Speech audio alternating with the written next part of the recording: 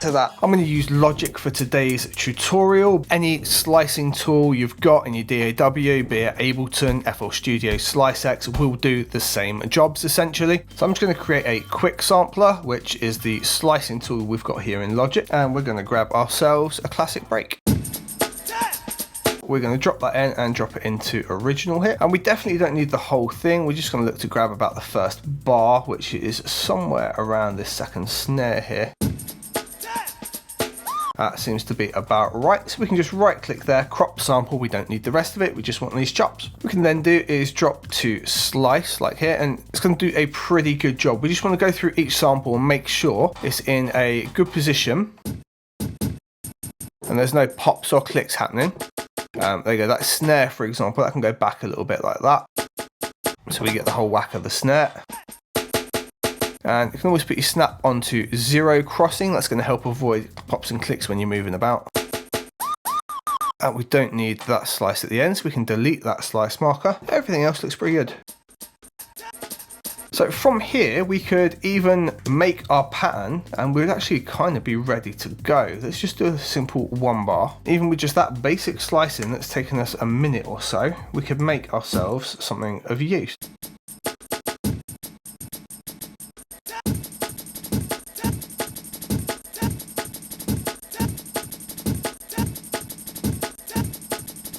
Stopping the overlap, we could pop it into mono.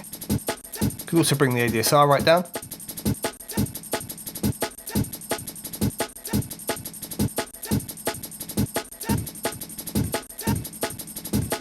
Okay, 170 might work a little bit more fun for us.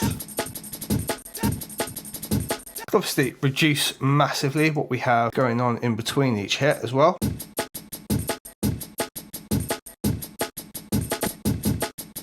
Do a little bit of 8th note swing maybe. Create that little shuffle just there. Now the downside to doing this, we can't really manipulate the sample itself. We can only manipulate the whole lot. Like we could push it up in tempo.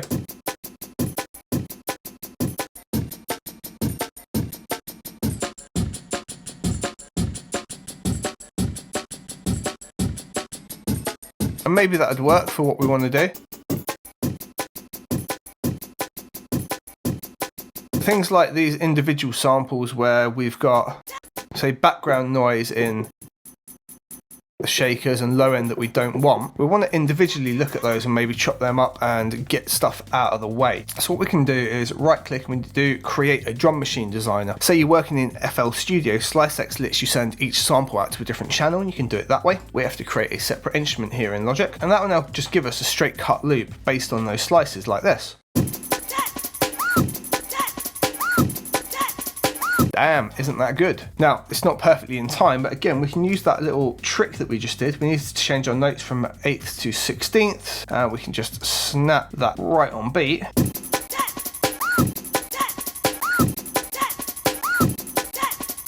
Damn. Again, we've instantly got a nice sliced up Lynn Collins beat, right?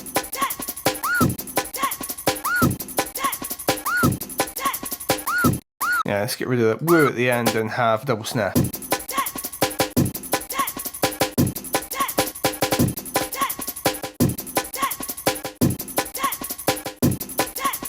Hell, triple snare roll off. Sound familiar? Probably does. Now, because we've split this up into individual slices, we can now manipulate each one. So we've got the kick here, for example. We could reuse that kick later on where it hits again. Or if we wanted it to hit again, for example, we could have it hit here. We can now manipulate just that sample, right? And I could pitch that down if I wanted.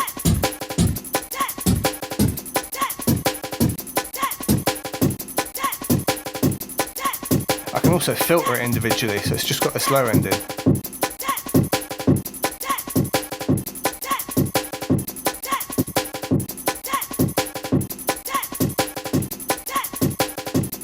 And if I drop these down here, I can go do the kick and I can EQ the kick independently as well, for example, right? And take the little resonant that this one has out here, just cut that away.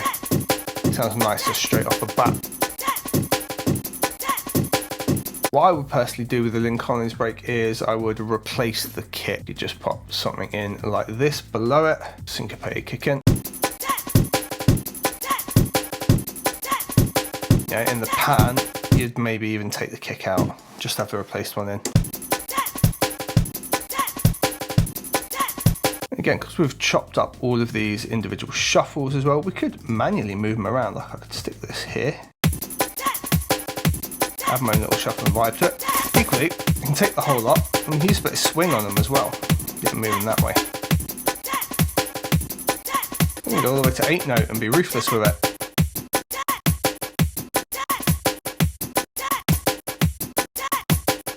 One other thing, because we've split them all out into individual parts, we can do things like take the snare, for example, and we can reuse that snare here and here. Again, because we've done those individually.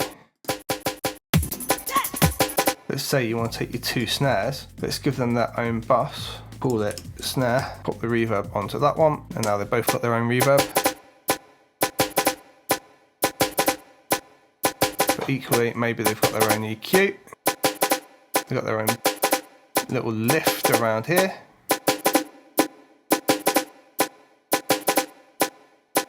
Let's bring some 2K in.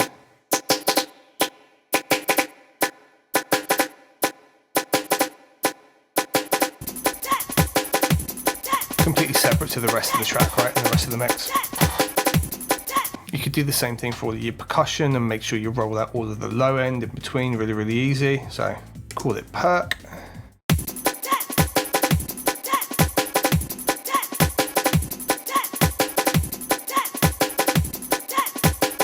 Have a little bit of fun, start layering in some of your own stuff. We'll be really lazy and we'll go and grab the songwriter drummer.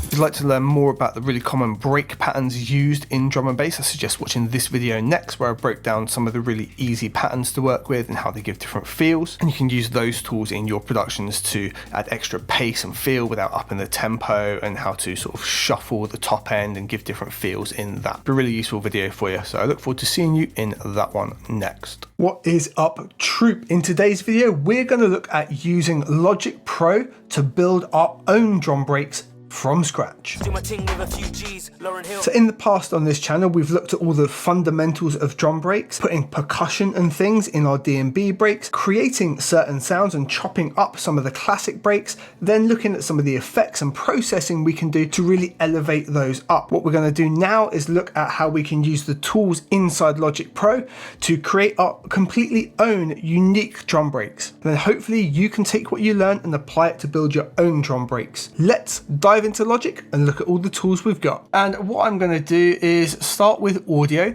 and I'm going to find a couple of samples in the loops library. So first things first, let's jump over into the loop library. We can get to that over here on the right hand side, just with a simple click on our lovely little loop, and or the shortcut is O. Now, if your library is limited or shows less than what's in mine, or we use a drum sample that you can't find, what you need to do is go up to the top here into Logic Pro, go down to Sound Library, and here you can open the Sound Library Manager, and you can download the packs you want, or you can download all essential sounds or download all available sounds. As you can see, I don't even have that downloaded, and if I were to open the Sound Library Manager, there'd be a whole bunch of things in here that I don't have. But for the most part, I've got all the loops that I'm after. And if you're missing something, that's where to find the extras. And don't sleep on these extra sounds just because they're stock sounds that come with Logic. They're updated pretty frequently, and there's some amazing stuff in there for you to use to save you buying sample packs right off the bat. Although if you want to, my sample pack's linked below. So we can go instrument just here, or drums, and we could filter it out via genre, or we can hit tempo here and scroll ourselves down to something that's sort of an amenable tempo, or we can look at something that's going to be, I don't know, like in the 85 kind of range. 87 would be great, but that's what it is. See, here's a whole bunch of breaks that I don't have. And that's got a really nice shaker sound in it. So I'm going to grab that. We're going to have that one. We're going to drop it straight into the quick sampler by just dragging it over and dropping it. Let's see what else we got. I mean, I kind of like that kick snare. Who knows if I'll use it, but let's drag it over. Yeah, it's got too many snares. That kind of works. Let's take that. I mean, that just feels too easy, right? Alright, that'll do. We'll work with those. So first things first, let's take this one here and we'll just make ourselves a little loop. We'll set our BPM up to 174. If you're unfamiliar with some of the structures I'm about to use and some of the rhythms, it's all covered in this video that I'll link up here somewhere. So I'm going to use a little pencil tool, make ourselves this right here, and yeah, I think a little 4-bar loop will be nice here. So we drop this in Quick Sampler. It would have already chopped it up for us quite nicely. Now we've upped the tempo massively, so let's switch on the flex time and leave follow tempo on. That will speed things up a little bit for us without us having to do too much. And let's just have a little listen through and hear what we've got. So first things first, I don't really want that. In fact, I only really wanted the shaker from this. So over here on filter, I'm going to go to filter. I'm going to put it on a high pass with the 24 dB slope and only give it the top end. Now let's hear what we've got here. We could literally use that pattern, bring it up again like that, and then loop that round like this. Yeah, there's a couple of bits in there I don't like. That one there I'm not a fan of, so we'll select that, move this elsewhere. Alright, that'll do. It's just an idea there for a little top shaker. Just going to copy this and make it the 4 bars by holding Option and drag. And then I'm going to click and select the two, press T and G, click them, and it will join them together as one for me. So that's now a little 4-bar loop. Let's have a look at our next one. Speaking of which, today's video is sponsored by DistroKid. They let me get my music out to all of the major distributors, and they do that at a price an independent artist can easily afford. If you're ready to get your music or beats out there and want to release an unlimited amount of music each year, check the link in the description below for a discount off of your first year of unlimited distribution with DistroKid. So I think I'm probably going to use the kick and the snare out of this. So we can just make a short clip like that. And let's see, what do we got? We'll do the classic DnB pattern. Velocity wise, we want this to be kind of not too all over the place, like loud and proud, but we can have a little bit of a velocity change. Why not? Now we'll just go to the end one here and maybe mix this up. I don't know, stick an extra kick in, even slightly lower. Like that, and we could maybe like roll the snare off, a really low snare roll like that.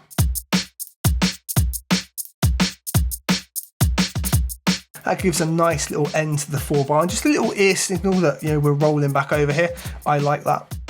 Depends what you want to do. Super simple technique to try out though, right? I'll do the same things before. I'm going to select all of them, T and G, glue them together. I'm now not feeling the shaker pattern, even though we rolled with that. And what I'll do with the shaker pattern, loop it like this instead. That way we can just manipulate this first one here. I think we'll just use it as a gap filler. So that pattern alteration there gives us that little shuffle, but that happens every bar, whereas the kick and snare shuffle happens at the end of the 4th bar. That just gives that constant rolling feel that I kind of like. It's all about groove with these kind of drums. Now I think what we can do here on this old school flex beat, we're going to grab Q sampler. We're literally just using the kick snare here and there's a hat in the middle. We're going to bring this all the way down like that. We are going to right click, we're going to create a drum machine designer. And it's literally just going to do those 4 samples there for us, look. And we can bring our pattern down onto that. We can get rid of the original. And the reason for that is I can now select the kick, for example, here, and I can pitch it as I want. And I want to bring it up like that. The other thing I want to do here is I can now unfold this like this, or within the mixer, if I press X, I can unfold it like so. And I'm just going to send the snare to a bit of reverb. We can just really quickly name these, look.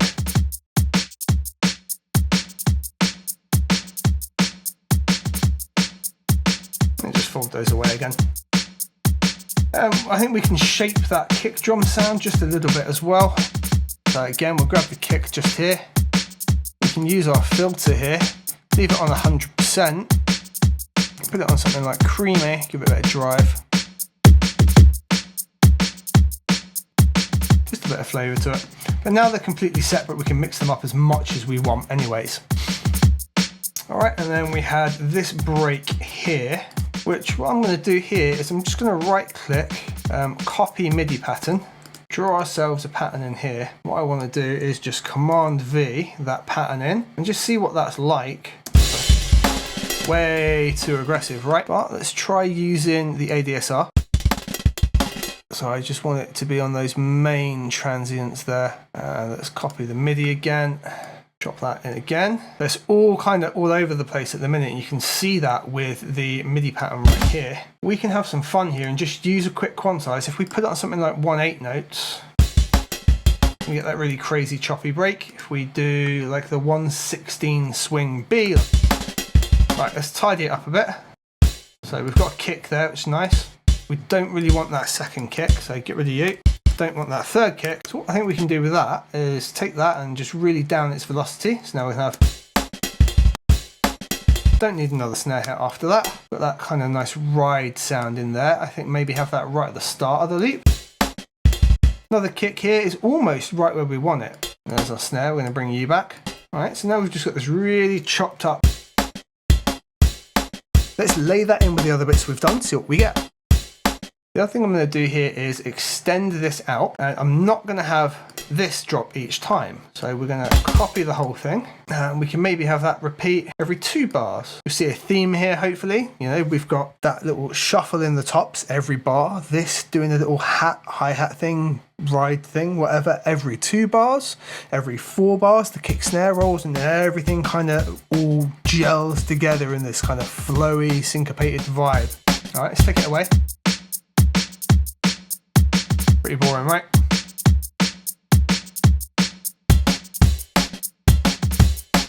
Now I would be inclined to keep using this natural jazzy break and take all those little hi-hat bits and make loads of like really fast rhythms in there. But we've got a bunch of other tools to look at. So I'm going to use a drum synth and put like an electric hi-hat and in there. So let's go into here, let's go software instrument. And if we go drum synth, let's go mono, boop.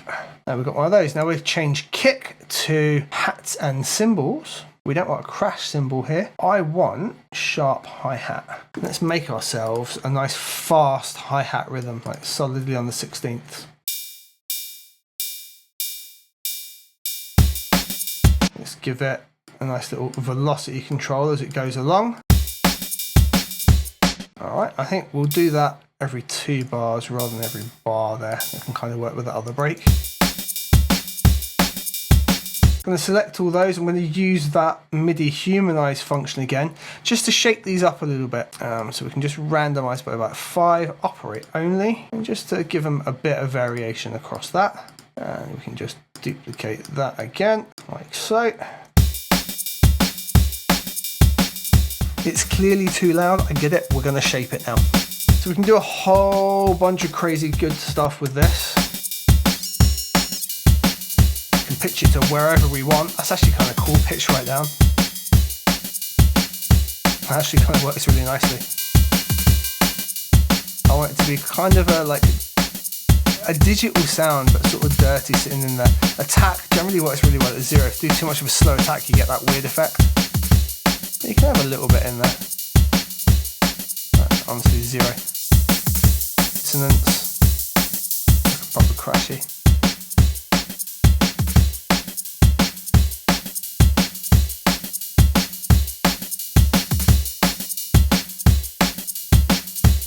I'm going to make it really short as well. There we go.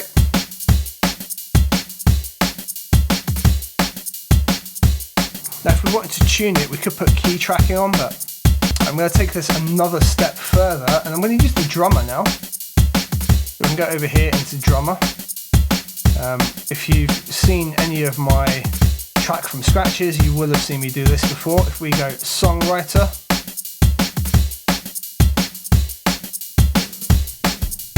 in the drummer down the bottom here, turn off the kick, turn off the snare, turn off the hi-hat, turn on the rides, take the fills all the way down.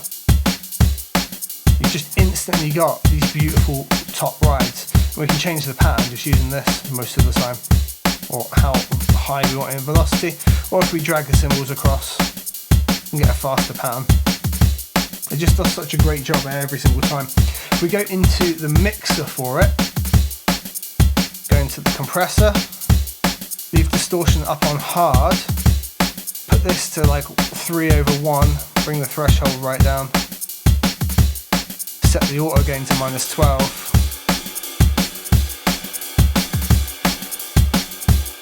And just gain it to where you need it.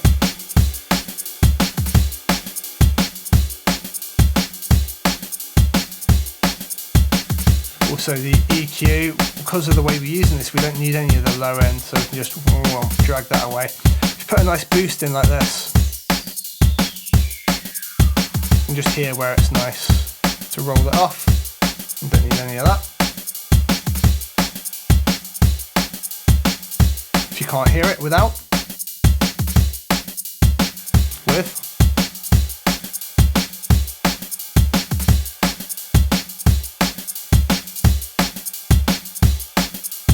Right, a ninja little hack now. Let's say you're working in, I don't know, we'll pretend we're working in F. Watch this with the kick and snare trick.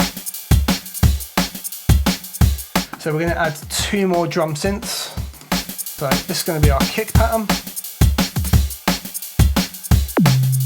which we know is that.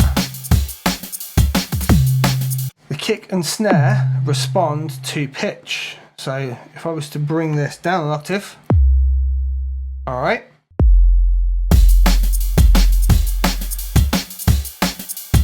Yeah, we can literally just go to the end here, loop that out. And now let's just design our kick so it works with this kind of break. Right, we can leave pitch where it is because we've just tuned it. It's decay really. So now it just really beefs out the bottom end. You can distort the hell out of it if you want. Just find a little touch like that. It's just a layer, and that layer is now in tune with the rest of your track. Again, presuming you're in F. We can now do the same thing with the snare. And again, it's decay. It's the big one, just little in tune and dirt. Can be quite a nice little touch as well. Without.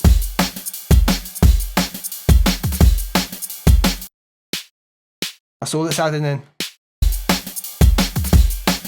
What can be a super nice touch as well is we sent everything to that reverb before, right? So if we go into here, go into bus, we can give that the same reverb and room space. Really, really nice.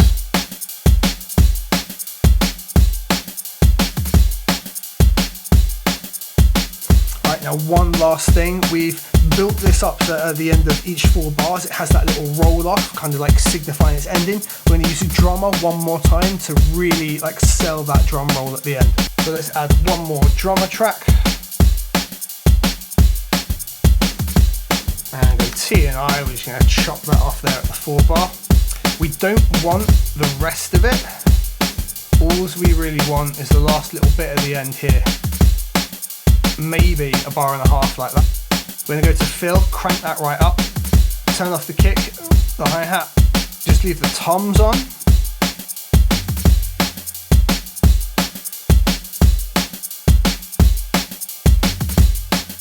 It only shows the one note, but there's a whole lot going in there. Go to the compressor like we did before, crank it up with the -12.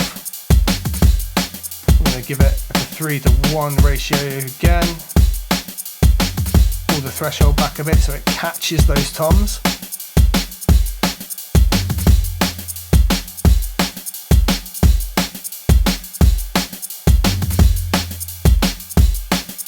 There we go. We can even apply a little bit of the swing that we've been using because it's on 16th. That'll work nicely. You can move this around. It would sometimes change the rhythm depending on what you've got. The velocity changes depending on what you do there. Tend to just stick it at loud for this kind of thing. The more you give it, space-wise, the more kind of flex it has within the roll.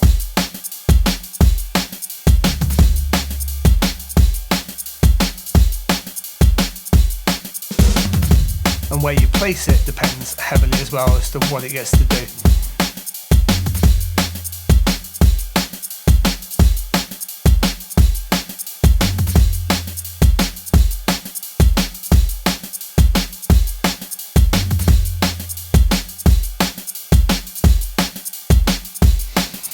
here's one last thing that we can look to doing to really sell it as a break. We've got all these channels now, there's a fair few. Let's select all of them together. We're going to go studio out and we're going to set it to a bus. I work in groups of 10, so I'm going to make bus 10. We're going to call this guy break. We're going to put the compressor on it. We're going to switch that to the vintage VCA. You can use a preset in here, it will do a good job for you. It's called Drum Mix. It will give you a great starter. Switch it back to the vintage VCA. We can really squeeze it by doing the makeup gain of -12.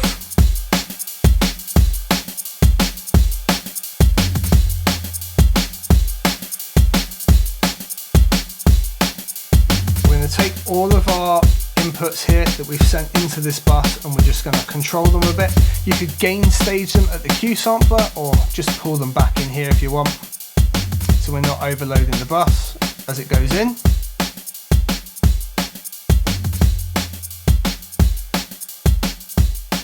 Bear in mind we've done no mixing, that's just completely flat as it is.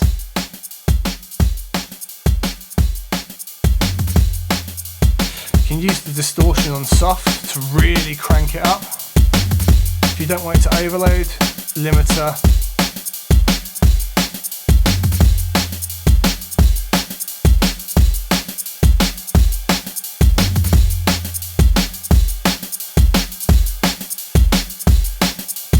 Just to clarify here, I'm not saying do this in your mix. This is to make a vintage beefed up drum break, okay? Before you get all finicky about gain staging and whatnot.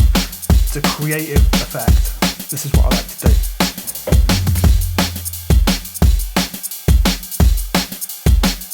And it's the result that matters. And the result that we get here is a tanked up, beefed up drum break, made entirely in Logic in just a few minutes.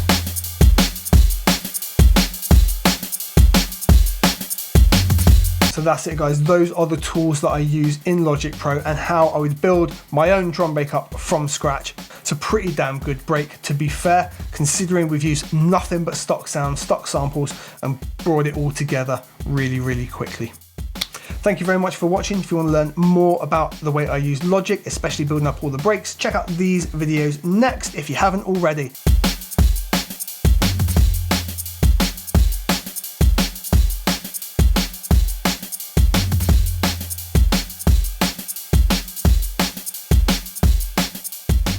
What's up troop, it's Unders, and today we're going to break down the project for my new female fronted vocal DnB track, which sounds like this.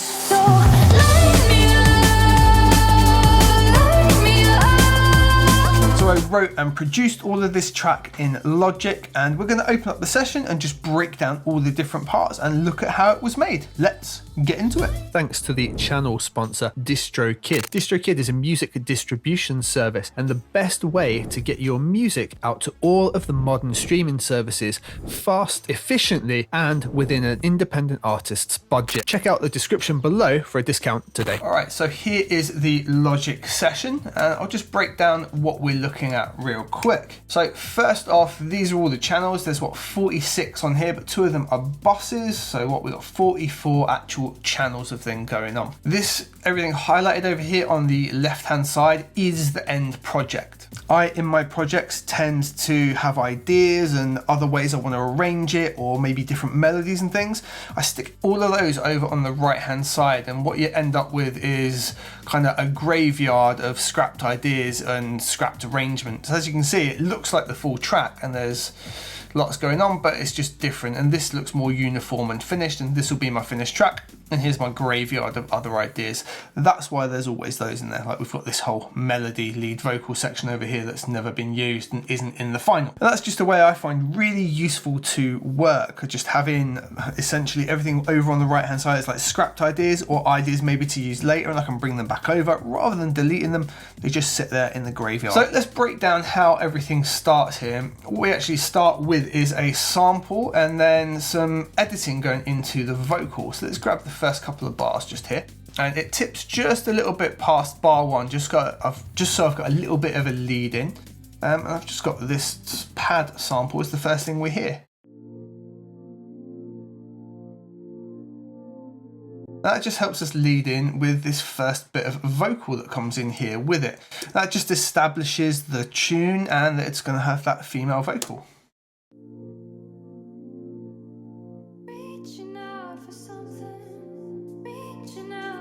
And then, boom, the chords just on that keyword there.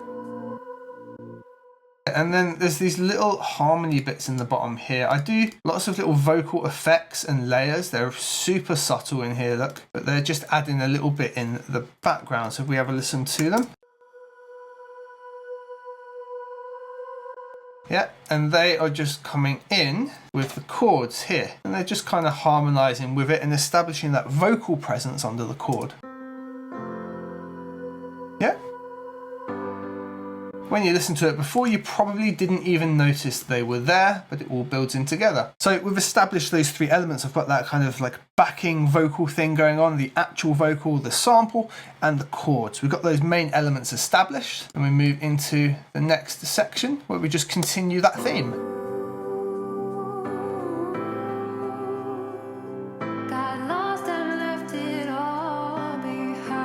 We're further in the story, new sound.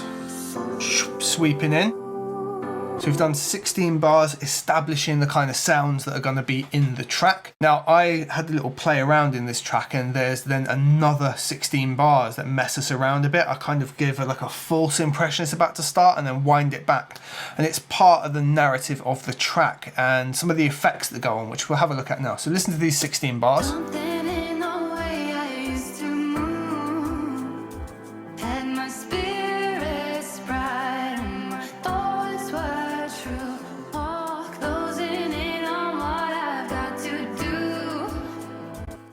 Right, so what's going on here? We're establishing that there's going to be some rhythm coming in. We've got bits of the drums starting to come in now. We've just established those. So if we grab the drum bus, we've got all these parts.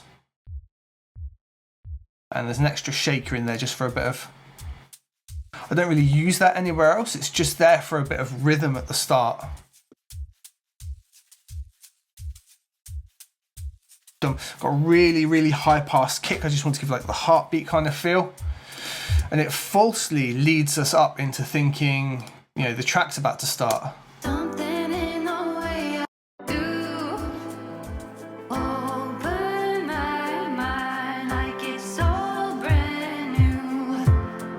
then there's our full start. So I've taken the arpeggio away and we've done some effects on the chords which give us the full start. And again, it's part of the narrative of the track, that full start, that not quite moving forward, right?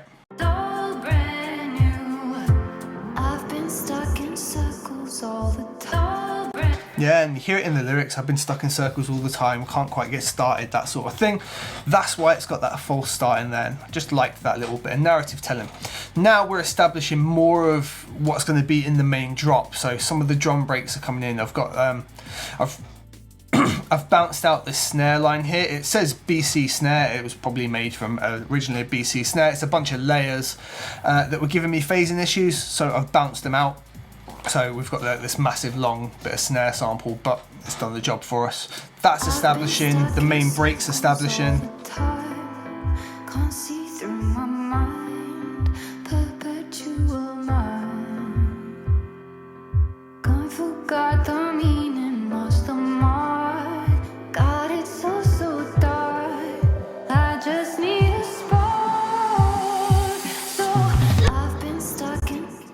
Just in that last, literally quarter of a bar, right? We're just establishing we're about to go.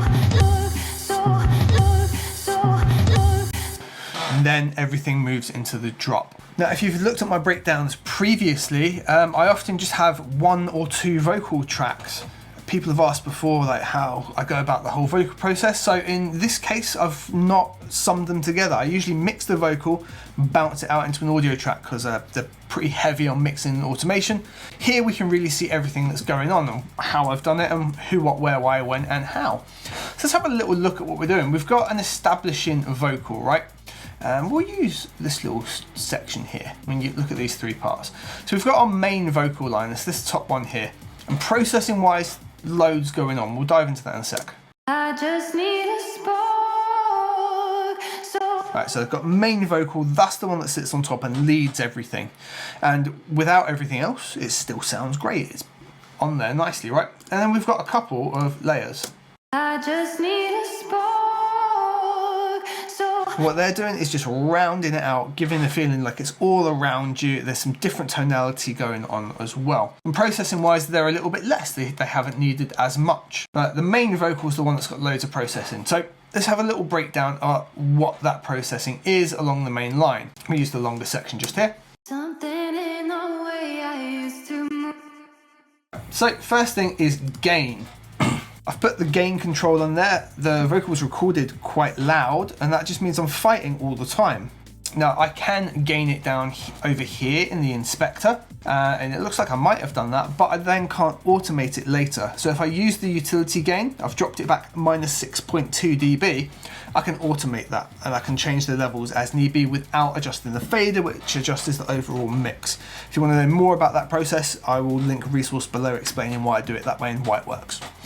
Then we've got DS, there's lots of because we've got sparks, stars, etc. in here. So DS are on there doing lots of control for us. Look. Something in the way I used to move, and my spirit's bright and my There's loads of S's, needed control it nice and early, then we're not bringing them up with EQ or anything like that. And yeah, it's taking down, I think at times as much as 8 dB on those S's, really controlling them, but they still stick out in the mix. Haven't overdone it, but control them early in that kind of case. Sometimes you EQ and then you just want to control that area because it's just bringing the odd one up here and there.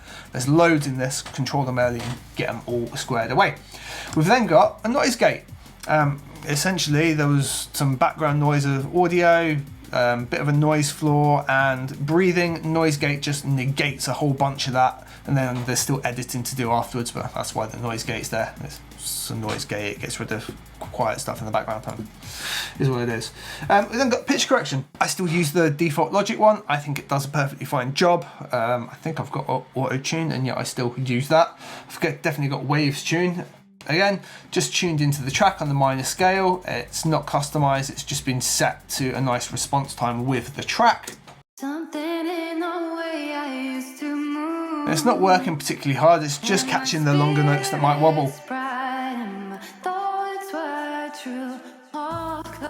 Then we've got my one that does the most work at all times, CLA vocals. I've covered it at least 3 times on the channel in depth. Want to learn more about it? Again, I'll link that below as well for you. It's just doing a whole bunch. It adds a little profile, it's lifting up the lower tones, it's adding some stereo spread.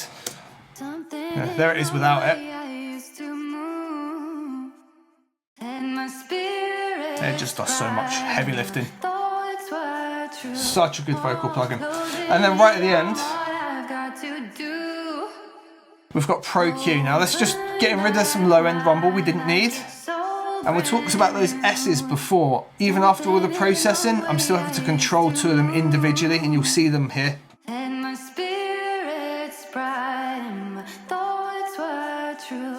And that's still nailing them down another 10 dB. So in some instances, I'm taking 18 dB of audio out of this vocal, yet the S's are still prominent. And in context of the whole track,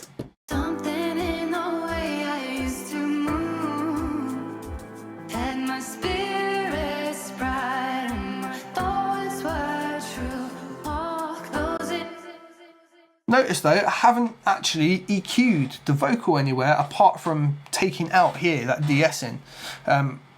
It sounded good as is, didn't need to destroy it. I've only taken things away to rebalance it. It then goes into a vocal bus. On here, I've got the de-esser again, just catching any extras. I've then got FabFilter Saturn doing some distortion in the middle, and that's adding a lot of that aggression into the middle here. Put that way.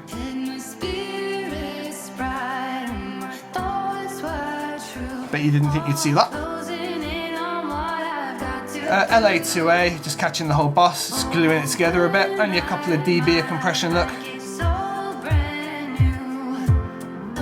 And now we've got Pro Q, catching those extreme S's again, pulling them down even further, another 6 dB. And we've got a little bit of lift counterbalance in here. This really comes into its own later. It lifts up and holds it in the mix a bit more. Alright, so that's a breakdown of how the vocals are working and all the layers that go with them. You know, we can have all of those together. They're like this. Something in the way I used to move had my spirits bright and my thoughts were true. So lots of work goes into them and they sound great. There's different layers going on as well. So this one here, for example, is down here on its own. It just needed different processing to stand out in that area, and that's why it's down there on its own. It's had its own little bit of treatment, so it gets its own space. Different gain, there's no gain coming down, and that is probably automated, and a different CLA vocal setup. It's just got its own space. It's going to a different bus. Yeah, different feeling, different bit of the track. And that happens as well here, audio 19. When we move into the main section, the main vocal has its own processing, even though it's still part of the main vocal. That's why they're just below each other. Let's move into the drop, and now all our drums are engaged. We've got loads of drum channels, and of course, let's break those down. Yeah, okay, so Drum Lab, Native Instruments, we've just built this out. Sounds like Hey Mickey, right? Processing wise, again, just a roll off. Taking the low end out, I don't need that, I'm using that later with the main kick drum, and some pretty heavy compression as well. Could have done that in the plugin, preferred what I was doing there. That's it, nothing really complex, just using Drum Lab there. Here's our kick. Proper airy hook kick, but it does all the weight that I need. Now we've got an actual SoCal kit, just doing some ride and top end for us. That will just be a default Logic one. And again, with the EQ, just taking out everything we don't need. Look, there's obviously something there that I didn't like, boosted up the top end. Literally that's all that's doing. We've got my snares that I just routed to audio because they were messing me around, but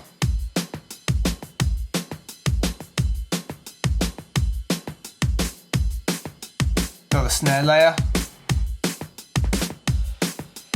Yep. Shuffly break. Probably another shuffly break. I can hardly hear what that one adds, to be honest. Just that. And that is essentially our drum break all built in there. Loads of shuffling, got that nice ride tinkling up there.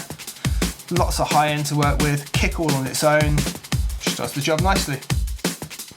You know, if we take away, say, the Hey Mickey break, it feels a bit empty, so I like that natural break sound in there. And if we take away the SoCal kit,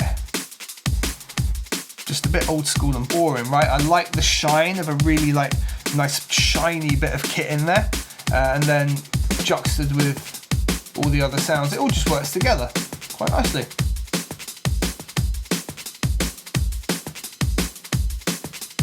Processing wise, nothing massive going on with the drums particularly. You know, bit of EQ, the odd lift, a little bit of compression. The kick's probably the most notable thing. I use my R-bass trick where I've got it generating an extra sine wave at 98, so it sounds considerably different. Completely different kick drum, isn't it? But put it back in, and it just gives me that weight. Just a trick that I love to use. Gives me what I want. And we've got this guy here. These at the minute are all frozen because this is a hench track session, but it's just the ARP from the chords before, and it lays with this.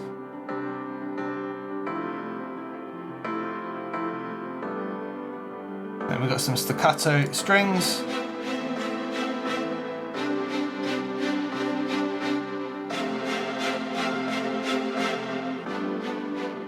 A lead line that doesn't come in until right at the end because everything builds up.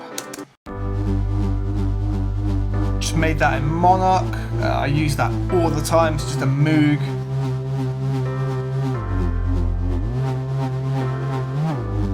Just this guy here. I tend to just make the patch as I go along. Use the NKS keyboard. I can just tweak it as I go and build that up. Effects wise, yeah, there's a fair bit going on. Saturn again, doing loads of processing here, look.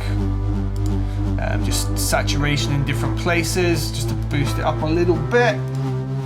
some EQ, loads of EQ and control going on, taking out all of this around the 500 that wasn't nice. API compression, doing loads of compression, like proper control in it, so it stays in that exact spot in the mix that I want it in. There's then another compressor afterwards, that is purely sidechain, so that's sidechain to the kick, just knocks it back when the kick comes in to knock it out of the way. Then got submarine, adding some sub to it, take submarine away, listen. If you got a good set of headphones on, you'll just notice all the extra weight at the bottom. And then we've got Neutron 3 doing even more processing on the end here. They've got another exciter, giving it more distortion. EQ, again, controlling around 600 Hertz here.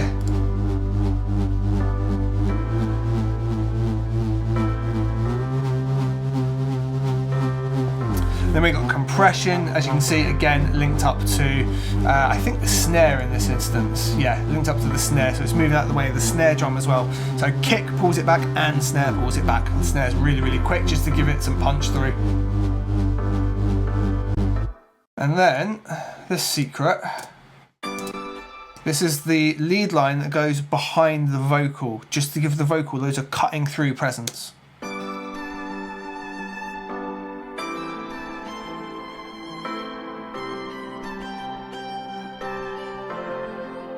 So the idea of that is it works with the vocal, all right? This guy here, we just use this towards the end of this part just to add a little bit of a build up, and you know, we're signifying we're going to transition shortly. It's just in there, just a little bit of candy. This as well, this will just be a sweep that we've made that does a similar kind of job. Just signifying we're coming to the end. And then this is going to be an even shorter one. And they all just build together to just ramp up over time and end it. Basically all the vocal layers that make up the main section just sitting together. Alright, so all of those elements come together and give us our drop, which goes like this.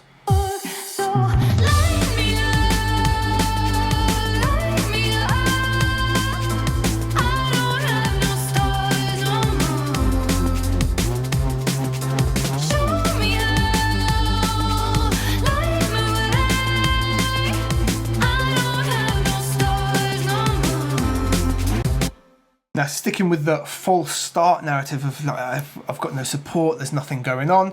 It's a really short 16 bar drop, and it drops back out into the all alone.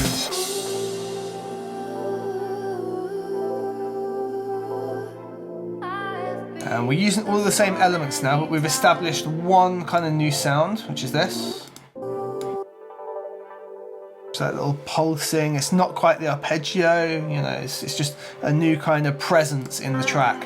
And that remains for the rest of the track, right? And we're starting to build up again now, and we're going to build up into a big like finale. We've got like a huge finale that just builds up, the strings get bigger and louder until we're there, basically.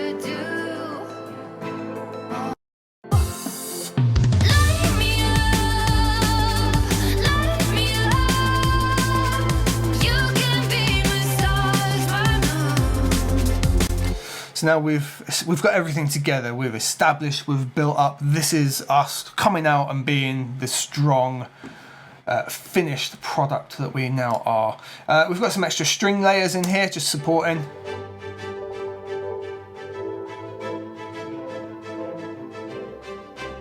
They're all just kind of juxtaposed and working together, but they're all in there, and they build up again over like a 16 bar.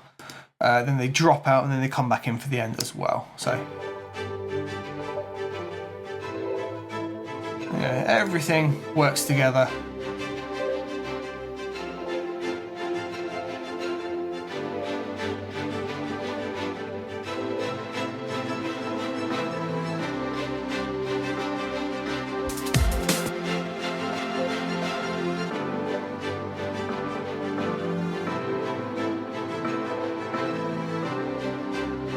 All of that sits on top of the bass.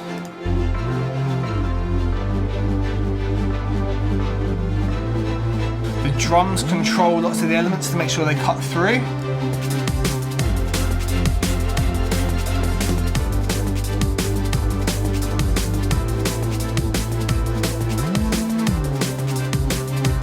And then the vocal sits on top of the whole lot. So light me up, please light me up. You can be my stars, my moon. Now, how do I like control and get all that balance and have it so that, you know, each element sounds great on its own, and then each bus sounds great when it's all combined, and then each layer works together? The tricks are a load of automation, essentially. Having it so key moments, certain things stand out. If I press A in Logic, press A again, we'll see we've got a whole host of different automation lines, like key vocal parts here, for example, just being lifted up just for a minute into their bus. Vocals adjusting, and again, like depending on what they're being pushed to. So I've got like the send going to reverbs and things like that. I've got the vocal bus being automated down the bottom here as well. Just have a listen to what does this do here, for example. You can be my stars, my moon. There you go, it's just been pushed into the echo, going just in that little gap.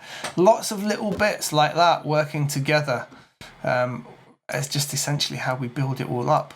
Things like here, like fading out. You can be my star. Taking it away from its wide bus. You can be my I'm pretty sure, yeah, there's different automation in the latter part for Monarch, but this part here, you know, this has got some key automations to help it stand out in key moments. show me how.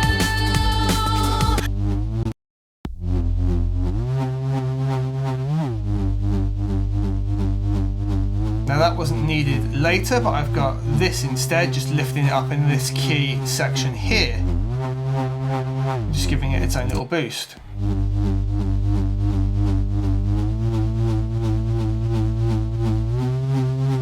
Yeah, and that wasn't needed because we've got all those extra string layers in there. They didn't need to fight each other like they did previously.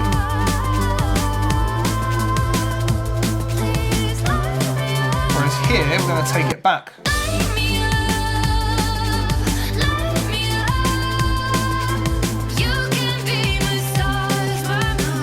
Got this following the back of the vocal.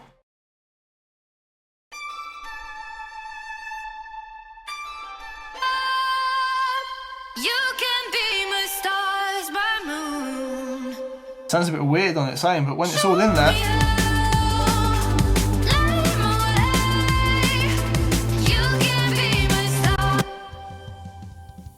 and that, guys, is the breakdown of how I wrote and put together the track Light Me Up. If you'd like to see how I mastered it, so the final file that went out for release, watch this video next and I'll show you the whole process for that as well. Thank you very much for watching, and I look forward to seeing you in the mastering video.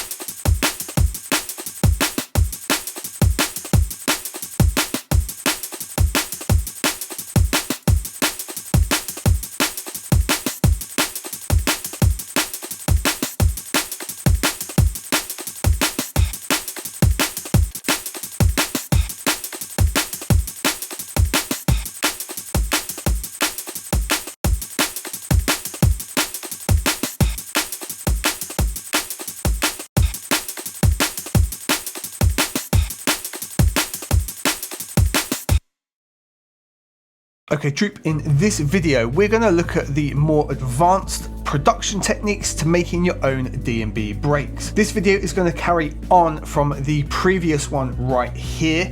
So if you don't already have a fundamental grasp of what it takes to put a DnB break together, watch that one first and then come back to this one. So let's dive straight into logic and see what we're talking about. Okay, so from the DnB breaks video, this is the break that we put together.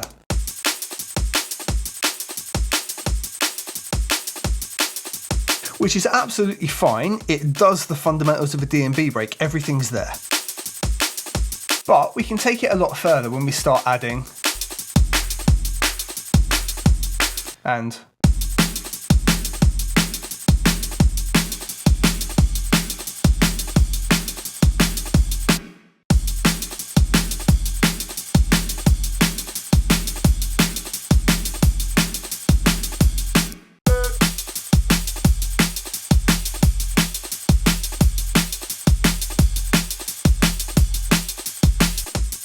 so we've gone from 2.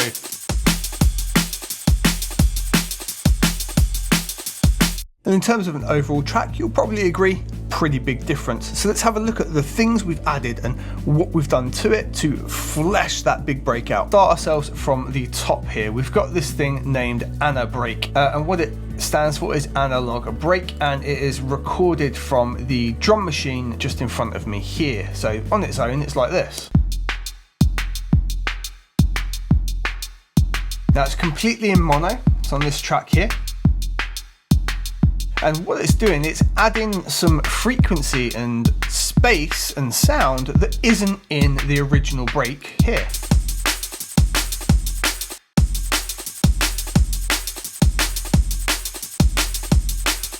So they're working together, and because it's mono, it's always right down the center. Now there's some things that have happened to it as well. You know, I've taken out basically all of this mid-range, everything in this area here.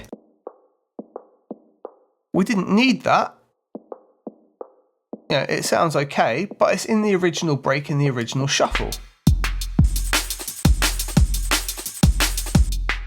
What we're really grasping for here is this nice big low end, and this kind of clicky tops here, and when the snare kind of rim shot comes through, we're just letting that lift up a little bit.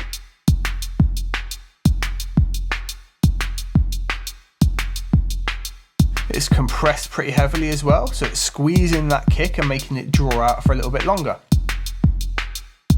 That can be done completely to taste. An important factor is this guy here. This is R-bass. What R-bass does is you can choose an exact frequency and it generates a harmonic based on the sound coming in. So sound comes in, R-bass makes a harmonic where you've told it to. Sound goes away, harmonic comes down with it. Today's tutorial is sponsored by DistroKid. They allow me to get my music like this out to all of the major streaming platforms. If you want to release your music too at a price an independent artist can easily afford, check the description below for some more information on distributing your music with DistroKid and get a discount off of your first year of unlimited distribution using that link. This frequency here at 73, which is nice and low down, that is the base of the kick. It's the real body of it, right?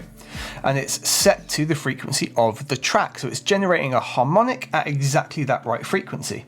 There's then another EQ after that, taking everything else around it away and just focusing on that key note, which in this case, there we are, 73.416 Hertz is where we've landed, but that is D2 and the track's in D. So we're using this to generate that harmonic. We're taking everything else out around it and we're getting just that harmonic range there of that note, which then aligns with the other break. It's giving us that extra weight below the original, and it's in tune with the track as well. Nothing else fancy happening in here. We've just made these sounds on the synth just to have them layer in and fit with the break. You could do this using the Logic drum synths if you wanted and get basically the same effect. Just because I happen to have it in front of me here, it's nice and easy to switch it on, dial it in and record it. We've then got a second one here, which is just a snare made on the analog, and I keep that separate because I can track it out separately, and that's just this snappy snare layer there. And again, that's sitting on top of this. And it's just giving all that extra space and sound.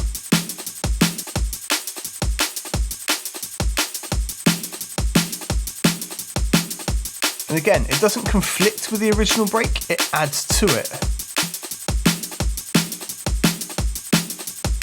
Now this time it's ended up being stereo, but that's because I wanted it to be wide and reverby, right?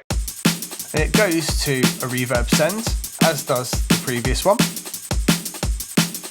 And the reverb send is the drum room here. Which is an RC48, just giving a little bit of tonality, and room sound, all of the lows rolled off right up into the snare body. And both of these are going into that to give them the feeling of being in that same space. The original break, we keep that separate. So it still rides along on its own.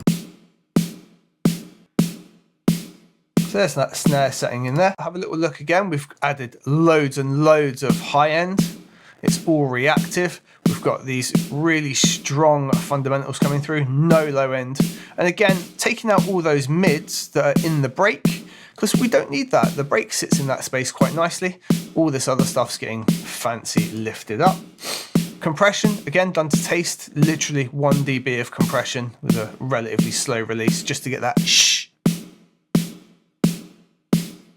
And then our bass again, oddly enough, look, on the snare, and that's generating us another harmonic. And this time it's doing it again at D, but 1 octave up from where we were before. So again, this means that snare is tuned in to the rest of the track. So together, the two are like this.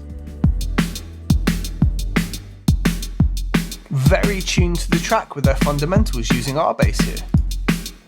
And then the break sits between the two of them.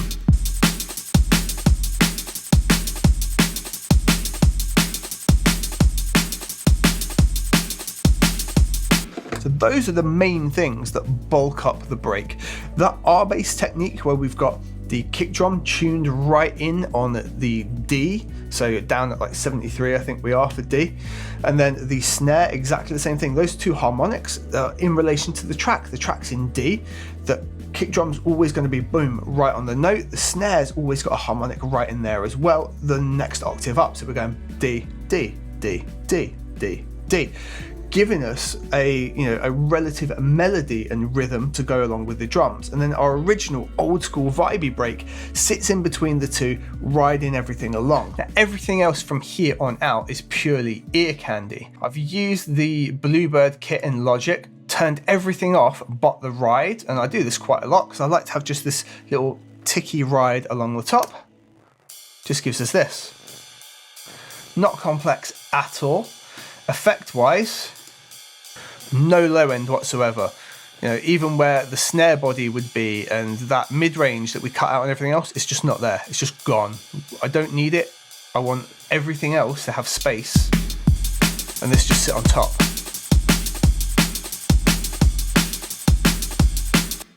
Now there'll be ride cymbal harmonics down here and it will have like the body and the kind of clashy, almost boxiness that comes with it. I just don't want it in there. I don't need it. It doesn't add anything. But if we take the EQ off, see how much thinner it becomes?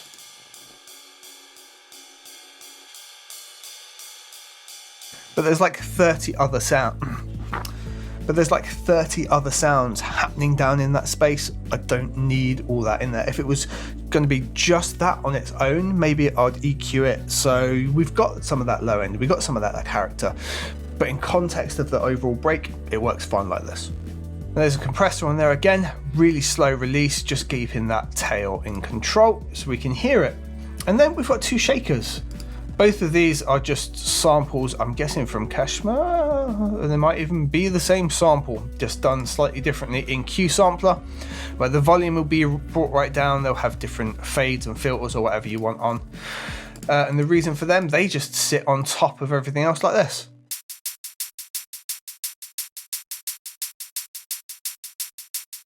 Yeah, they're ever so slightly different on the left and right. You could even like hard pan them like that if you needed the space.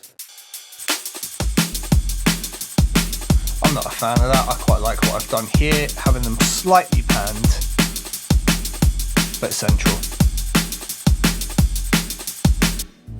And the last thing to note is they all go to a bus. They all go to bus 9, look.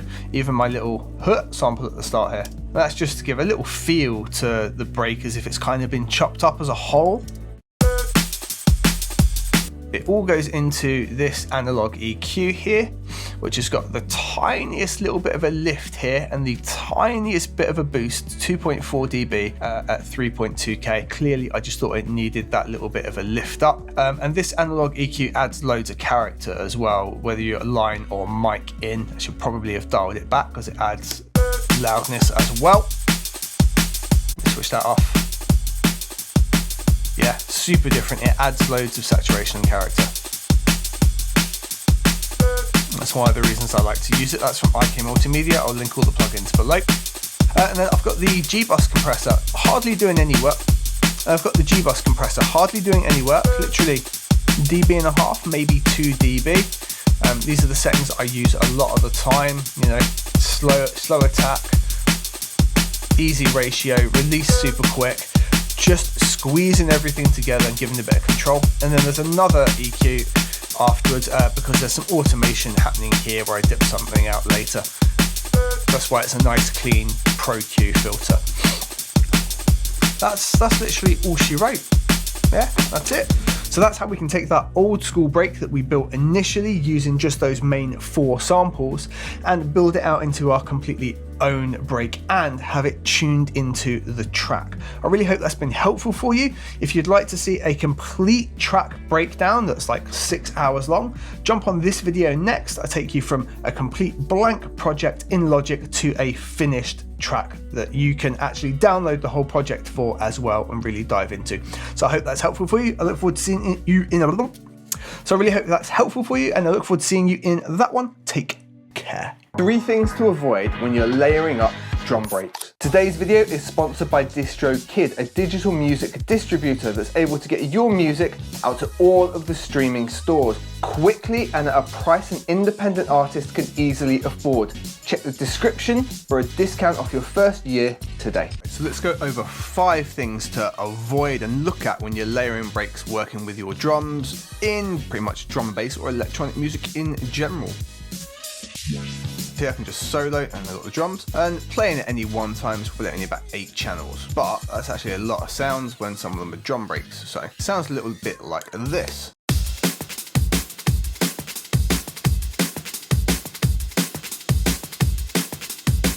Right, and there's a fair few things going on. Let's just very quickly break down all the individual elements. So right at the top,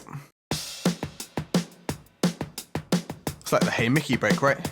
I just tend to use the SoCal kit quite a lot in Logic, and that's just that roll in there. That's the break we started with. This would be the highs, more than likely. Just smashing some highs in there. I just love having some shiny top end. Got a shaker that we only use at the start. Then we got our main kick line, med kick. This huge wobbly thing.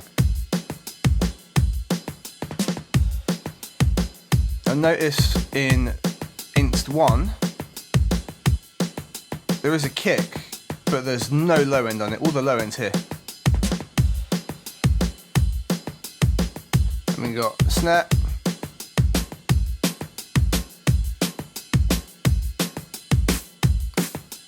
Another snare. Another break. Another break. And that's a whole lot. Let's just take all those fundamentals away and just listen to the breaks we've got layered here.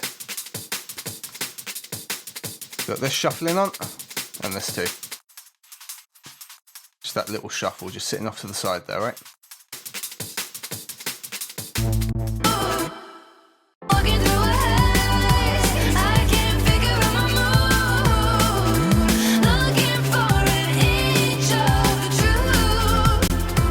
Anyway, so the first thing that we need to look at avoiding is not removing non-essential sounds and making sure we've got space for each thing to play out in. That was especially prevalent where I've got the original MIDI break that I put in here, right? And the kick drum, there's loads of space left for the kick drum. And in fact, as we go through everything, there's space for the kick drum everywhere.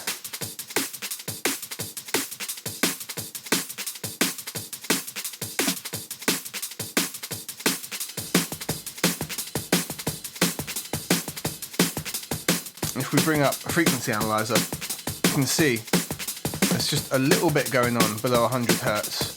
When the kick comes in, it's got all of this space down here to fill up without fighting with anything else. There it is, look.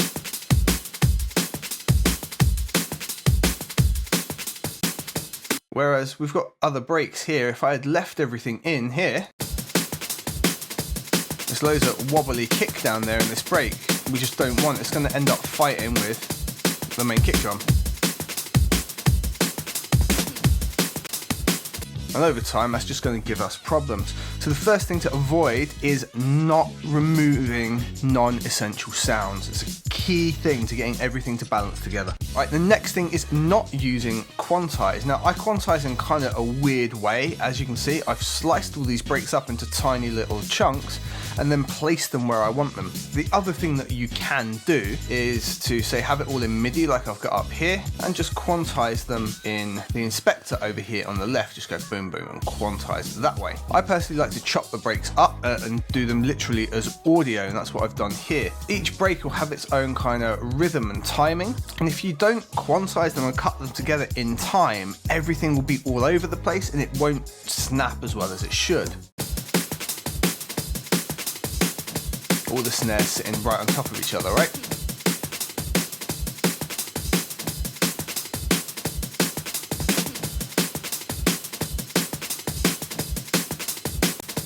There's a tendency to just take a break in the same BPM and drop it into the channel, and it's just not going to be what you want it to be. You need to either chop or time stretch and quantize them so they're all sitting on the same beat. Another thing to avoid is using the kick from the drum break. So for example, like we had a look before, we've got this drum break here.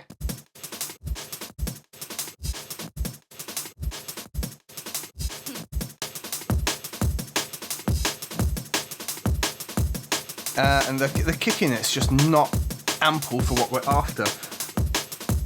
You're almost always just going to take that away with EQ or chop it out, like we have done here.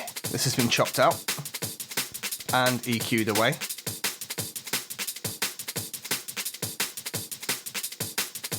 If we were to get rid of that, there's a kick there again. It's just horrible, flabby things, useless. All we want to do is have our own kick drum that can do exactly the job we're after.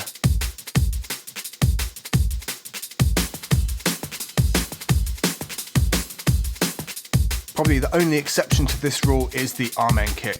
You can always use the Amen kick, it sounds amazing and is an iconic sound. Another key thing to avoid is not mixing it up. As you can see, I've chopped and moved around loads of these samples here. They're in really, really small amounts. You might just want to have the break and just throw it in and leave it as is, but you need to mix it up in some instances and give it a little bit of flavor, especially at maybe the end of the 8 bar or the end of the 16 bar, or just have little pauses and things going on as well.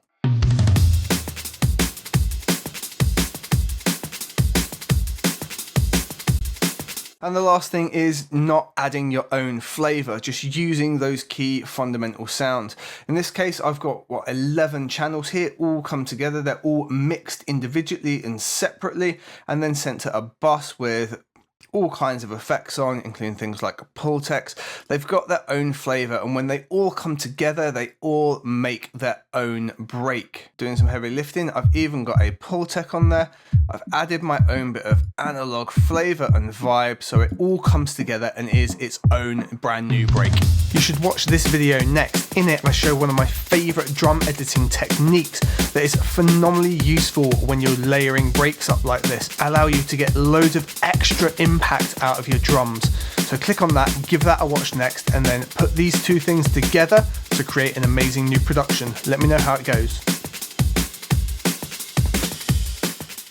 What's up guys, it's Unders. In today's video, we're going to be exploring the best EQ and compressor pair. Let's dive into Logic and take a look at what I've done on this track. No deal. I'm jaws on a beat, I got flow that kills. Do my thing with a few G's, Lauren Hill. Okay, so here we are in Logic, and what we're going to be doing is looking at all the drums coming together in the track. So let's just play a bit of the track, then listen to the drum bus, just to get some context.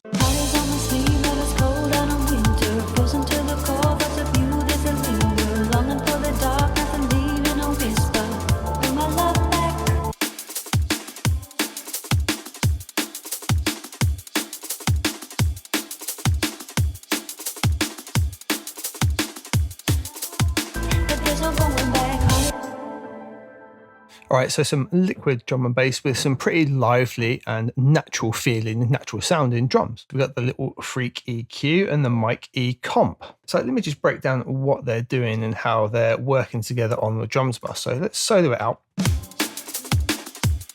So the endless argument, EQ or compress first. In this case, I've chosen to EQ first and compress afterwards. I found that some of the adjustments made and then compressing it all together to really squeeze it all together work best.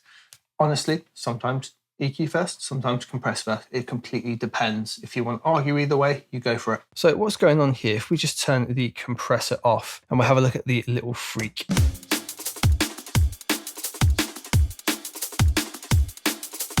So there's some pretty unique things going on with this guy right here. Firstly, break it down. We've got an in and out, but the way the signal flow goes, we go into the high pass, and then I've currently got the shelf going to the de-esser.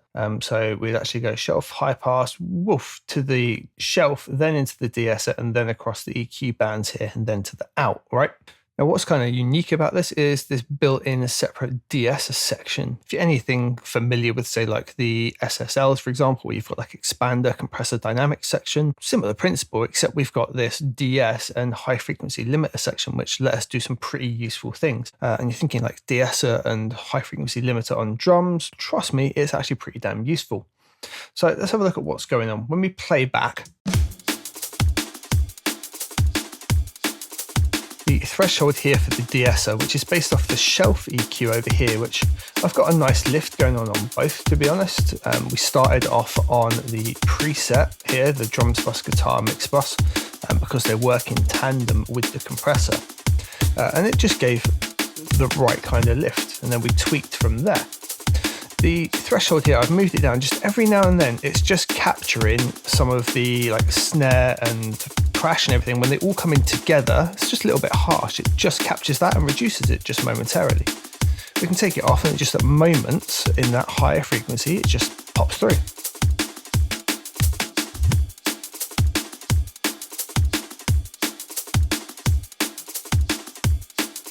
And it's best for me on the shelf in this instance. You can also link it to the high frequency here. Now the high frequency limiter, that's effectively doing a similar thing, but right up here at 6K. Nothing's getting past 6K, it's limited.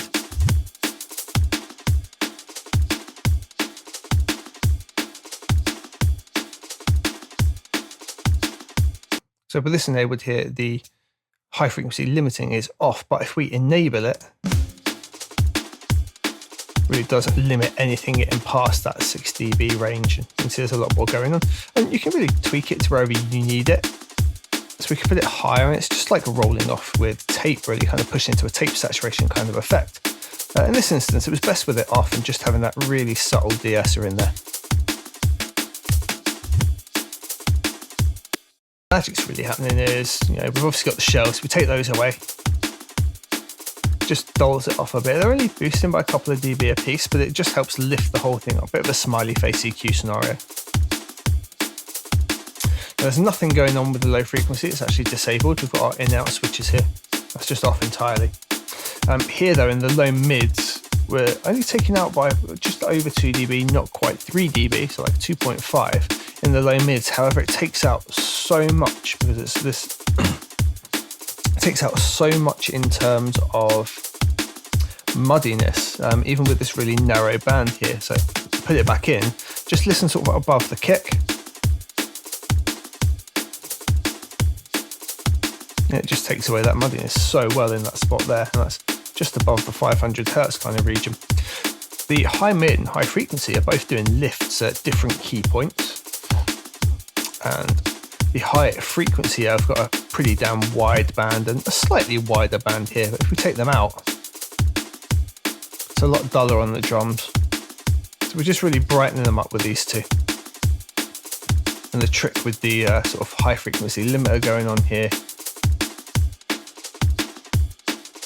All right, so let's have a quick look at what the compressors do. We'll just re-enable them, bring them back in. So like I said before, compressor post EQ, so it's squishing everything together.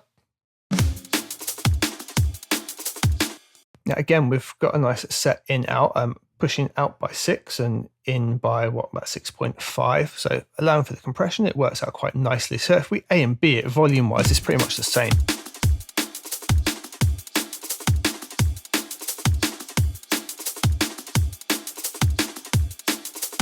Ratio wise, nice 4/1. So this gives us the option to really compress it without absolutely going to the nuke option.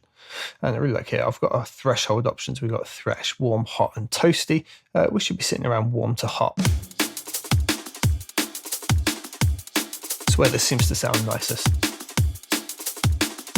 I've gone pretty slow on the attack. I wanted all those original transients to get through. So we've got 20 millisecond attack. And then we've got this relatively fast release as well. But I found that with the fast release, we were getting a lot more kind of bounce on the snares. So if we use A and B that again.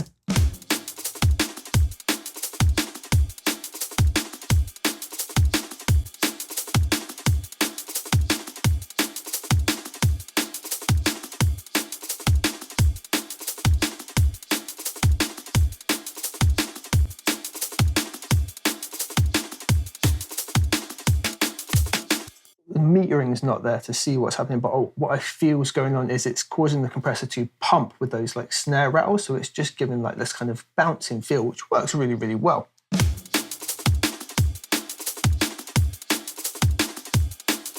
Now, if we want to do New York style compression, we've straight away got this mix control here, which is super useful, so we can go dry to compressed. In this case, just fully compressed. That's all that's really going on there on the drum bus. So we're just taking out some of those mids, brightening out with a bit of highs. We've got a bit of a low shelf, just lifting everything up by a couple of dB, and then we're just squishing it all together. So, for context, let's just A and B both of them together and just see how it brings it up. We'll listen to it isolated, but honestly, in context matters a lot more.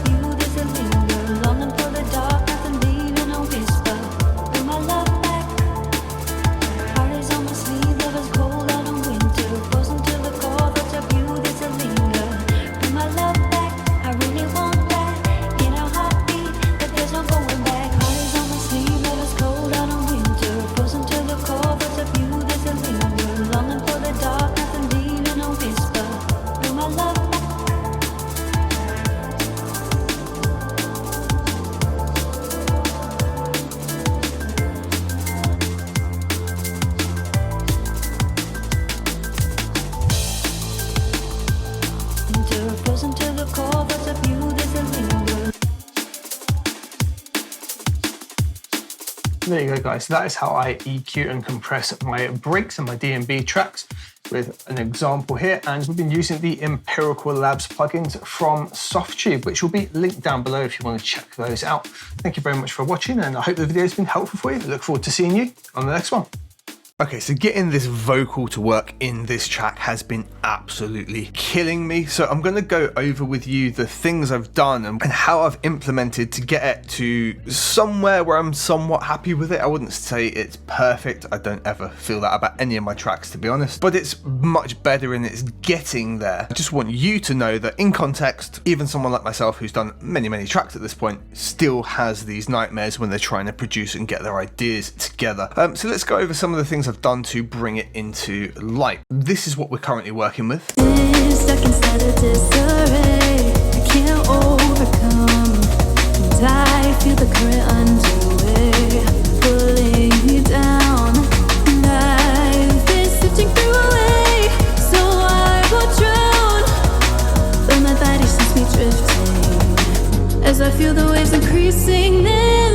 All right, let me take off all of the processing on that vocal and I'll leave it as it was in the track, where it's balanced enough that you'll be able to hear parts of it, but then it's so dynamic it completely dips away and whatnot.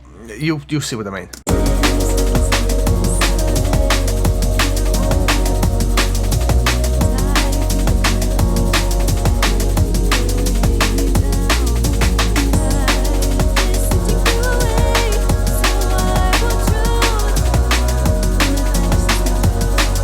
Case and point, and even if we bring it up for 3 dB,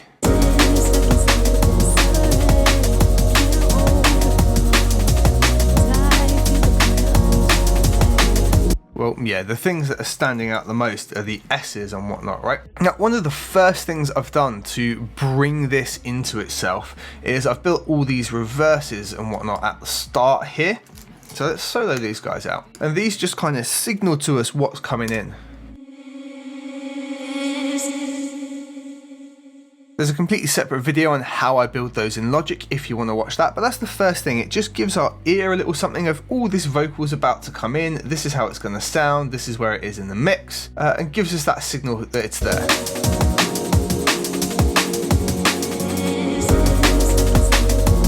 Today's video is sponsored by DistroKid. They let me get my music out to all of the major distributors, and they do that at a price an independent artist can easily afford. If you're ready to get your music or beats out there and want to release an unlimited amount of music each year, check the link in the description below for a discount off of your first year of unlimited distribution with DistroKid. So the first thing I've got in here is Auto-Tune Pro, and all it's doing is some correction to bring a couple of the notes that drifted in between notes back into space. Been stuck inside a disarray, I can't overcome, and I feel the current underway. So it's not a bad vocal by any means, but it's just a couple of notes that are ever so slightly off, and with translation to everything else, they just need a little gentle pullback, and that is what Auto-Tune is doing there. We can hear the louder phrases in the vocal, even when it's on its own with no processing, but those S's, they really stick out. So the next thing in here, controlling those issues right away,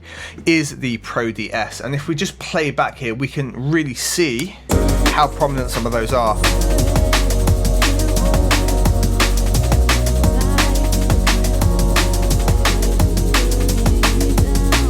So now you can probably just still pick out the top parts of the vocals that are the loudest. Bear in mind, I've dropped this down 3 dB in my mix, so it would be 3 dB louder as well. And you can see that those really loud S's that were sticking through before, they're now being controlled and they don't jar out with the vocal. So we've corrected 2 issues right off the bat here, okay? Doing a lot of heavy lifting here. It's the CLA vocals. We switch that on and there's a lot of compression going on here. So I want to really, there's a lot of compression going on here. So we've got those louder phrases that are sticking through in the mix already. Everything else is getting lost. So we're going to bring those louder phrases down, and then we're going to level everything else up. Simple compression. So it's just going to squish that vocal so it sits a bit more in shape. We're also doing a bit of shaping here. We're lifting the top up because we seem to have lost quite a lot of inertia. Her voice is really quite delicate. So we're really giving a nice boost into the tops here. We're adding reverb. There's a delay being added, and there's a bit of stereo widening, and the stereo is on, but reduced down massively in terms of its pitch shifting, but it does a huge amount. Here we go. stuck inside a disarray. I can't overcome, and I feel the current underway, pulling me down. So I will drown, but my body sends me drifting as I feel the waves increasing. Okay, so I've really squished that in there using CLA vocals, giving it a little bit of space and everything as well, and those are the settings that I've come to sliding it around. I don't often use everything, but everything's being used in this case, and that's where we managed to dial it into. Now if we were gain staging it, what we would then do is look at the output here and dial it back, but instead I've used the compression amount here to get it to the level I want it to be at, which turned out to be a little bit too loud, and later I've used the fader just to bring it down 3 dB. But that's what I did here, so I've gauged it with the compression because I knew the louder parts were sticking out already. I need to bring everything else up, and that's where we've ended up pushing it here on the spank of the compression and pumping it right up there. So we've done a lot there, so now it really sticks out.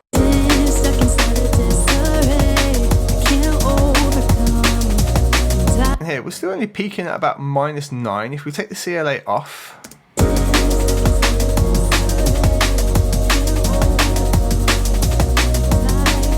yeah, so it's adding a good chunk there.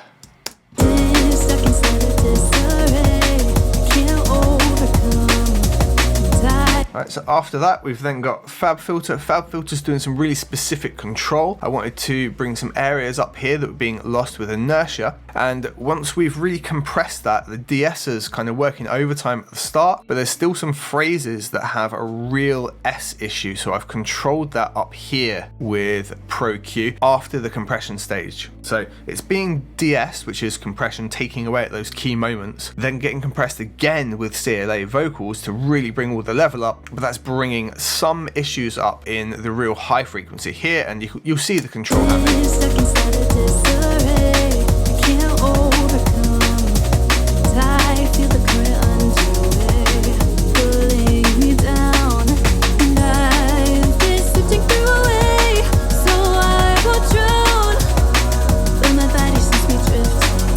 So that's what there's doing. It's another issue fix. All the creative stuff's happened in the middle, and it's helped another issue come to the surface, so we're just looking to fix that.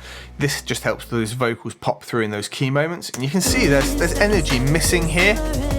So times it's needed, this lifts it up. And there's too much energy up here, and this controls it at those key moments. And after that, believe it or not, I've got more compression. Stuck inside a disarray, I can't overcome, and I feel the current underway, pulling me down. And this is adding a little even more gain, which, you know, why I've had to bring it down 3 or 4 dB in the end, but I really like this soft compression, just capturing those big rises. It's such a dynamic vocal. It had something like 35 dB of dynamic range between the quiet and loud parts, so I've had to nail that right down so it really sits in the mix, and this was the end way to do that. I can't overcome, and I feel the current underway, pulling me down, and I've been sifting through a way, so I will drown, but my body sends me drifting. And yes, it is louder, but it's not clipping, and it sits where I want it in the mix, even though I've had to control it with the fader afterwards. That's what the fader's there for, that final balance, once we realise we've made all these mistakes. So that's not the only other thing that's happening. There's actually a send to reverb and delay as well. I've got bus 7 and 10 here. So hopefully we can hear that reverb there. That's an RC48 over here. And it's just adding loads of top end reverb really. Filtered it. But it gives it its own space. Now I know I've already added reverb with the CLA vocal, but this is just its own dedicated space, and I can really control it with that fader. The CLA is just giving it a little bit beforehand. Even on that, I like all this extra reverb, and I hope it also makes you feel like it stands out in the mix a bit more too. I feel the current underway. It's very upfront and dry. Me down, and I've been sifting through a way, so I will drown, but my body sends me drifting. That's very much now in its own space. Increasing then, stuck inside a disarray.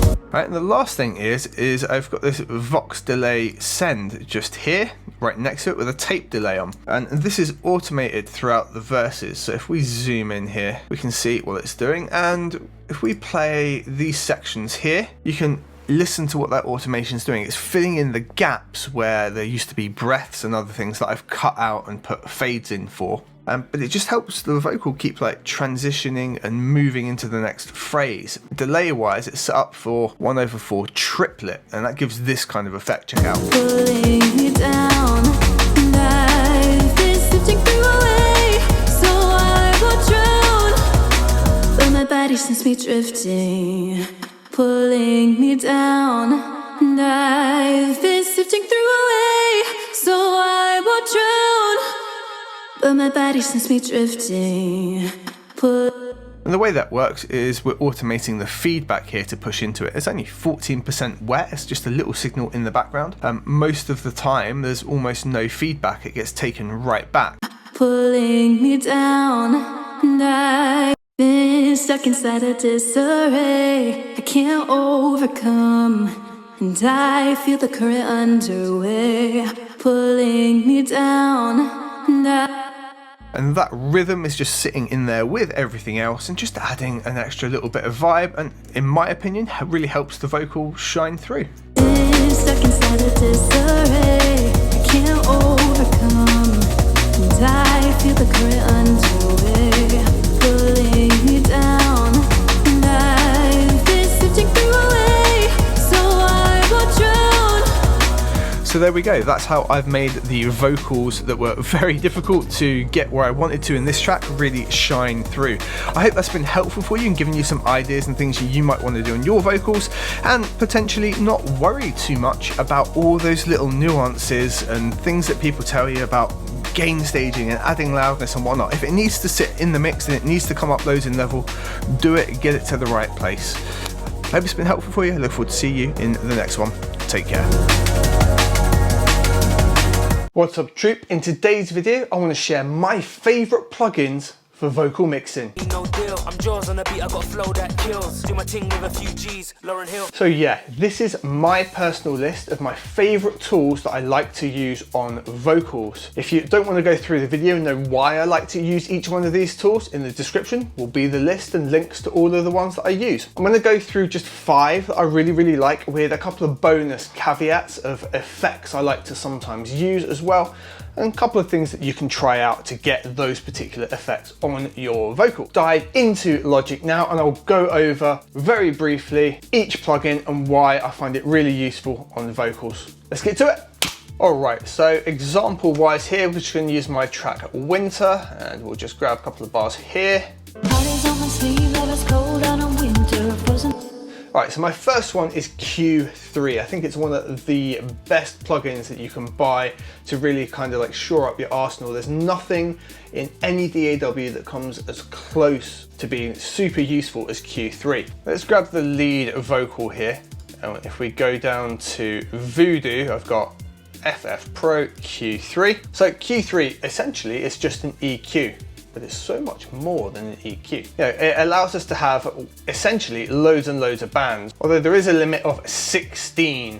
You know, a 16 band EQ is just kind of ridiculous as is, right? The reason Q3 is so useful on vocals is you can do your normal vocal EQ that you might need to do, and we'll solo this chunk out here. On my sleeve, love is cold out on winter, frozen to the core, thoughts of you. Right, so maybe we want to lift a little bit around 2K. We can just do that. We can give it a nice lift. Heart is on my sleeve, love is cold out on winter, frozen to the core. Yeah, something like that might be nice. We can obviously do our low cut, but we can change it as harsh as we want. And the other thing, I'm doing all this with just mouse clicks and the mouse wheel. I don't have to adjust other tools, just click and adjust. It's beautiful. Alright, so we've removed all that low end that we definitely don't need, right? Yeah, maybe we want those in. Yeah, we can do that and just scroll. We don't want any of that in, that's all gone now. Yeah, and it made that just by clicking down there, and I can adjust the slider with just the mouse wheel, drag it over. I've given a nice lift on that. However, let's say maybe like up here at 10K, we've got a little bit of harshness just here, right? Winter, frozen to the core, thoughts of you, there's a linger, longing for the dark. Right, do I go and get a separate de-esser to control that, even though it's going to then be always taken away from the vocal? No, because we've got a dynamic mode in here. I can just narrow that off, go to make dynamic, and then I can control just that bit of the vocal, all within the same thing. And it's just so useful to me.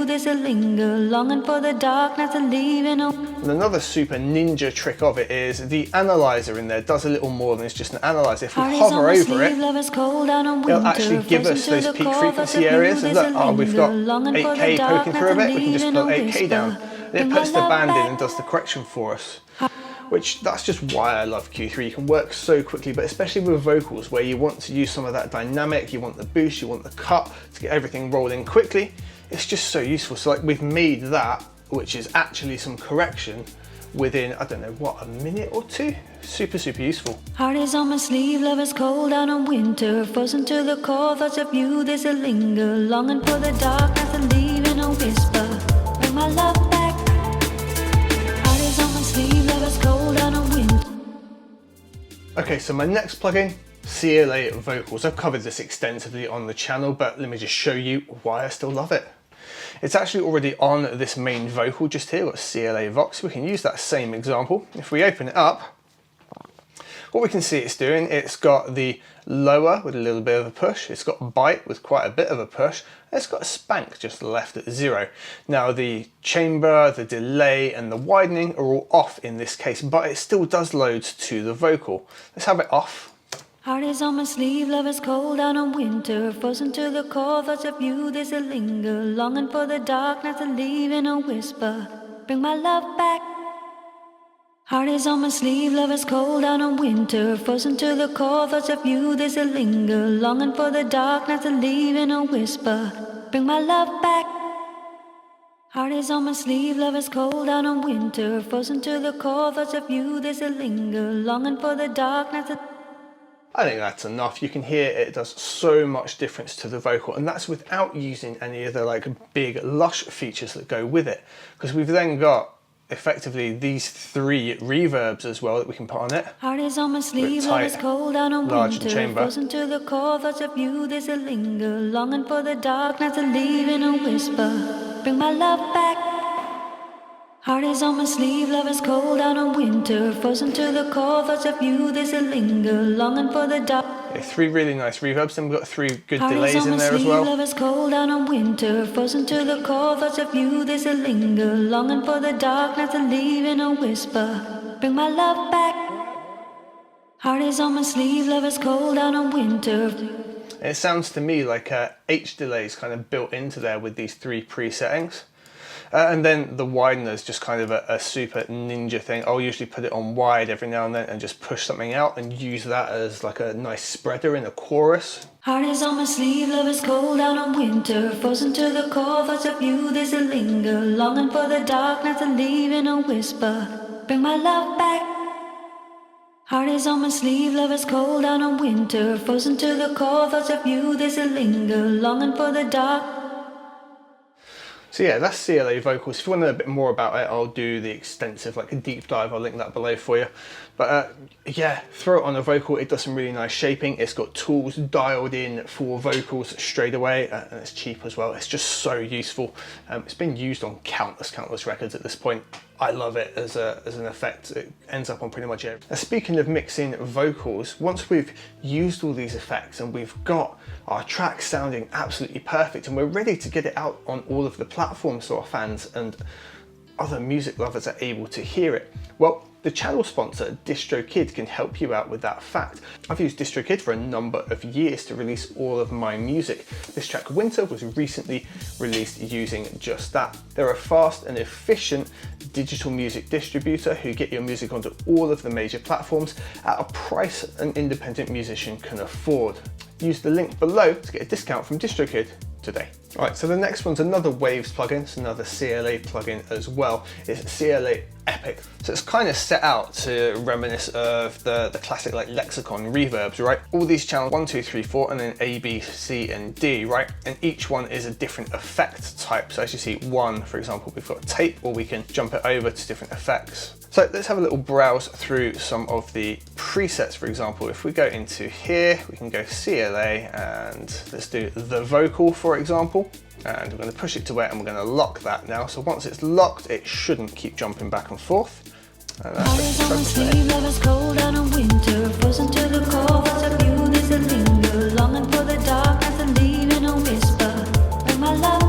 it just gives us a nice presence.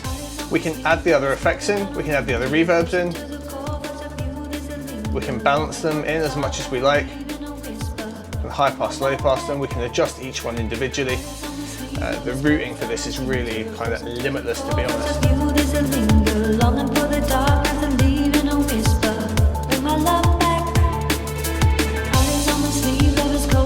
The vocal too suits us nicely. There's a linger, longing for the darkness and leaving a whisper. Bring my love back. Eyes on my sleeve, love is cold out of winter, frozen to the core. Thoughts of you, there's a linger, longing for the darkness and leaving a whisper. Waves did a really nice deep dive into this tool. You know, if you want me to do one, throw it in the link down below and we'll dive into it. I don't think I've covered it yet, but I'm using it a lot since it came out. Right, so the next thing I'd recommend is a Pultec EQ of some kind. Any, doesn't really matter. The default Logic one is meh. IK Multimedia do a great one, Waves do a great one. I personally really like the UAD one if you're in the UAD system. Some kind of Pultec, let's have a look why.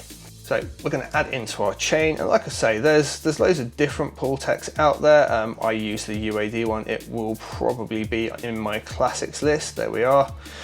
And depending what you're after, you can put all 3 in for the UAD. What we really want are these guys here, either the MEQ, or in this case the EQP1A, which is generally going to be the most useful for you. If you're looking for your sort of mid-frequency peak and dip scenario, this is kind of perfect. And the reason I really like this, they give a really nice, beautiful, airy lift. If we take the EQP here, let's push it all the way up to 12K. We can give like a nice boost, and it just brings loads of air into the vocal. Heart is on my sleeve, love is cold out on winter, frozen to the core, thoughts of you, there's a linger, longing for the darkness and leaving a whisper. Bring my love back.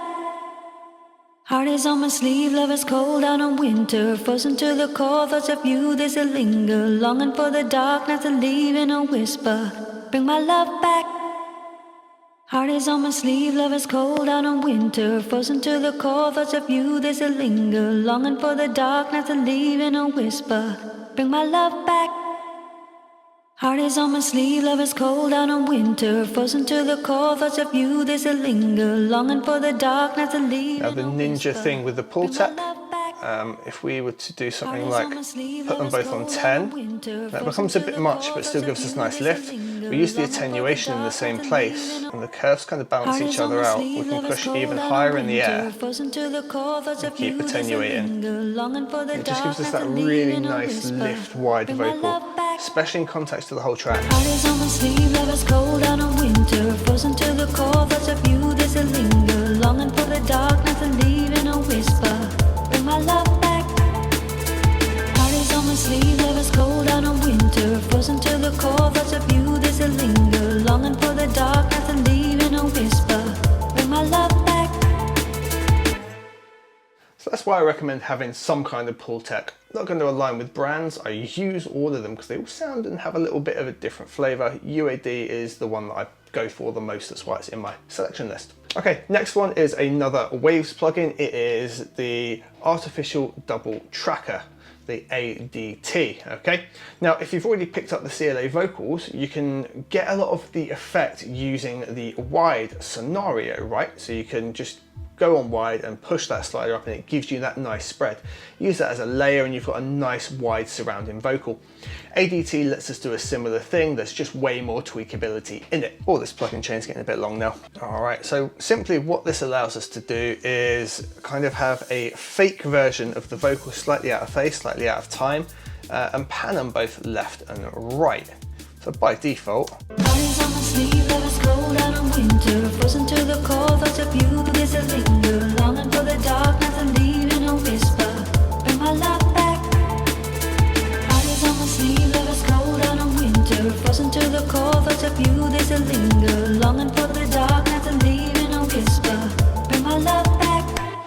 it's giving us that artificial feeling of double tracking. Simple as that. We can abuse it a little bit more though. We can say like push the hard left and hard right and say take the vary speed a bit more out there, and you know, yeah, we can leave that side driven a little bit, and we can give it some more variation like so, and then now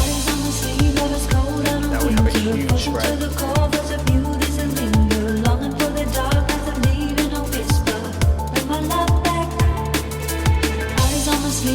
Cold out in winter, frozen to the core, thoughts of you, there's a linger. Longing for the dark, nothing leaving a whisper. Bring my love back. Eyes on my sleeve, love is cold out in winter, frozen to the core, thoughts of you, there's a linger. Longing for. And you know, it's really useful in a mixing stage if you want to just like put it on a bus and then slowly fade into it. Slowly pushes away and opens up. For like your chorus, we've got bigger layers and things like that, especially if you don't have your vocalist that's recorded multiple layers, or it's a thought you have an afterthought and you've already done the sessions. It's an effect that you can use, and you're pioneered by the Beatles, who had that same kind of thing where they wanted to double layer it and do the big kind of stereo spreads and stuff, and had already kind of got to that stage. Super useful. Like I say, if you've already got the CLA vocal, you can do a kind of a much simpler version of it. This just allows loads of tweakability and flexibility. My secret is I use this on bass lines a lot. So I'll basically have a nice like mono ripping bass, and I'll use this to give that nice stereo spread to it as well, and just make sure that it's still compatible. And just kind of envelops you. Works well for the kind of music I'm doing. It's not just on vocals, but it is really useful for exactly that. All right, so bonus and caveat, there's two others that I kind of recommend. One you can often get on a really good deal, the other one kind of expensive.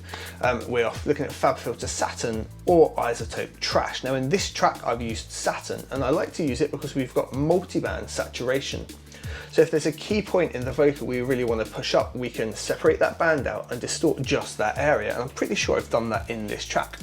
So if we open up Saturn here, as we can see, Saturn 2 is available now, but apparently I use Saturn 1 here.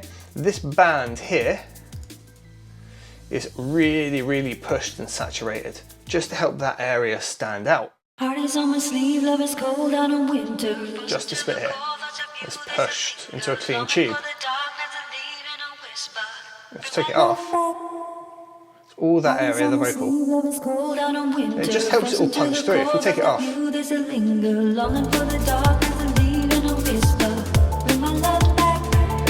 you still hear it, but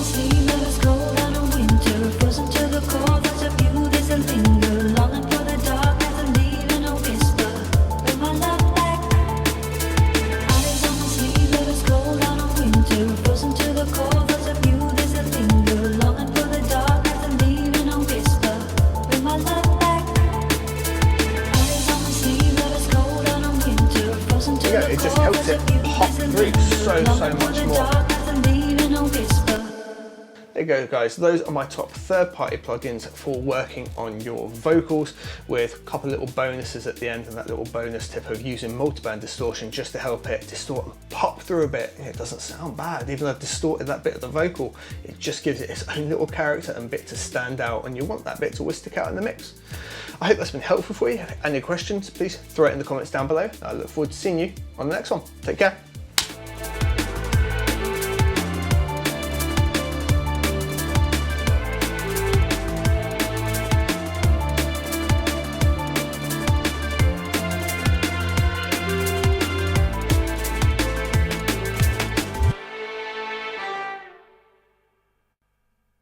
What's up guys, it's Unders, and I was live streaming the other day and the question came up of what's the best plugin to double up your vocals, and my response was quite simply the best way to get like doubled wide vocals is to record multiple layers of that vocal. However, there are 3 plugins that I use regularly to kind of simulate that effect. If we're working with like a sampled vocal and we want to stretch that out and make it feel nice and wide, or we're working with some backing vocals and we want to get that extra wide feel for certain parts, or there's just ad-libs that we want to like shoot into the stereo field and give that feel with them.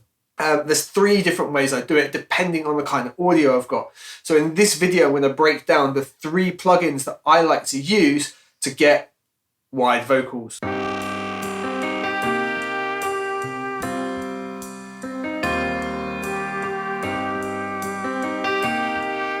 So the first one is my true, tried and tested CLA vocals plugin. So let's jump into the DAW and break that down and how I like to use it and why. All right guys, as you can see, we are in Logic and we're looking at the Waves CLA vocals.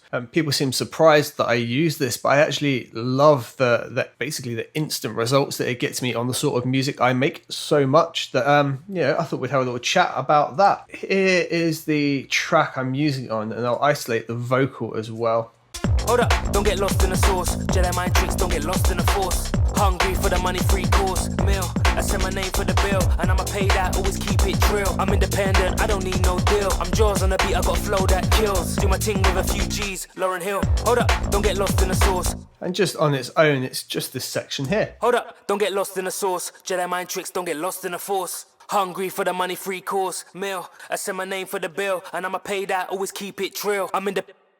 Now, it's doing some really specific things for me here, but more importantly than anything, it's the profile it gives to the sound. So the way it EQs it. I think the best way I could show that is if we use something like Q-Clone. So I'll really quickly just set up a instance with Q-Clone on, just so we can see exactly what it actually does. But if you have a look at Q-Clone, this should be flat. If I disable CLA vocals, so it just goes flat there, which, that's a clean signal. It's flat because nothing's actually processing. But if I now engage CLA vocals, we've got all this craziness going on. What we need to do here now is just disable all of these processes. So what I want you to see is that even when all of these processes are on, there's still a bit of an EQ profile happening. It's just this little dip around the top end, and there's some very subtle bumps. Unfortunately, we can't zoom in any further. You can see just some slight adjustments there, and that little bit of profiling that happens on the vocal for me is really pleasing. As well, it seems to really roll off the high and low and just box a vocal out straight away, even with nothing there being introduced. So it is affecting the signal, and the more you push it, the more pronounced that change becomes. And for me, it just adds a really nice vocal profile. When we start adding things like this as well, look, we get roll-offs that are very pleasing and just work, and we can get nice lifts in it as well. In terms of top end, it doesn't push up where you think it would, like really high. It lifts in just the right areas, which are really great. Unfortunately, we can't see the other voodoo magic that it does do. Hold up, don't get lost in the sauce. Jedi mind tricks, don't get lost in the force. Hungry for the money, free course meal. I send my name for the bill, and I'ma pay that, always keep it true. So that's the first thing I find really useful. Now, I just showed you the sort of low end boosts and the high end boost that it does. I'm really making use of it here. I'm putting lots of the high end in. If we were to disable these two and just solo the vocal out. Hold up, don't get lost in the sauce. Jedi mind tricks, don't get lost in the force. Hungry for the money, free course. It's pretty flat. It's an okay vocal recording, but it loses that body and that fight to it. So if I stick it back on bite and lower like it was now. Hold up, don't get lost in the sauce. Jedi mind tricks, don't get lost in the force. Got loads more energy, and like it just feels a bit more how it should, sort of warmed up, ready to roll. And then the delay in there, which I've got really dialed back, but it's a nice slap delay. It just gives that bit of echo to it, so we can take you off as well. Hold up, don't get lost in the sauce. Jedi mind tricks, don't get lost in the force. Hungry. Sweet. So now it's dry and a bit bland, bit of slap delay in the background. Hold up, don't get lost in the sauce. Jedi mind tricks, don't get lost in the force. Hungry. but it feels pretty natural, right? It feels like almost like you listen to it in a venue, and it's just made such a difference. So if I disable that right now and then bring it back in, so I'll run these first 4 bars and then bring it back in, the difference it makes to the vocal, just those 3 little adjustments have got me much more where I'd love to have been as a starting point, which is just, it's so good for one plugin, because I would have to figure all that out with EQ, get the slap delay, send it into an aux. I can just drop that on, it's done. Hold up, don't get lost in the sauce. Jedi mind tricks, don't get lost in the force. Hungry for the money, free course, meal. I send my name for the bill. Hold up, don't get lost in the sauce. Jedi mind tricks, don't get lost in the force. Hungry for the money, free course, meal. I send my name for the bill. Hold up, don't get lost in the sauce. Jedi mind tricks, don't get lost in the force. Hungry for the money, free course, meal. I send my name for the bill. Hold up, don't get lost in the sauce. Jedi mind tricks, don't get lost in the force. Hungry for the money, free course, meal. I send my...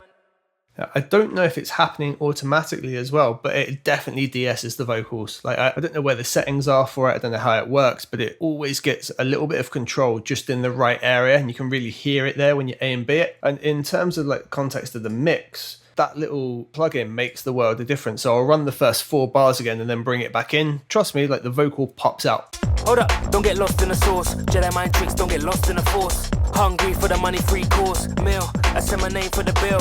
Hold up, don't get lost in the sauce. Jedi mind tricks, don't get lost in the force. Hungry for the money, free course, meal. I send my name for the bill.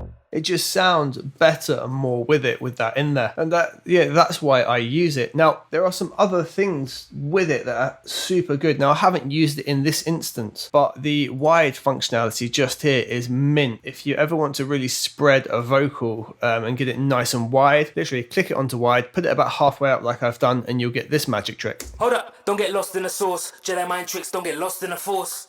That's wicked if you ever want to like come into a chorus and you've only got the one take of a vocal, or if you're using some samples and you've only got like that mono take but you want to really widen it up, just whack this on a bus, put wide on, boost it up like that. Works superb every time. Hold up, don't get lost in the sauce. Jedi mind tricks, don't get lost in the force. Hungry for the money, free course, meal. I send my name for the bill. Hold up, don't get lost in the sauce. Jedi mind tricks, don't get lost in the force. Hungry for the money, free course, meal. I send my name for the bill. Hold up, don't get lost in the sauce. Jedi mind tricks, don't get lost in the force. Hungry for the money, free course, meal. I send my... Right, so I'm almost tempted to use that, but I've actually got the ad-libs in there and I could just bring the ad-libs up. But, you know, I like that. I might use it in a little bit. Who knows? You know, this mix isn't quite done. We're getting there. Oh, really important thing to note, the input here. So it's normally green for me. You should be aiming to get it in amber, but not red. I've got it in green here because it works and that's where I wanted it to be. It sounds right. That's how I roll for sounds right. But in terms of input, it's designed to be in that sort of amber area. I think it ticks into it a bit, but most of the time not for me. Hold up, don't get lost in the sauce. Jedi mind tricks, don't get lost in the force. Hungry for the money, free course, meal. I send my name for the bill. Hold up, don't get lost. Sweet, so that's CLA vocals. That's why I use it. That's why I love it. And don't tell everyone about that wide trick because then everyone will buy it and I don't want that. So secondly, we're going to use the Waves doubler, and I use this in a slightly different way to get a different effect. So let's jump back into Logic and have a look how I would use that in a project, and a great way to get those really wide vocals and also thicken them up as well. We can combine this with what we're doing with the CLA as well. A Waves doubler, just to do a little power trick of doubling up vocals and giving it that wide stereo feel. So just a quick breakdown here. The track that I've got loaded up is both the radio mix and the full mix for the single Like a Fool. If you want to check out the full track in context to hear this trick used, I will link it in the description below for you. What we're going to focus on here is this main vocal, and this is the main lead line that runs throughout the track. Everything below it here are all sort of sub vocals. So if we were to solo this out, I should have seen it coming. I should have read the signs. I should have started running. that's what we've got, and this is just the lead line here that takes it through. I should have seen it coming. I should have read the signs. Now I've done a couple of things to double it up, including it being sent to a delay. So I'm going to mute the delay for the time being. And I also had CLA vocals on here, and I've used the wide section, pushed it just a little bit. That's generally the way that I like to do doubling. It's the same effect, just built into one slider on a plugin. So below it here, we've got doubler 2 loaded up. Now you might have both. You might have doubler 4. There might even be a doubler 8, to be honest, as well. Doubler 2 is all you need to do this kind of effect, and it's really simple to do. Let's take this down as we've got it. This should just be now a pretty mono sounding vocal. I should have seen it coming. I should have read the signs. I'll even take off the reverb there so it's super dry. I should have seen it coming. I should have read the signs. So in context of the track in this case, it's not going to give us too much. If we were to bass in there, get some of the drum breaks in. I should have seen it coming. I should have read the signs. I should have started running. Right, it's pretty dead center and pretty dry, right? It doesn't give much of a stereo feel. It doesn't give that feeling of like being enveloped by the vocal. That's where the doubler trick comes in. So if we load up doubler and switch it on here, instantly we got a different feel. I should have seen it coming. I should have read the signs. I should have started running. Maybe you would be fine. I'm falling for the same trick, like it doesn't. Cool, it's no louder, it's just changed the balance, and it's effectively got copies sitting on the left and right. So the way we can do that in doubler is quite simple. If we have a look at this little interface window on the left, we've got these 2 dots, and these are our 2 other points of where copy of the audio is going to be. So if we were to put them dead center and really low down, I should have seen it coming. I should have read.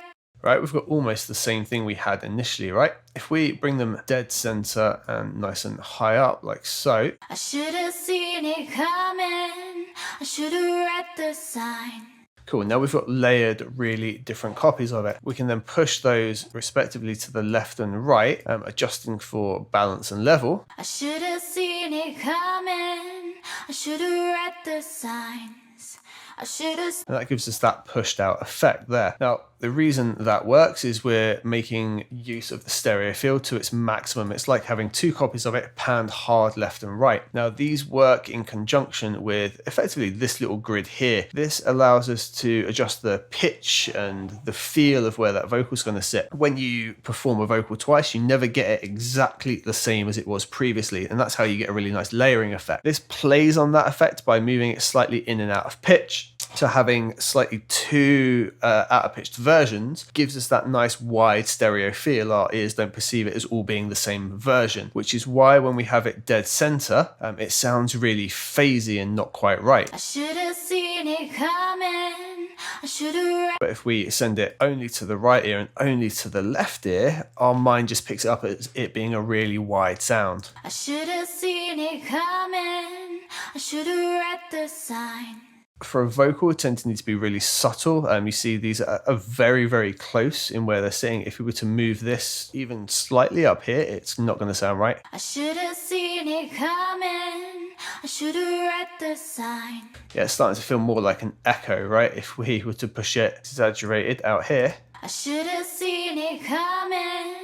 I should have read. it starts to warble. Equally, if we've got them too close together like this, we'll still hear that phasing effect even though they've been panned. I should have seen it coming. I should have read the sign. So it depends on the vocal, but you need to do it by ear. So it's relatively close together, and generally one just a touch above or below the other. I should have seen it coming. I should have read. That's going to work the best for us. Now, generally on the EQ section, I will take out any low end below about 200. Depends on the music you're doing, depends on the vocal as well. If it was a male vocal, there might be a lot more low mids and even some low end that we want to keep in there. In this instance, my kick drum and snare are right around the 100, 200 marker. Don't really want the vocal interfering with it too much. It sits nicely like that. So if we just throw bits of the break in. I should have seen it coming. I should have read the sign. Right, we're not losing anything from the vocal and they're just sitting nicely, not fighting anywhere.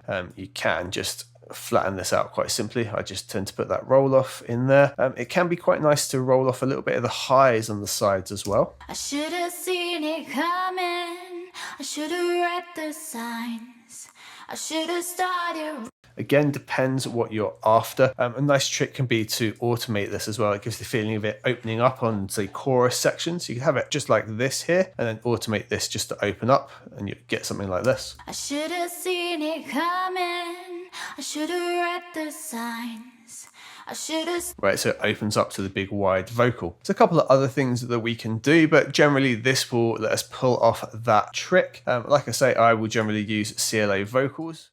Switch it to wide here and just push it up a couple of dB, 4.5 in this instance. That gives us almost the same effect, and it's just quicker to set in. So if I was to switch the CLA back on now, we'll have a pretty similar feel. I should have seen it coming. I should have read the signs. I should have started running. Maybe it would be fine. And that, guys, is how you can use a doubler to create stereo vocals. I hope that was helpful for you. If it was, throw a like on the video, and any questions, throw it in the comments down below. And my third option is the ADT plugin from Waves, the artificial double tracker, the one that kind of was pioneered with the Abbey Road's plugins, and it was the way the Beatles were doing their artificial double tracking. It gives a really specific effect, but something that can work really nicely in your tracks if you use it in the way that it's intended to be used.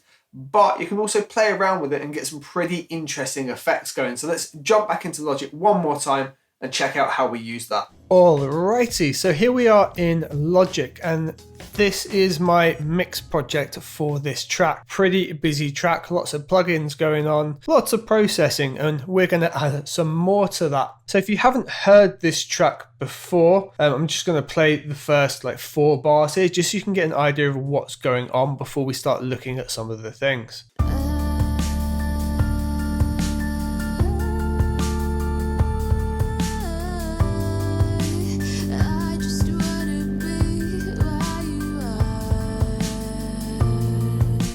Alright, so we're just plodding along there, lots of instrumentation, some nice vocals going on. I've chosen this particular bit because it's, believe it or not, kind of stripped down for the rest of it, and we can hear the effects and things that are going on really well. So loaded up here on the right hand side, I've got the Real ADT plugin. And what is it? So essentially what it's doing is it's taking your audio in, like a mono track or a stereo track, and it's gonna slightly alter the speed, alter the panning, alter the drive, potentially alter the phase of the left and right channels. And it's gonna do that to create the perception of width and difference between the two. So double tracking gives quite a strange thickening effect. It's almost impossible for us to recreate exactly the same tonality and note twice, vocal wise. And so when we re-record a session or re-record a vocal and layer it, it sort of thickens and adds to it instead of it phase cancelling and causing all sorts of problems. That just happens naturally with our voice. The tiniest little nuances affect so much because it's such a complex instrument when you speak and sing. The aim of this was to artificially recreate that. Save time, so record a single track and use your ADT to do that.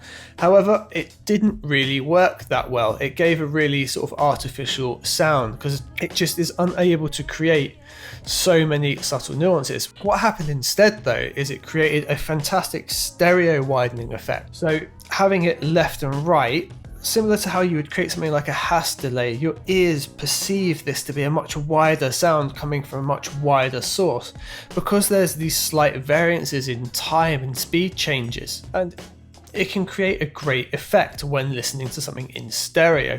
So just for an example here, we've got it on the main vocal. If we enable it, that's the one that I've got loaded up just here, and you'll see now that this vary speed here starts moving, and that's going to alter continuously throughout the track, and it's varying the speed of audio passing through it. So what we could do is solo the vocal here, and we're going to hear that it's really quite wide and loud. This isn't necessarily how I use it, but it's a good example for you to get an idea and concept of what's going on.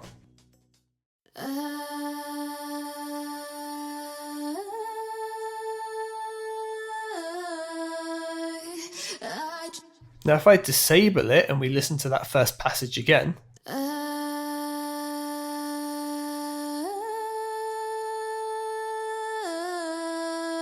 yeah, it's a lot more central. What I'll do now is I'll play it and I'll enable the ADT and you'll hear the jump.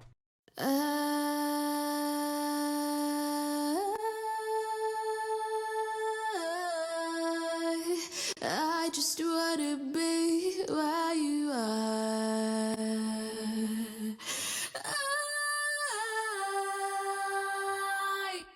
Yeah, so it really sort of spreads the sound away. It's more of like a change of feeling than a change of sound.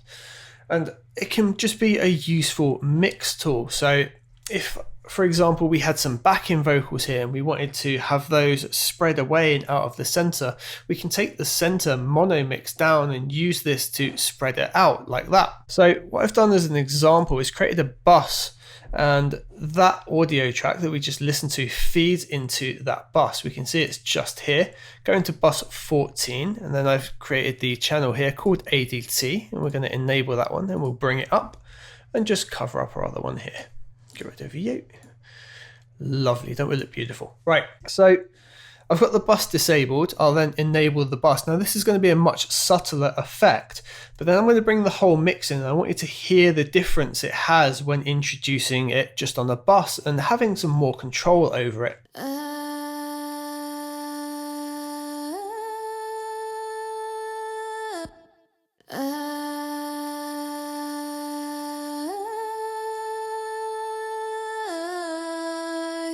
I just wanna So without, with, I just wanna be where you. and that can really help us create that thickening up of the vocals. I'm going to introduce all the instruments now, play it, and then I'm going to bring that bus in. And what we'll do is we'll just loop the first couple of bars here so we can just go over it nicely without wasting a whole world of time, because your time is precious. So let's do that just there. So we will have the bus off and then we'll introduce it, and hopefully you'll hear that change occur.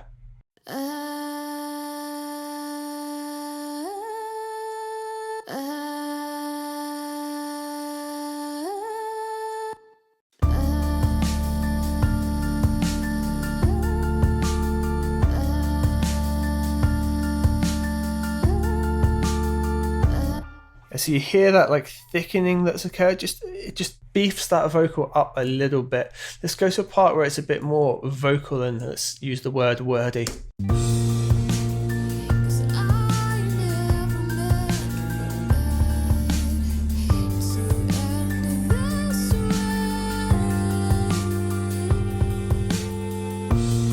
Now without.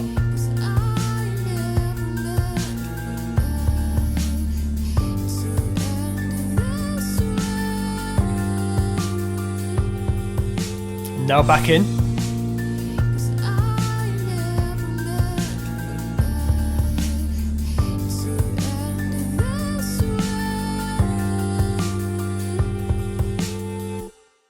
Cool to the beans, right? So it's just thickening it up, and I'm not having to get double takes made or do anything else. And if you want to hear just what the bus is doing, it's going to be effectively the same as what we heard before, but a few decibels quieter.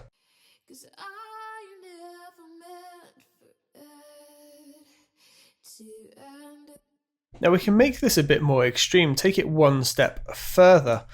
If we bump you just up there, let's go into my classics here. If we grab, HEQ is going to do the job for us. And we'll just grab you here, pop you next to that. We are going to change it from stereo to mid-side. Make sure we got this mid-channel selected. And the two sliders here on the left go to M and S. We're going to take the mids out. So now we've only got the left and right, the differences occurring.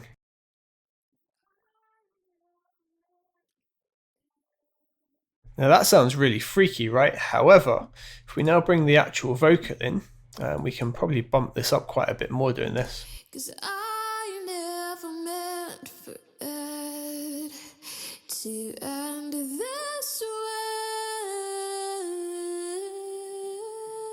Yeah, that gives us a really cool effect. We've just got the stereo effect happening on the ADT channel because we've pulled out everything that's mono. We're just getting the difference created by the left and right.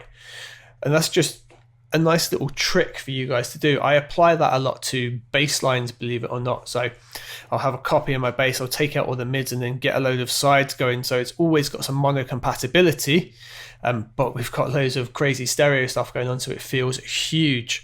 So the other thing that I will quite often do is take it onto a reverb as well. So we've got some really nice cello recordings in here. It's going to be this bit here. No, it's going to be this bit here.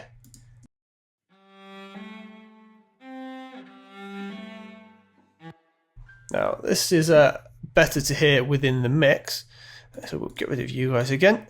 And we've got string hall here. I've got a space designer with a obviously nice reverb on it. There's an EQ doing just a big chunk of low end cutoff because it's a cello and it was adding loads of extra weighty wobbliness that I did not want. So we sound like this. This is going to be the cello section. We'll mute the vocal because they sit in sort of a similar space.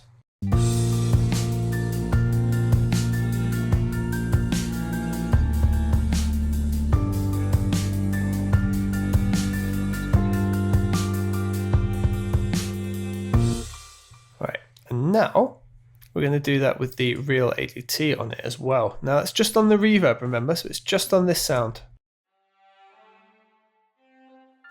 But like, listen to the difference it makes when I bring it in and out. So I'll start with it in and I'll take it away.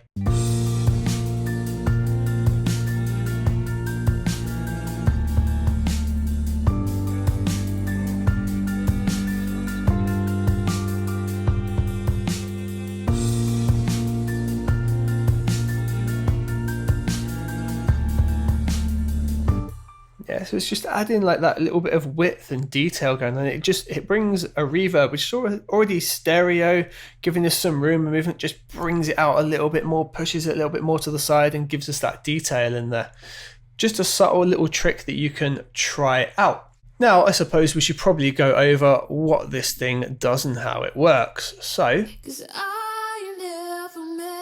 beautiful source. So what's effectively happening is it's coming in and it's being panned hard left and right. You've got two channels, your left channel and your right channel. Obviously it's going to be a stereo plugin for what it's popping out to us.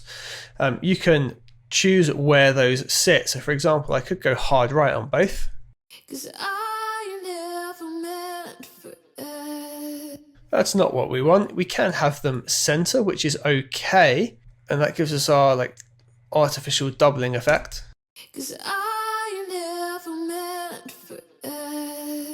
Alright, but where the magic happens on this sort of thing is by doing the hard left and hard right.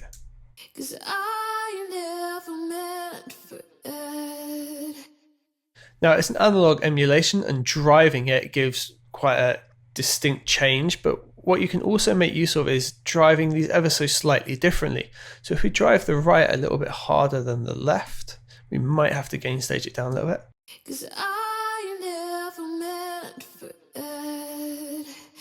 To end this way,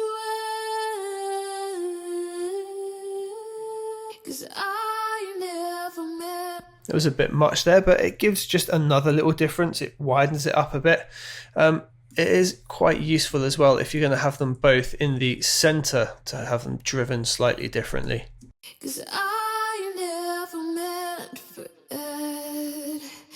To end this way. Anyway, that is for you to have a play around with. Now, what's going on here with the vary speed, you can adjust the movement time and how far it's going to move each side at what sort of speeds. I tend to go quite subtle, like really small amounts either side, and sometimes drop the range down to really tiny amounts as well. It completely depends on like your piece of audio and what's working with it. But you can do the range change so it moves much more drastic amounts here. Notice it doesn't move much when you've got it around here, but it takes the overall values to like minus and plus 20 milliseconds, which you'll see flies out a lot more. Whereas if we bring it right down, which I'll normally have it like around 2 or 3 to be honest, it's going to be moving a lot less, and then the maximum is actually only at 3. So it's a lot subtler to do it that way. If you want to go for extreme effects, go for extreme effects, just how I work with it. Cool, so that's pretty much it. There's lots more info on the Waves website. I will throw a link down below. Just give it a try. I don't know another plugin that does this job as well as this does, but if you do, please let me know in the comments down below. I'd love to check that out. There are lots of stereo plugins out there. I just don't know anything that takes it to this level and lets you do this with it. If you like the little trick with using the HEQ and taking the mono out, throw me a like on the video for that. I really appreciate it. So guys, that was my 3 plugins. I appreciate that was a marathon of a video, so thank you very much for sticking through, and I hope the information was helpful to you. Thank you for subscribing to the channel. Thank you for liking the video, or if for some reason you watched for 30+ minutes and you didn't like the video, then thumbs down, I guess. Why are you still here? Don't worry about it. And guys, I will see you on the next one. Hello guys and girls, it's Anders. So today what we're looking at is using vocal samples from loop packs and getting them to be something new. Now, I've taken this particular track here because I've used the entire vocal phrase from a sample pack. It is Katrina singing, aka Tiger Light, and this was taken from one of the really old high-ranking dubstep packs. I say really old, like 4, 5, maybe 6 years ago. I'll link it in the description if you wanted to grab it. I think this sample might even come in the free pack. Don't remember, not sure. That's for you guys to figure out and download and have a look. Essentially, the track, or this little section of the track here, sounds like this.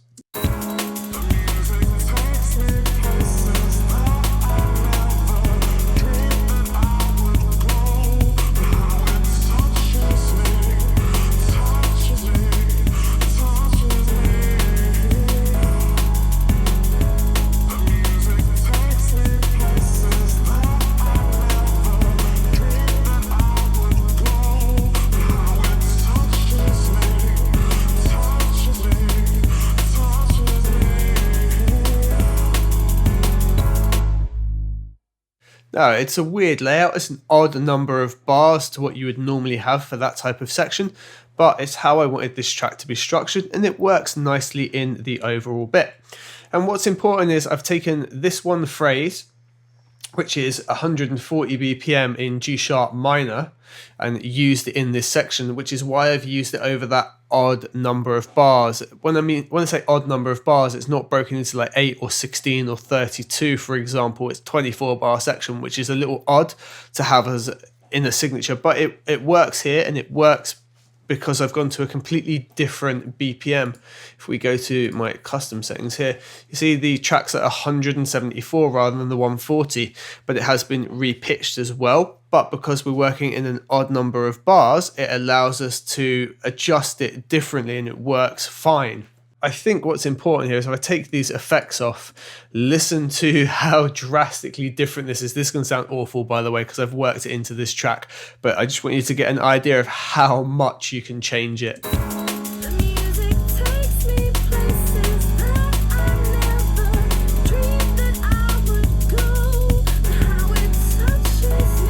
Yeah, that's enough of that. So you get the idea. It's way out in terms of difference, and I've done most of that using Isotope's Nectar plugin, which is why it's up on the screen here. There's also Arvox afterwards, which is just doing some like light compression, just like 3 dB, just working after Nectar here, just to give a little bit of cohesiveness and compression. You'll understand why as we go through it. And right at the end, because of some of the artifacts that are going on, a DS is catching those quite nicely, which is just the FabFilter one there. One of my favorite DS plugins, by the way, just for the GUI at the top and the feedback it gives you, really useful. So if we put these back on, don't need to look too much into those, but I will show you what's going on with them. And obviously we've got Nectar. Now, just a quick breakdown on how Nectar works. On the left hand side, we've got a signal chain, and right at the top we've got this pitch section. And in here I've swapped the range to lower, given the speed of 57 milliseconds, which is probably relevant to something. Let's have a look. Yeah, so 1 over 24 is 57.5 milliseconds. So it's gonna be changing that speed and pitch approximately in time with the track every 1 over 24. If you put it in perspective, that's like over 24 beats. Similar to like how 4/4 is 1 every 4 on the floor. I use that a lot in Logic, by the way, where you can grab the delay and you can get things to work nicely in time. It's great for compression timings. And then transpose wise, I've dropped it down the full octave, but we've looked to preserve the performance by minus 6 semitones and scale by about 4%, and then it's retuned again as well, so being pitch corrected as well.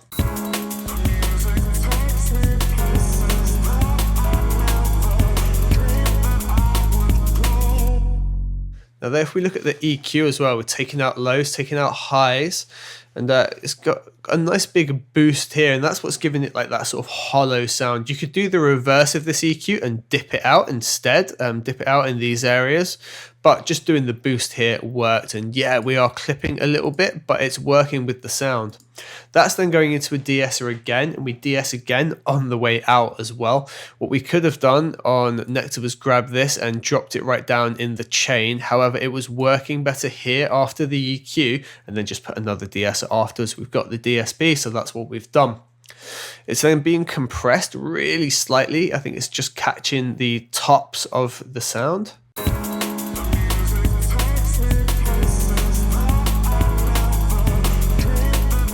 So we can see the GUI at the top here. The GUI at the top here is just taking like 3 to 4 decibel out consistently. I wanted that just to smooth off those plosives and get this. Just for this particular mix, it had to work like this. It had to sit right in there.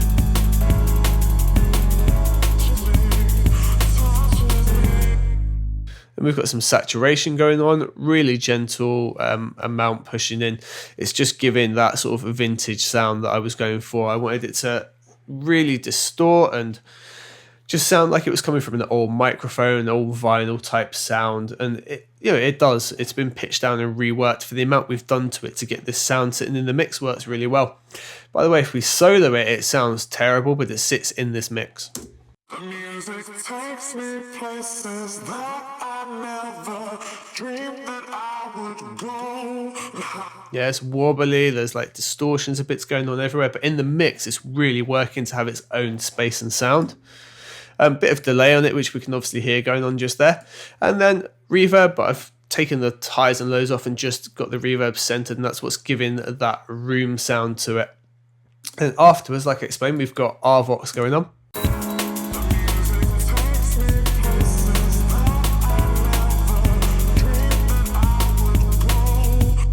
And that's compressing again by about another 3 decibels. So in total, I'm taking a maximum of about 6 dB off, but the vocal itself does fluctuate by quite a large amount, up to sort of like 12 or more dBs in places. And I needed it just sort of crushed and just put in the mix so it's always audible. It's just sitting at that right point, because there's a lot going on at this particular moment with the keys, bass, some synths going on, all the drums. There's a lot happening at that moment.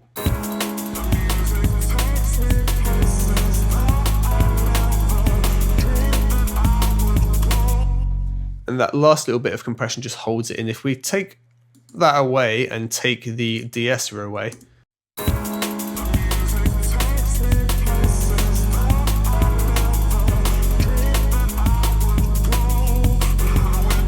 while that's okay, it's a little bit lost. If we bring them in, I'll leave it out and then bring them back in, you just hear the difference.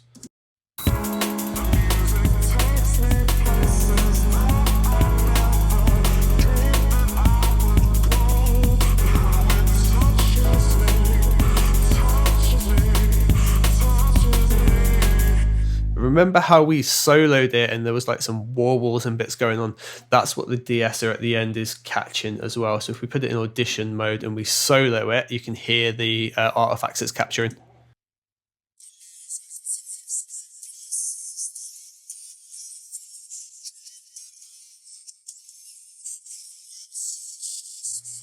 Yeah. Okay. And as you can see on the Pro DS here, the green sections are where it's capturing that, and we're just listening to what it's taking out at the moment. So if we switch it back over.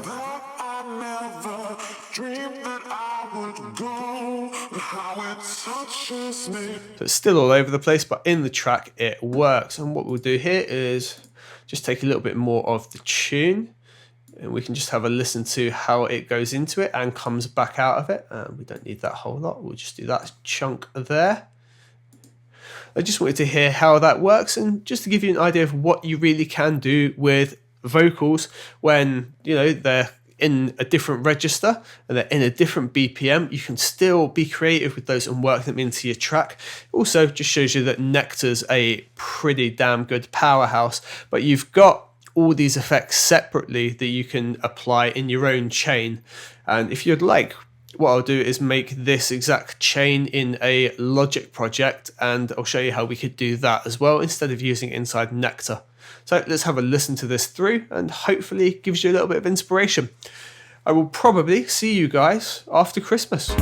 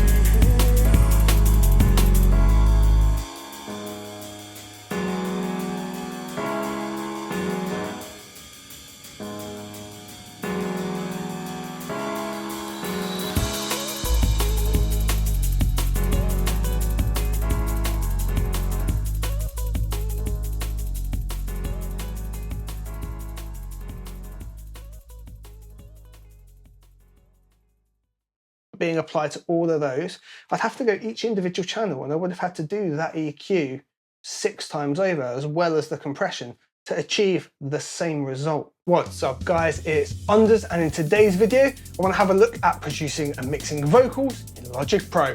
No deal, I'm jaws on the beat, I got a flow that kills. Do my ting with a few G's, Lauren Hill. Alright, so today we're going to have a look at producing or working with vocals inside Logic Pro. And I'm going to use a project that you can download, so the link for that will be below as well for you. And I'm specifically using this project because I'm only using Logic plugins. On most of my projects, I will usually use a whole range of other plugins. So once I've produced a vocal and I've got everything crisp and clean and my mix sounds just right, I use the channel sponsor to release all of my music. DistroKid are who I've been using to release for years and years. They get your music out to all of the major streaming platforms, and they manage to do all of that within a budget that really fits and suits indie musician who's looking to get out on those digital platforms.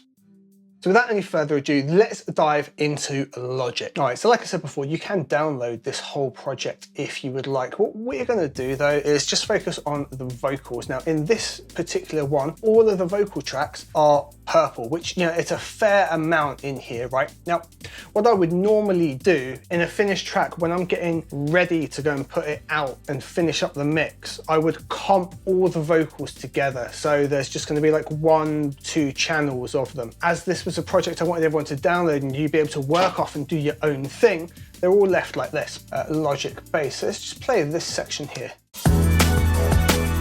So tell me, I need to know.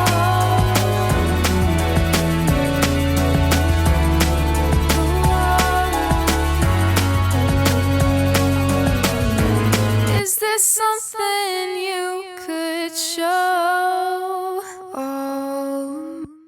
All right, so let's have a look at what's going on there, shall we? So first off, we can see there is a whole bunch of channels. Take this little chunkaroo here, you can see that we've got 3 tracks and we've got another 3 layers below it. All right, so we've got our main center vocal, we've got 2 other vocals that go with it, and then 3 layers of ad-libs. That's a lot of vocals. The way that I look at putting all these together is relatively simple. Now you can see there's minimal effects going on here, right? A lot of things go onto sends, and I personally put everything over to a bus, and I tend to work from the bus. I work backwards in that respect. I'll send things to the bus, get the levels, and if I get the bus sounding great, awesome. If something needs tweaking, I'll then go back to the main channels. So the bus is just here, vocal bus. We can see on it, we've got a compressor and EQ. Nothing special at all, really. The EQ side of things is basically corrective. If we play back, say, just the main vocal, which is that one, I think. So tell me, I need to know.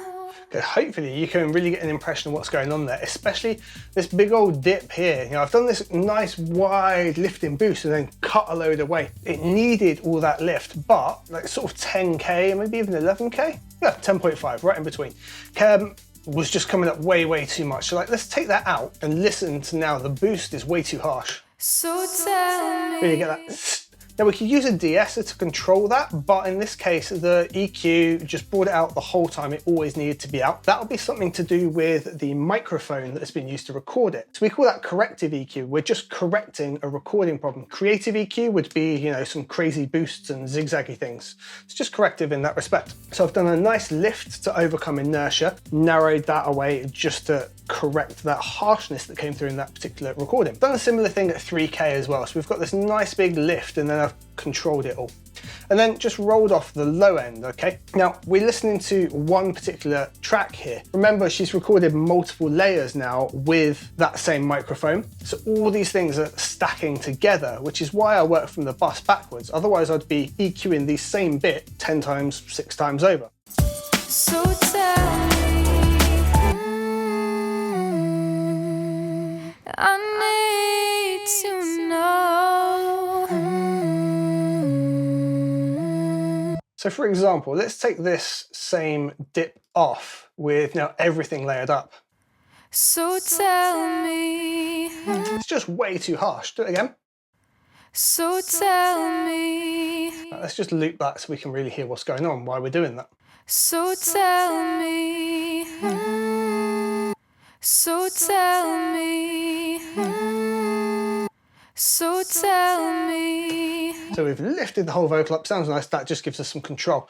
What about if we take the whole boost away? So tell me. So tell me. So tell me. I think we only need to hear it once. It gives us loads of extra clarity. Hope you can hear that, right? That's it. So we're doing that on the bus. Everything combined together. We're also doing a little bit of compression just to control the dynamics. Now in this instance, I've done compressor first, EQ second. There is no hard and fast rule. Do what's right for your track. The reason it works well in here, we're compressing first and then we're giving it all the lift. If I did the compressor first and then didn't need the lift, that'd be great. If I did the lift and then compressed it, well, I'd probably be compressing all of that lift I just gave it and I might have to give it more. Equally, adding the compressor in might then squish it and I've done too much lift and the compression, we're going to lose the vocal in other areas. You've got to top and tail them and do what's right. There's a reason on the old school SSL desks you can switch it with a single button, the order of that EQ and compression. There is no hard and fast rule on what order to do it in. So in this instance, this worked best, and it's just pretty subtle compression with everything in. So tell me. So tell me. So just under 5 dB in total. Even if we go to a part where all of the ad-libs are in, like here. No.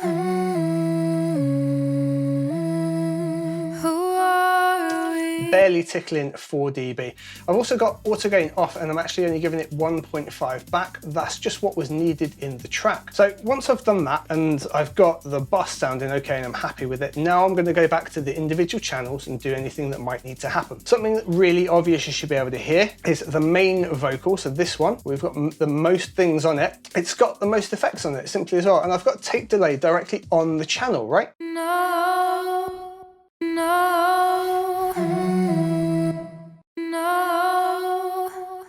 The feedback is currently set to 0. The reason for that is I've used an effect later just to help things move forward with the track. I've automated that effect. So just here, for example, I've used some control with that feedback just to help it move along. Use the main vocal to add to the rhythm of the track. You know, something that's not recorded, we've added it in. We've been creative with the mixing process. So that's this. Can't see your view.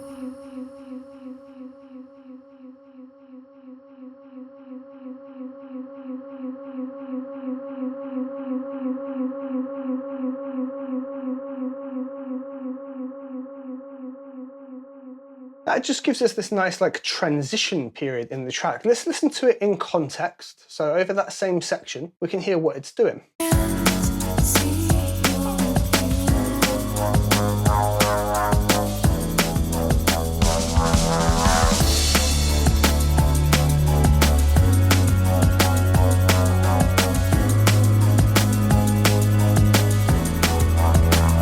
You can just hear it kind of goes ho, ho, ho, ho, ho, ho, rolling on in the background, nicely in the mix there. It's just a nice little touch that you can do.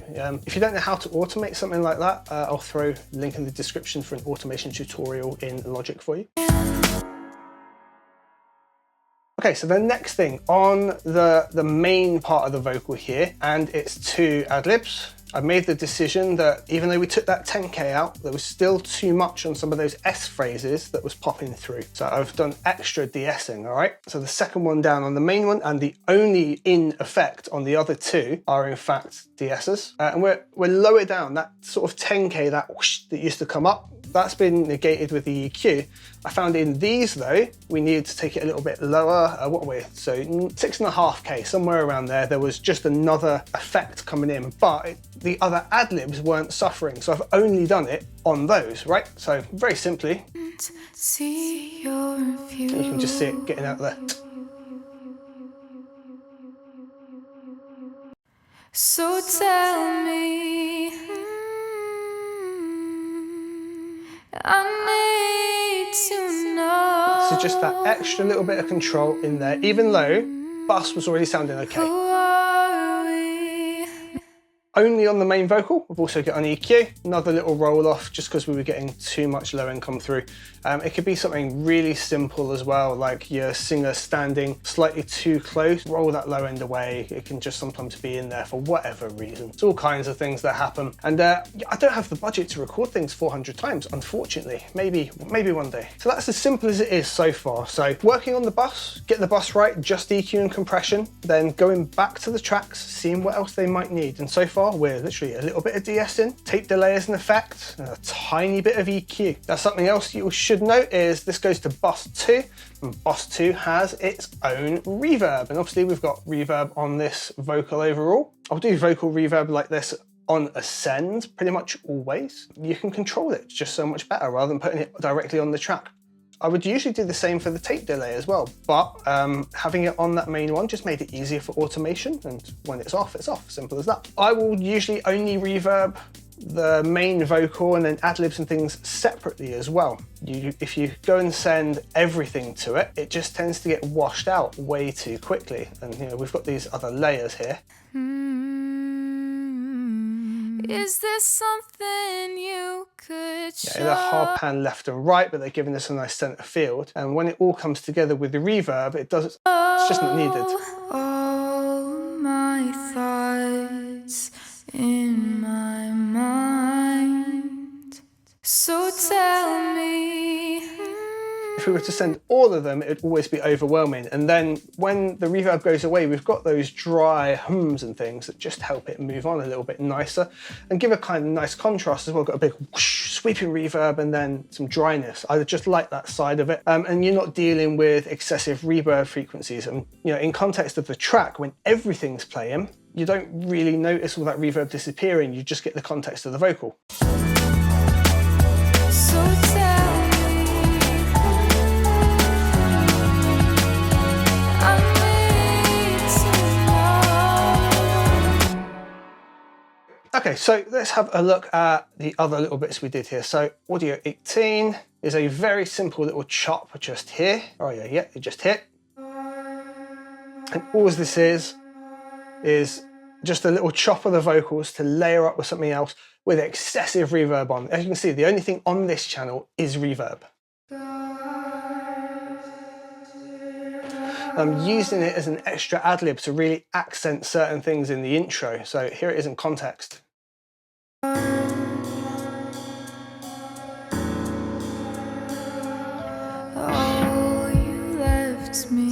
Hopefully you heard what was going on there. I'm using it as ad-libs, but it's almost like a delay reverb effect. So like they speak, you hear the word, and you get a delay, but it's only the reverb side of it. Just an effect that we're using and playing with to add a little bit of space and interest. And then we can look at the ad-libs just here. We'll take this little chunk off 3. And as we can see on here, like pretty minimal effects, but we've had to dive into some pitch correction here.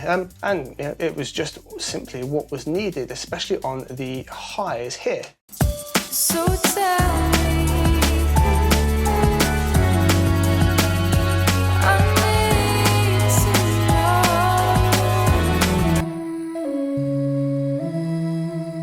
And you know, it's very musical, it's very like melody-ish. Yeah, I'm going with melody-ish. So that's the reason there that it's got the pitch correction on it. If you don't know how to use the pitch correction, I did a tutorial on that recently. We can just show you how to get that set up. But it just needed that extra bit of tuning to get that harmonization going properly. It was just a little bit off in the overall track. If we turn the pitch correction off on the 2 I've done it in, it's mostly there, but it is a little bit more digital, admittedly, but better. And especially once it's in context with the track.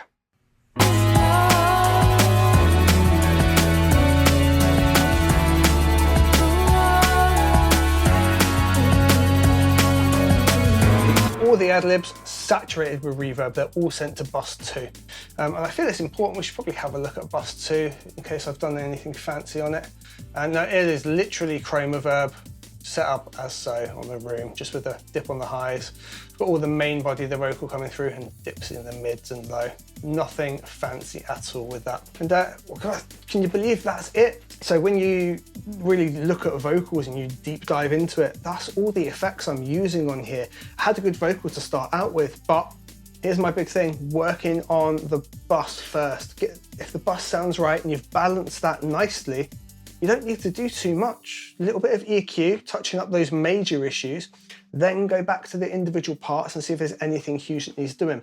So a lot less work to do it that way. If you think about the EQ that I had to do on the main channel that's being applied to all of those, I'd have to go each individual channel and I would have had to do that EQ 6 times over, as well as the compression, to achieve the same result. Just massively reduced the workload for you there.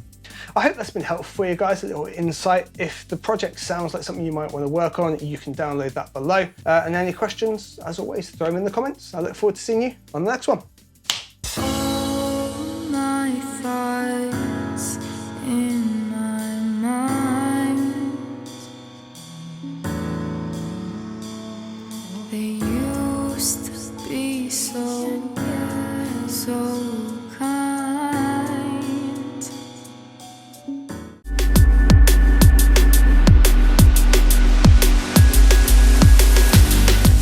Hello guys, welcome to another video. This one was requested a long time ago. I apologize for the delay, but it was just how I got the vocals done in this particular track. I did a video a while ago showing how they started and like how I like to process vocals and things like that.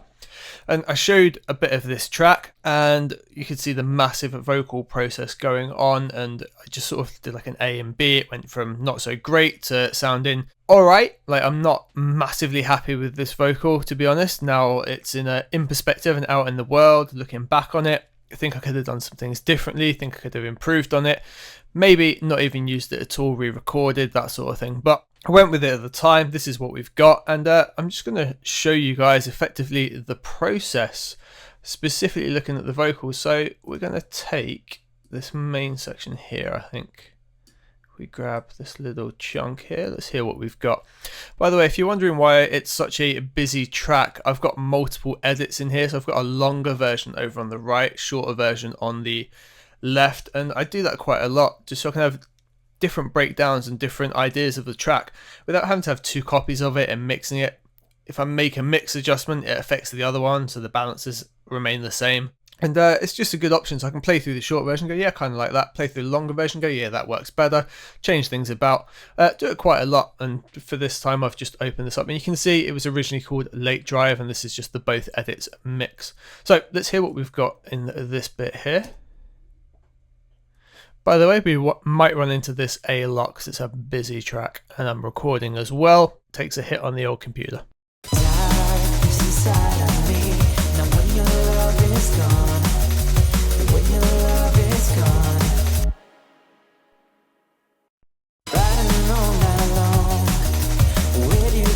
We'll go with that right from the start here. So the vocal track as it stands is only like these three stems really. It's just this here. If we solo those out.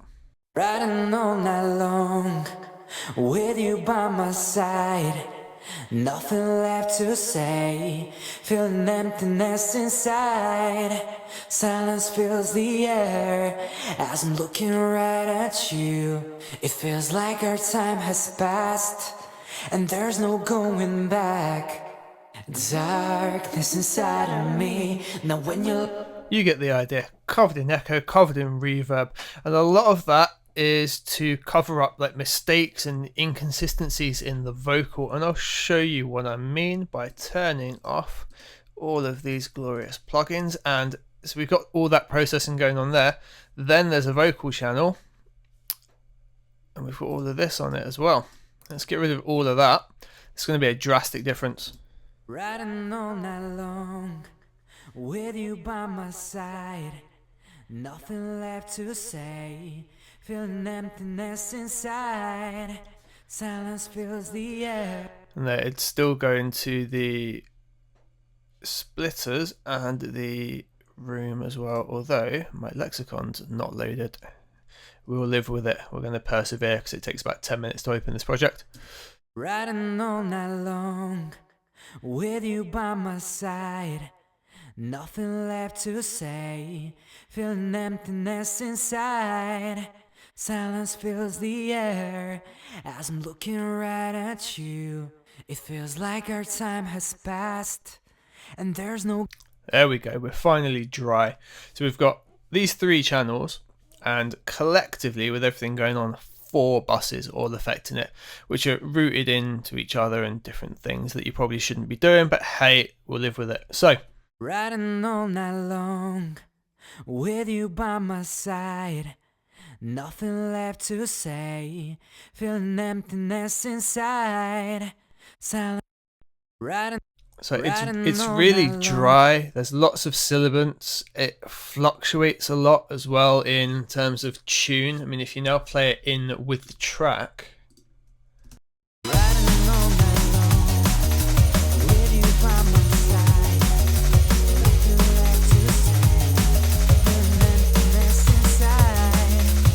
it goes in and out of tune, and the sibilants is the only thing that really sibilants is the only thing that really cuts through. So to tackle all of these things, if we just look at the main one here, so number 21, we're gonna solo you out, and that's the first bit. Riding all night long. Very first thing I've got going on is pitch correction. Just using the default Logic one. Yeah, I think it's fine. Some people swear against it. Honestly, it does the job in a lot of cases. And I've got a slightly, I'm going to say a slightly fast attack, but 57.8 milliseconds. I'm not sure if that is relevant to anything in the track. It might be. Let's have a look. There you go. So 1/24, 160 ticks would be 57.5. So it's pretty damn close at being relevant to the BPM. In terms, it'd be 1/24. Riding all night long with you by my side, nothing left to say. That's cleaning it up a little bit straight away. Putting that back in the mix, it's now going to sit a little bit better, especially in this area here where it goes a bit off. Looking right at you, it feels like our time has passed and there's no going back. So off. Looking right at you, feels like our time has passed.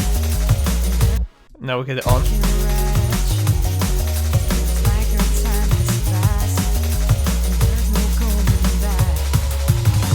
Cool, so it just holds it in key a little bit better, exactly what pitch correction's there to do. After that, we've got the old fab filter, and that's going to do a bit of correction and just level the balance out a bit for us and take out some of the low end. If I remember rightly, it was quite a bit of like unnecessary low end in the recording. By the way, I didn't get to do the recording. I commissioned it out, paid for it, got the stems back, and well, this is what I got to work with. So we solo you out, let's get you turned on. Riding all night long with you by my side. If I remember rightly, let's put you on pre and see if there was loads of low end in there. Riding Yeah, there we go. long with you by my side. So you see here on Fab Filter, the roll off here is affecting one of the frequency displays, and then you see a load of low end here that comes back in. Riding Or all here. night long I'm just cutting that with out. you by my side. Nothing left to say. Just overly balancing the audio, making it so it sounds a little bit flatter, to be honest, because it was all over the place and not sitting perfectly in the mix. So in this case, I have gone EQ before compression, but we do EQ again further down the line, I know, in its own right. So let's listen to that now. I've just done the pitch correction and a little bit of EQ just to balance it out. Riding all night long with you by my side. Nothing left to say. Okay, so now without the EQ. Riding all night long with you by my side. Nothing left to say. An emptiness inside. Yeah, so it's subtle, but it brings out the definition in the vocal a little bit more. You can understand what's being said. You know, in an area here, it is 3 decibels louder, so it should become a little bit more clear. And that's what I worked with. I've pulled out a nasty little sounding frequency here. If we solo it, I remember it being quite distorted in some places. Yeah, so if you might have to turn that up a bit, but you can hear it's just distorting his mic, and it's not a nice sound. So just control that there, and it's right in the sibilance area as well, which is why you're getting so much sibilance in that recording. Past. But hey, we can fix it. We've started fixing it early, and we carry on fixing it as we go along. So after here, we've then got an ancient EQ, which is our compressor. I like it because it can be really soft. It's really good for pumping.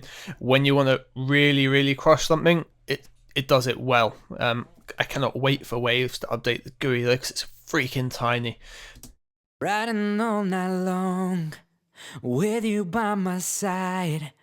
Nothing left to say.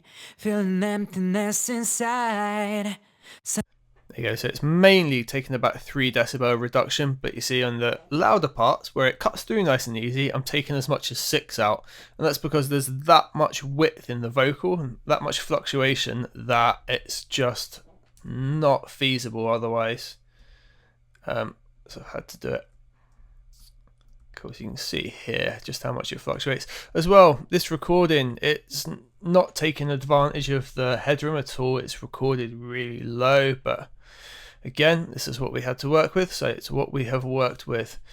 After that compressor, we've got another compressor. If you think that's insane, just look up. Lots and lots of people do this. Dave Pensado, I think, is the person that I got this from, using one compressor to pick up one part of the sound, using another compressor right after it to pick up another. Should be compressing by a subtle amount. Honestly, I don't remember, so we're going to have a little look here. I would hope only sort of 1 to 2 dB, but hey, maybe it slams, and whatever works, whatever sounds good is good. Riding all night long. Cool, there we go. So it's taking about a with you decibel. by my side. Nothing left to say.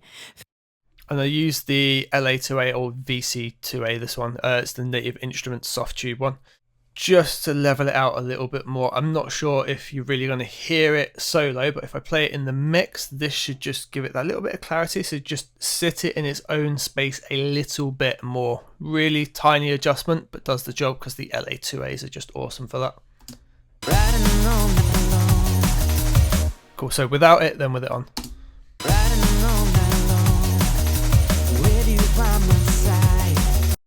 Riding all night long with you by my side. See that 1 decibel, leveling it out. Yeah, it probably adds a little bit of gain as well, the way I've got it set up. It shouldn't, but probably does, and that just leveled it out for me. That was how we worked that. Then after that, we're smashing it all back into a de-esser. So we're undoing loads of our work because we just had to, because that dodgy area with the microphone or however it's recorded, giving us loads of unpleasant sibilants. So we are grabbing that. If we audition you, we should be able to just listen to the sibilant areas, and it's not particularly pleasant.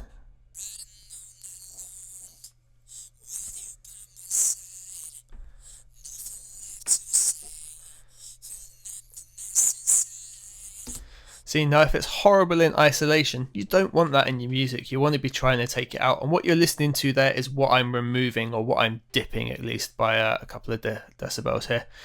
So if we flip it round, we've now controlled that a bit more. Riding all night long with you by my side, nothing left to say, feeling emptiness inside. Cool, now it's a dead central sounding vocal. I wanted to have a bit of width to it, so one of the things I've done is sent it off to a bus here, and for the life of me I'm not going to remember which, but we'll figure it out. Probably this one. Yeah, and I've put the real ATD on it. If you don't know what this plugin is, effectively it was like an artificial double tracker, so it makes things sound like they've been tracked twice, like layering vocals, something pioneered by the Beatles, so it's part of the Abbey Roads collection from Waves. I use it all the time to abuse sounds and widen them up, like check out the making wide bass sounds. I'll try and remember to link that. I use this to like keep the center of the bass and then put everything else out to the sides, gives like a really wide immersive sound. I used it on a bus here just to add a bit of an effect, so now we should have something like this. Riding all night long with you by my side. Gives us some fake double tracking. Now the reason there is an HEQ after it is I've put the HEQ in mid-side mode, and I've taken all the mids out, so you're just listening to the sides here. So if I mute the vocal and we just listen to the bus end,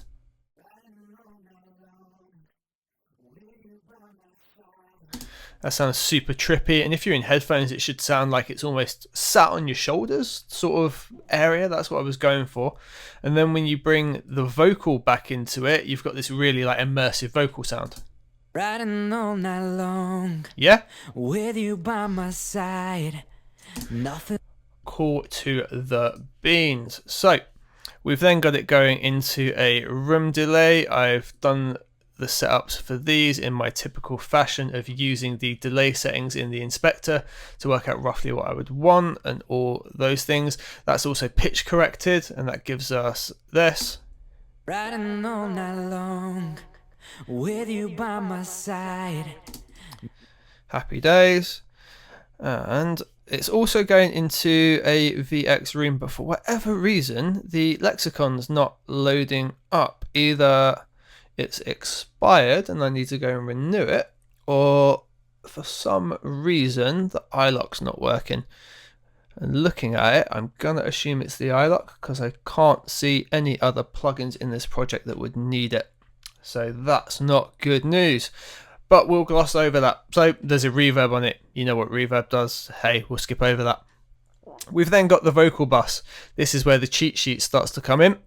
First one is the CLA, but you know what, it's not really doing anything major, so I've not got any of the effects on. It's all like the set it and forget it settings with a tiny adjustment in terms of pitch. Yeah, tiny little bit of extra widening going on because we like to be naughty and really widen things up. And what this does, I use this because it just puts a little shield around the vocal. It's great for just going, here's your vocal sound, we're going to cut that just there and pop it in place, and it works perfectly for that. So we go like this. Riding all night long with you by my side. Introduce CLA. Riding all night long with you by my side, nothing left. I wanted some analog feel to it because it's not a particularly nice sounding track overall, so we've pushed it into some tape here to give it a bit of saturation, a bit of wow and flutter. Riding all night long Only subtly though. with you by my side, Nothing left to say. Pulse tech number 1. Emptiness inside. Silence fills the air. Pulse tech number As I'm 2. looking right at you. It feels like our time has passed. Neutron. And there's no going back. Riding all night long with you by my side. Nothing left to say. Feeling emptiness inside. People will tell you to cut on the EQ rather than boost. This has worked for me. There's boosts going on both pull techs as well as some cuts. There's boosts going on in Neutron as well as some cuts. But there's boosts going on everywhere. That got me to what I needed it to sound like. And that's what we had to roll with. So let's just turn all of these guys off. And we're just going to leave it running over that little first section. I'll just bring everything in so you can hear what we achieved. And you should hopefully somewhat understand why I put each thing on and how I got to this stage. Best scenario would have been get the vocals re-recorded. Wasn't an option. Had to work with this. Worked with it. This is where we got to. Let's take a listen. Riding all night long with you by my side. Nothing left to say. Feeling emptiness inside. Siding all night long with you by my side. Nothing left to say. Feeling emptiness inside. Siding all night long with you by my side. Nothing left to say. Feeling emptiness inside. Siding all night long with you by my side. Nothing left to say. Feeling emptiness inside. Siding all night long with you by my side. Nothing left to say. Feeling emptiness inside. Siding all night.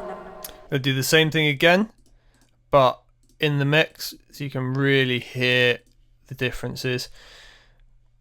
Where are we? That one.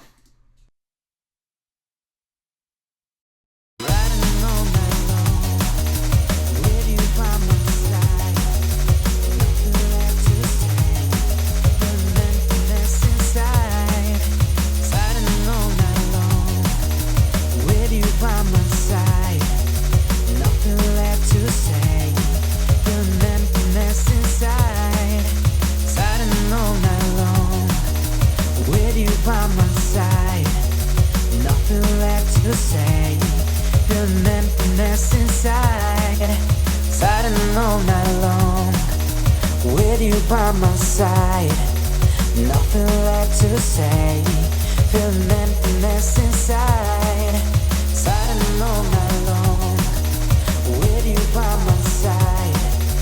Nothing left to say. Feeling emptiness inside. Boom, there you have it. I hope that was helpful, guys. I don't remember the couple of guys that left the comments. I'm going to try and go back through and I'll link this into you just so you guys definitely get to catch it. Sorry it took so long. I will see you on the next video. What's up, troop? It's Unders, and in today's video, we're going to break down my soulful sampled liquid DnB track, Done to Me. And it sounds like this. Oh, look what you've done to me.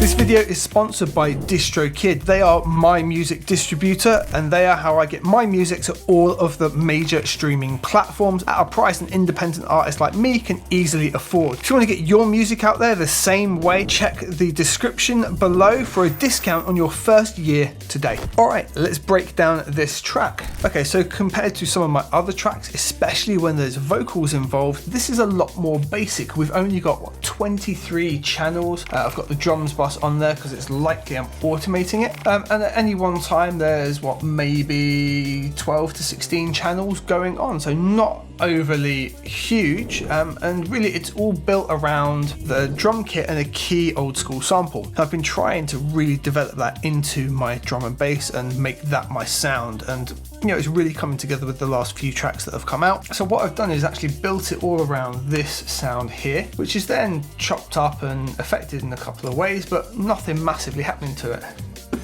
So completely naked, it sounds like this.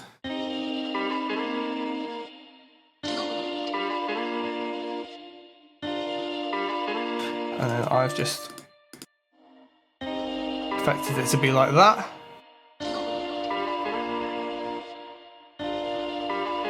And the whole track's really built around that. And once you've sort of established that motif at the start here, we've got it for the whole track.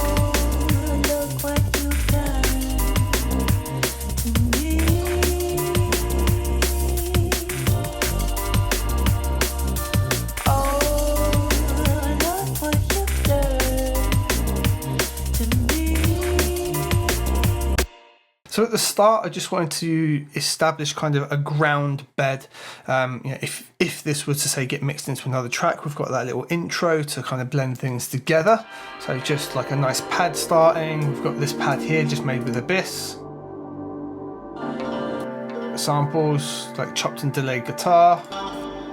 And the drums starting here, the drum break that I've made. Just establishing those elements. These two, they disappear. They're just a bed there for the start, really. And then, boom, here we start to establish a lot of the sounds that are going to be in the track. We've got the sample, we've got a little bit of Deggs' voice. The drums are starting to get a little bit more complex. Starting to introduce the break here, really filtered out, bringing it up.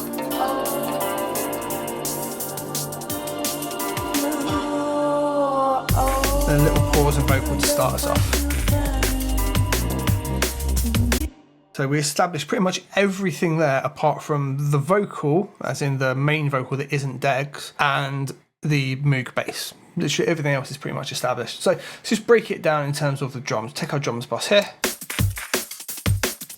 And it's a relatively simple break, right? It's built around this break here. Just everything's filtered out of that. Just a nice little shuffle, and if we grab a fab filter, look, I've actually got a bit of the low end in. I've just taken all of this away because we didn't need it, and the EQ here, oddly enough, boosting, and then I've decided to cut it all away later. So not a huge amount going on. My break here that goes in with it, really simple chopped up old school drum break, something you'd use for a hip hop track. But I've just put it in here, and that's just a little layer sitting in the background. So these two kind of just work hand in hand together. Yeah, one, that sounds crap on its own. That's got too much missing on its own. Together, they build up a bit. We've then got some independent samples, some kind of weird chopped up top thing going on. Kick layer, snare layer,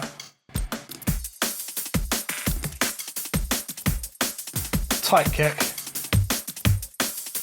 probably just made with drum synth in Logic, and we got the satin on it distorting the top end up, a little roll off with the EQ, and R bass just generating at a set frequency of 97 just to make that kick, so that without satin and R bass,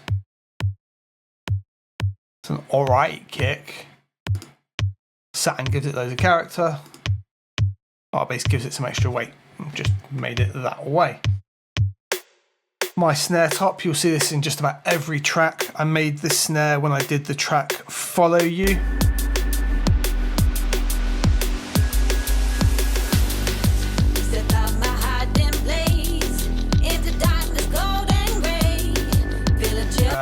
And it's just a layer that's become like my signature snare sound, so I drop it into just about everything. And that's it, that's all the drums. Just all built together.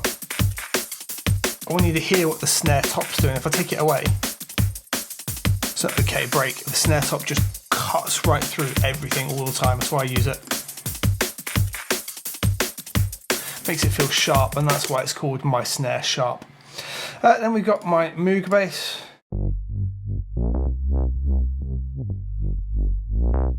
If you've been following my production for any time, you'll not be surprised whatsoever. It'll be made in Monarch. There's some automation linked to the cutoff here. That's how the wobble's happening. The modulator in Logic is doing that for me. So it's linked to the project tempo. So there's nothing like that built into Monarch, so just done that little patch to do that. Again, like nothing special. Just all set to saw wave, slightly detuned, made so it rides alright, and then there's a little bit of automation later for like some key moments when things happen in the track. So like this moment, it's going to lift up a little bit. Yeah, so there's a little bit more top end ripping through, and then this key moment here where the drums drop out, we can just let it really open up. Just give it its little moment to shine right at the end there. That all just goes in with. Right, then we've just got some choir samples, literally like the standard choir samples.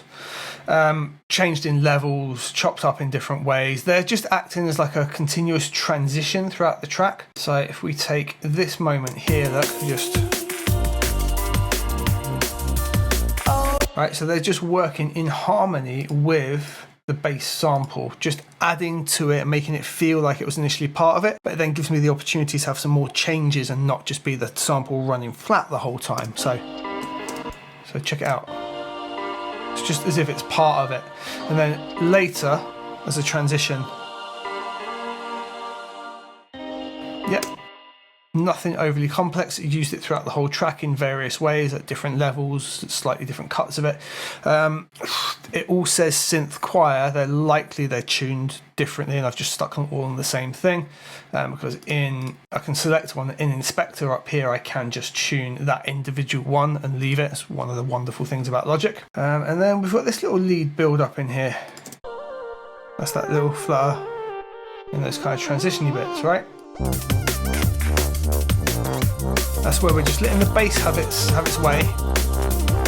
It's just a little something to sparkle in the top end.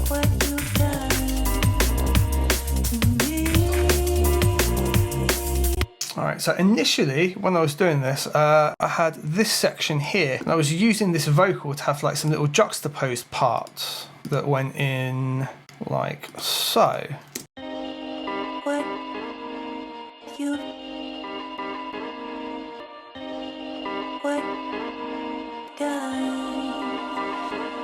Yeah, so that was initially the idea. At one point, it just turned out it was laid out like this, and when I played it, look what you've done to me. Yeah, they just work really well together, and that ended up being basically the hook for the track. Look what you've done to me.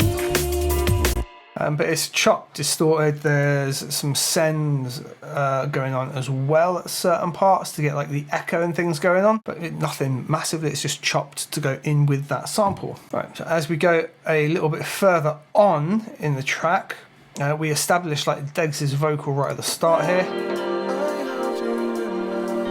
It's again here.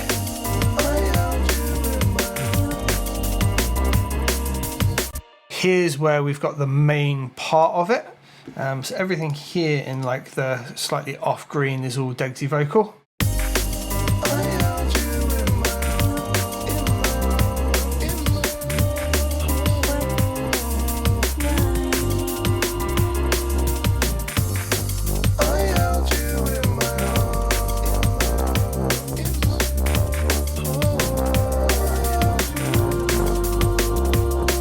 It's literally just juxtaposing the story of what have you done. It's like the other side of the story, basically. With Deggs' vocal, the only thing that I've really tweaked up on it is this little bit at the start here. It came in just a bit randomly, so we've just got this little,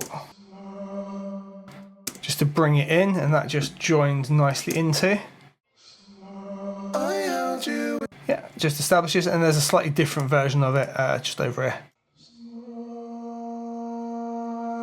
Just a little longer, right? Massively like complex going on, right? Just helps go give a little signal to the ear like something's coming in, and then you get the vocal. It's less jarring than just dropping it out of nowhere. Then on the breakdown section, we're just reusing a load of our sounds, just in different contexts. We've got the choir sound going on, the samples come back in like its full like original form with a little cut from the hook. We're using our pad sound, and we're using the Abyss pad we made. And then we've got a couple of little transitional sounds, just these guys here, that just weren't there the first time we transitioned through the music, and now they are, and we can continue using them throughout the track. And the second part of the track's not massively different, but we established this horn, I say horns, sax really, towards the end of this part. Anything really different is we established a bit of like off-key piano towards the end. Just hear it in there. In the second part, that runs pretty much throughout. It says horns chopped. I don't know why. Maybe it was a sax originally, and I went for this like off-key piano. I don't know. Either way, it is the Gentleman from Complete Control with a little bit of compression, and that's just an extra layer in there. And that is essentially it, guys. They're all the elements that bring it together, and how I got to that particular sound, why I use the extra snare layers. I think all the breaks coming together is one of the most important things in here. The rest is just around that sampled sound. Could have chopped it and screwed it more, but it worked like this. I loved getting that little vocal layer hook by accident. And the only other nice thing that I really built in here is a nice little ending.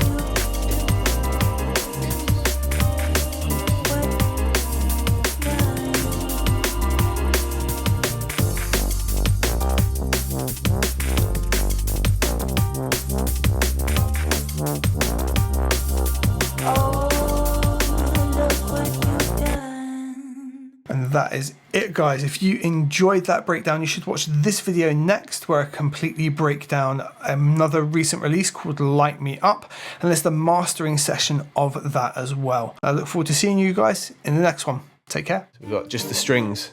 Do, do, do, do, do, do.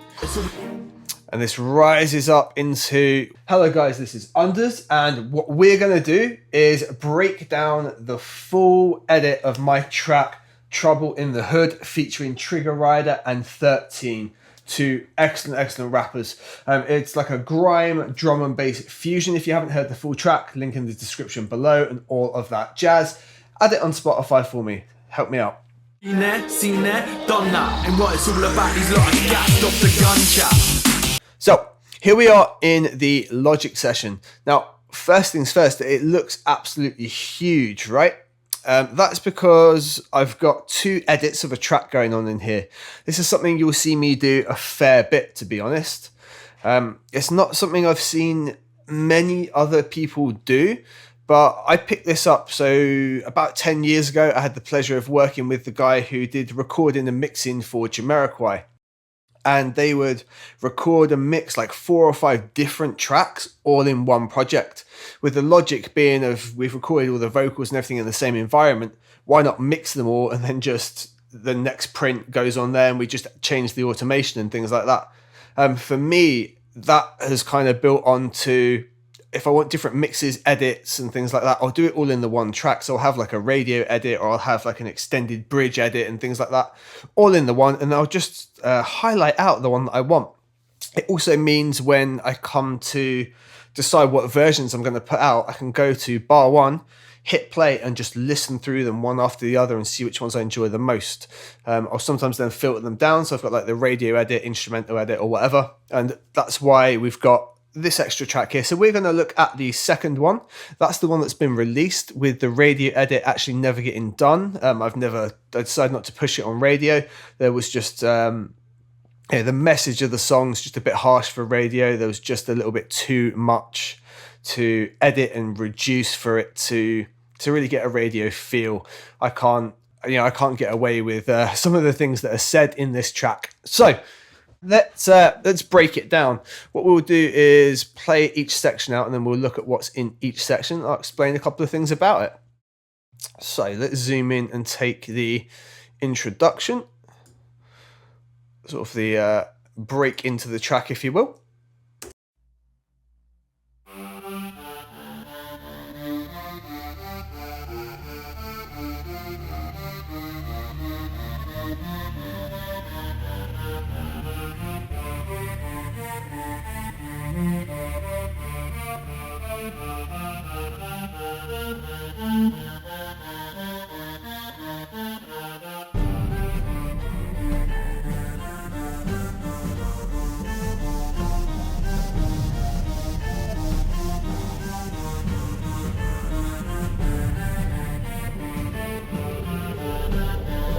Yeah. Okay. Check. Sweet. So that is our introduction to the track. Now, there's not a huge amount going on. It starts with the real motif of the track, which is going to be this right here. And this comes back and plays a part multiple times in the track, which is why I chose to use it for the intro. It's actually taken from my remix of The Snooze. It's a lead I made for that. So if I highlight it here, it's just made with the ES2. And we've just got some simple effects running on it, really. So you can tell how old it is. It's got the original VCC on it. Just to give it a bit of a Brit 4K console feel, which is the SSL. Then goes into a reverb. That's what's giving it all that space. Then we've got a nice phaser, just giving it some, well, honest, that's the phasing, right? This movement. So if I take the reverb and phaser off, it's like the driest, crappiest sound ever, but we put the reverb and phaser in. Right, and that gives it the whole vibe, gives it that analog type sound. Then there's an EQ, big old boost in the mids, cut the low end out. Really, really simple. Below it is a sample. Got the right one there. It says Med. I assume it's going to be from the Medix pack. I'll assume it's from the Medix pack. I'll link any packs I've used in the description below. And it's real simple. I just use the fade to bring it in. It's just bringing in that like low rumble, setting the vibe, right? And it goes on for 2 counts of the sample, but it fades in, fades out, fades in, fades out. So it fades in and then dips back out. And that's just sitting underneath the lead.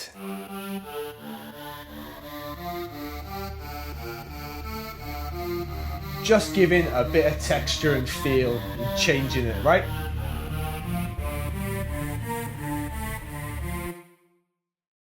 Cool, so we've set the tone and the motif with it there.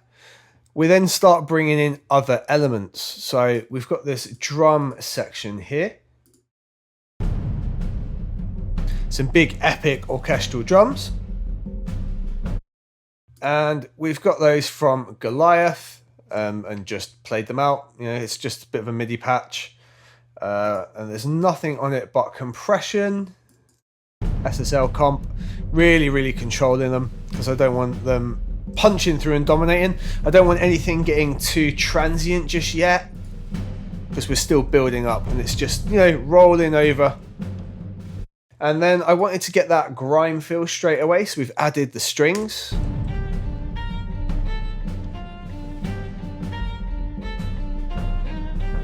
Again, they are on Goliath, and it is just the solo violin aggressive patch.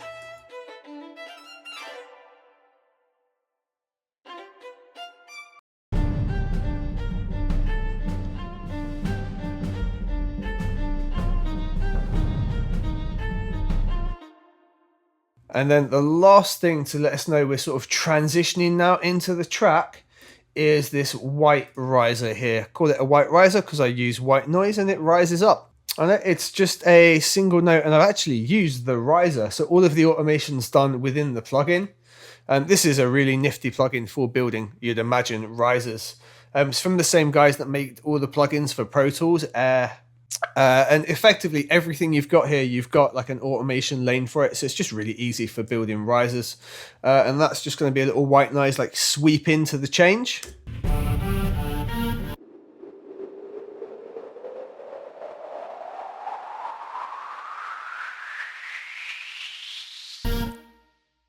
And there's a couple of other bits that start to happen as well. So we've got bits of vocal just introducing, letting you know the vocals come in. Yeah. Okay. Going, you've got like all the mouth noise and everything. I just wanted to leave it gritty and that, you know, it's got that grime feel to it doing that way. Second part as well. Yeah. Check. Listen. Yeah. Cool. And the first word comes in before everything else drops. And there's one last like little bit that sweeps in just here.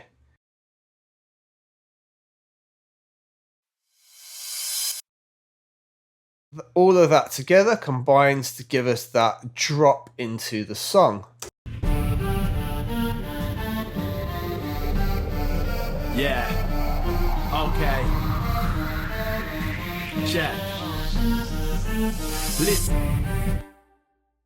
So then we've got the first verse, which actually is kind of a very long intro. That's sort of how this track panned out. And we'll break down the first verse coming into what is initially the drop before the drum and bass tune actually starts. Listen, it's all good, it's calm. I ain't trying to cause no harm. All I'm trying to do is live my life and cop a couple garms. Stay fresh dressed to impress with finesse, you know. Clothes like my flows, yeah, you know that they're impeccable. Lately I've moved bait like I was fishing, but that ain't the case. Like, cool, so we've got a couple of elements dropped in. We've filled up a bit more of the wall of sound. So up here, we've got a little snare line that comes along, just a little snappy snare. And it's used again when the track drops into drum and bass.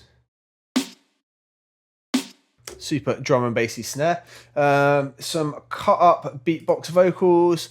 It says DFX. I want to say the dub effects samples. And do you know what? It's not even chopped up. It's just dropped in there. Yeah, that's definitely dub effects. And we've got the Reese line coming in. Really gritty, really like off tune. There's lots of effects going on here. Now it says Reactor 5. I initially wrote this tune, I think, before Complete Control was a thing. I probably started it in like 2015. But we're still using Monarch. Always use Monarch. I use it all the time. I love it. Best Moog emulator in my opinion. And yeah, that's it. It's just a custom Reese made by me. You can see the patch is still on default. That's it. If you really want to snapshot it there. It's going to be the effects that really make it. If we take all the effects off. Yeah. Still super gritty and grimy, but... So Slate Digital, probably VCC again. Yep, VCC, the original one from way back. The old UAD 1176, just controlling it. As much as 6 dB. With the Moog emulation, you get a lot of low end fluctuation when you're doing this sort of thing. Channel EQ, going to be giving us some control and some top end. Obviously had a harsh harmonic there, so we've cut that out. Got the CLA distortion, no CLA guitars. That's what's giving us our high end and our grit. Then we're flattening the whole sound out using the compressor. And lastly, we've got a fab filter on there, just tweaking it and took even more of that resonant mid-ground out. So we then still got the snooze lead on top of it.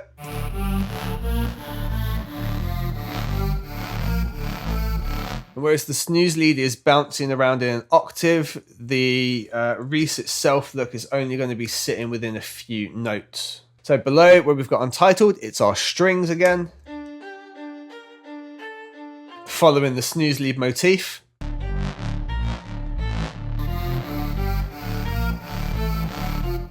They're all working together there. Below, again, I've got another Untitled one that's in red, so it's going to be strings. This is probably like staccato strings of some description. Cool, so that's playing on the chords of the snooze lead.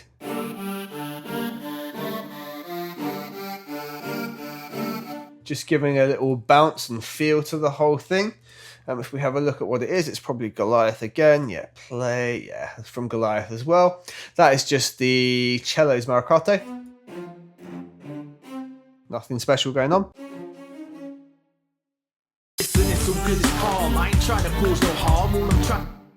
Then I've got this called Elec. Oh, it's just an electric sound.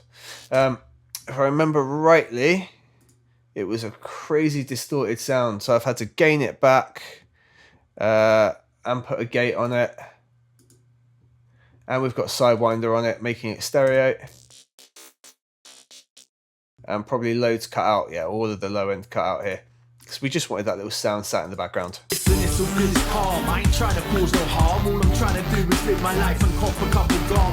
Yeah, it's mainly working with the Reese and Snooze lead. Yeah. Just some top end fuzzy horribleness there. Nice little sweep down sample into the start.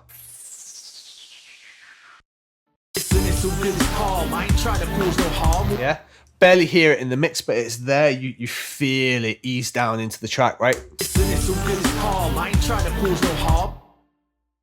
Tail end of the crash. And that's pretty much it on the drop section. I've got a cut bit of vocal that we're not going to worry about. A little bit of a riser coming in here, building up to the mid section. It leaves a nasty taste, being making money, and you know that I'm far from waste, don't act irreplaceable, because it leaves a nasty taste, being making. Yeah, and that's because we get a switch up and I take loads of elements out because I now want to start stripping it down again because the wall of sound is pretty big here. Like the tune's feeling pretty big, right? So here I'm going to start stripping it back down. I want to cut it back without the listener feeling like everything's disappeared because I want to build it up for a big smack and drop again. So we do a little riser and we cut something away, a little mental sort of signifier that something's being taken off. Vocal wise, that switches out as well to a different vocal stem, but I've kept the same ad-libs because I've changed the mix in the vocal because we've taken so much out. Making money, and you know that I'm far from waste, don't act irreplaceable, because anyone can get replaced. I'm literally the epitome of fire when I'm in the street, and you don't want to know or even think that man's have got the cheek, so don't let me in the booth, I swear I'll burn it to the ground. What you know about getting it, I'm still repping for the underground, spraying hard bars in any venue when I touch down. I'm eating, please believe me, lot ain't even having lunch now. Done with the forwards, awards and getting, still I'm repping hard, ain't struggles like me in these ends, they wouldn't even leave the... So here, I've really built it up. The strings change, the motif changes, everything rises and then drops to basically nothing. Spraying hard bars in any venue when I touch down. I'm eating, please believe me, lot ain't even having lunch now. Done with the frauds, awards and getting, still I'm repping hard. Ain't struggles like me in these ends, they wouldn't even leave the yard. So strip down. Chat, been there, seen there, done that. And what it's all about, these lot of... So here, we've only got the smallest of sounds and we're still rolling that motif along, yeah? So we've got just the strings. Do, do, do, do, do, do. And this rises up into what you think is going to be the drop of the tune. And then we've just got a bar of just rolling to build into it. That's this lot here.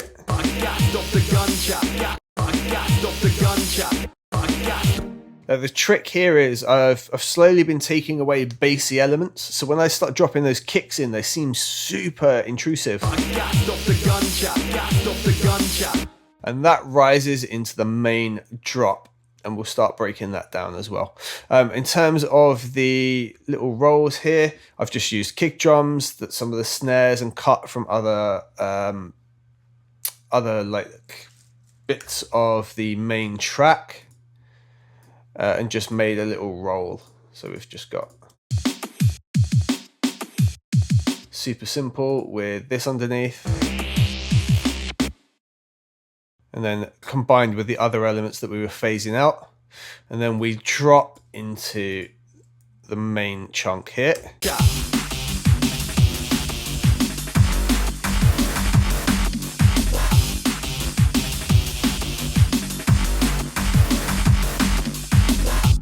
Now, originally, you can see I had vocals going throughout the whole tune. If I unhide the channels here, Not on this edit, but if we look at the previous edit, I've cut all of these vocals as well. I've cut this vocal section. I decided to just go basically like instrumental on this chunk, and then have the vocals come in later instead. It's pretty much the same thing going on here. I've cut a verse out as well. I'll just unhide those channels. With all the channels unhidden, it was a total of 50 tracks. If we hide everything away, we go to 44. Yeah, it was a decision I made. It was real hard to mix everything in. So let's just break down what this main DnB drop has for us. So kick drum. Really subby kick. If you're not on headphones or good speakers, you probably won't even get that. We got a cut up drum break. Another drum break. My snare from before. Tops cut up. And various basses now all cut together from different bits, different samples and bits of audio and different Reeses. They've all come from different sources. Like you can see they're all named slightly different, but together they all work.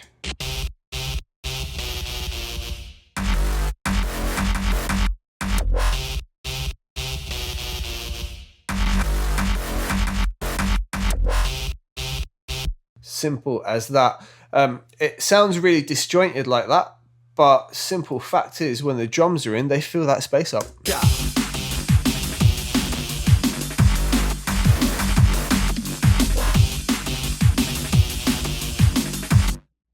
We've got my other Reese sitting in the bottom, just like grinding along. You can hear it in the mix.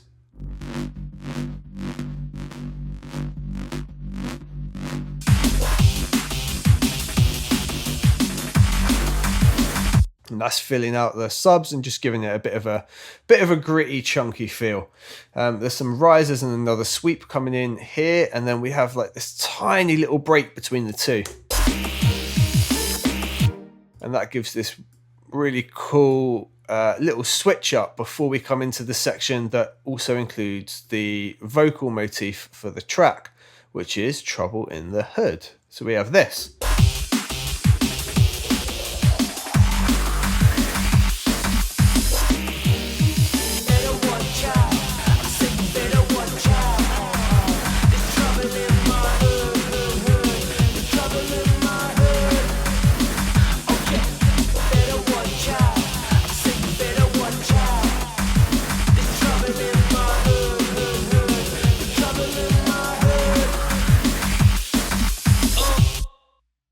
Sweet.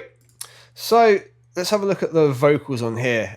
Frankly, I had a nightmare trying to find the right type of vocal to go over this. And this is what we ended up with. We did lots of different cuts and edits, and there's all kinds of effects going on. They've got their own vocal bus as well, if I remember rightly. Yeah, hook vocal just here.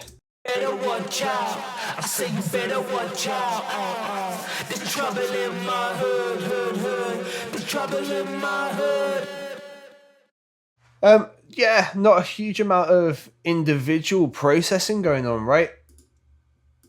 Or so it would seem.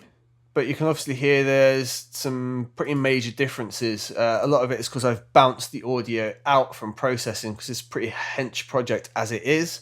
One that I can show you and obviously note is this one here. Better watch out, I say you better Watch out, there's trouble in my hood. And that has been pitched down, quite obviously.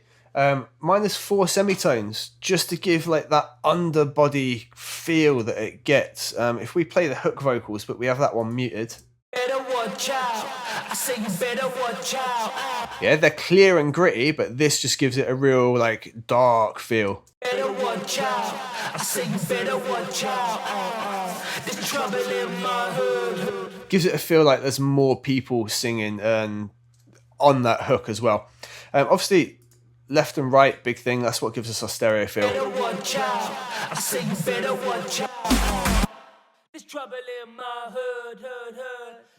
Then we got the low. Better watch out, I say you better watch out.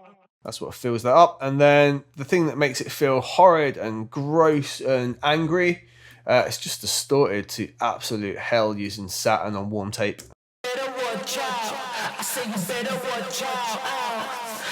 And then delayed like mad. And that's what fills it all up. So we end up with...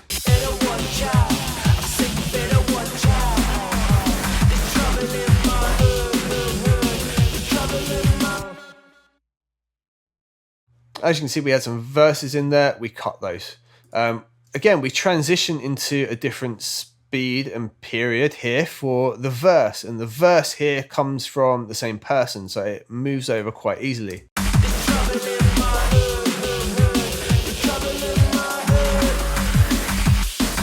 Oh, see, I grew up in a place where there's bear traps. Y'all are getting doggy down. Cool, so notice we've used the sweeps and everything to give it a feel of it hypes up and then zoom, calms down back into that slow-mo. And we bring the motif back again, right?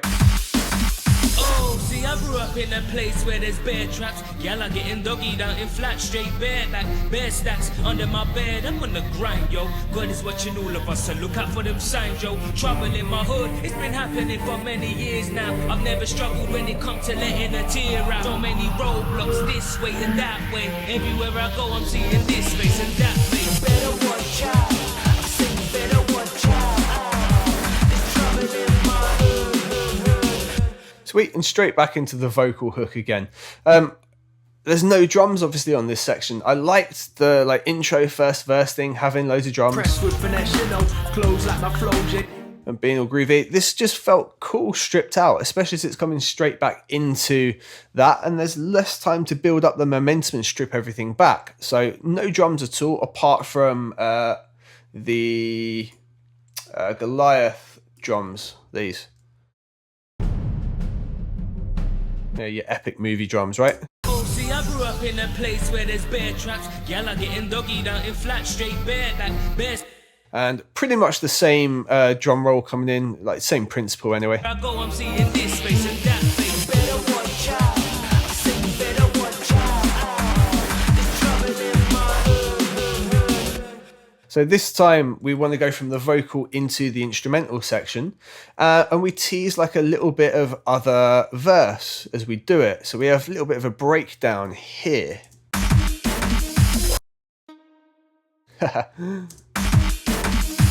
Gassed off the gun chat. Get that gassed off the gun chat, all the drums have cut out, we have a nice little roll, and it drops into the instrumental section again, which is like our hard drum and bass skank out fight in the mosh pit section. Gassed off the gun chat.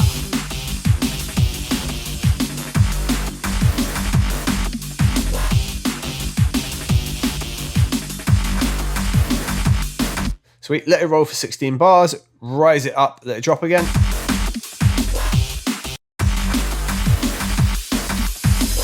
Warning, warning, people is coming, you better put. Yes, we got that. So it rose up, your ears go, oh, something's coming. And now we drop a verse over the drum and bass. So we've gone from like hip hop grime feel into DnB, into the breakdown with vocals. Now we've got vocals with DnB.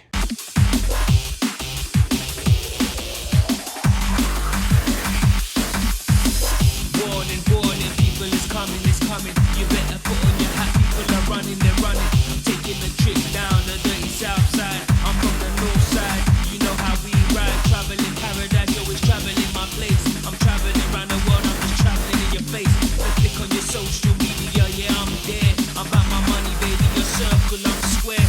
Listen, I ain't talking grudge events like you walked in mud. So now we've come full circle. We're using the motif and the recent everything from the intro over the DnB section with the original vocalist. Circle, I'm square. Listen, I ain't talking grudge events like you walked in mud. And you crap on trusting to you ain't just you there sleeping on. Don't wanna hear bars at the.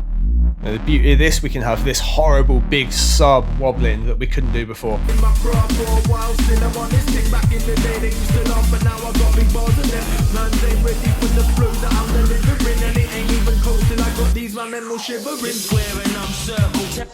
And that's it. We wrap it up from here. We've got one more like 8-bar verse, and then we go back into the full hook and start trading the song out. Square and I'm circle, tell me how it feels when you're 11 years old, dash your weight on the scales. When you take that same weight and dash it back in some film, can you wrap it up, stack it up and shot it on road? Yo, better watch out, I said you better watch out. There's trouble in my hood, there's trouble in my hood. So you lace your boots up and say let's go. You better watch out, I said you better watch out. There's trouble in my hood.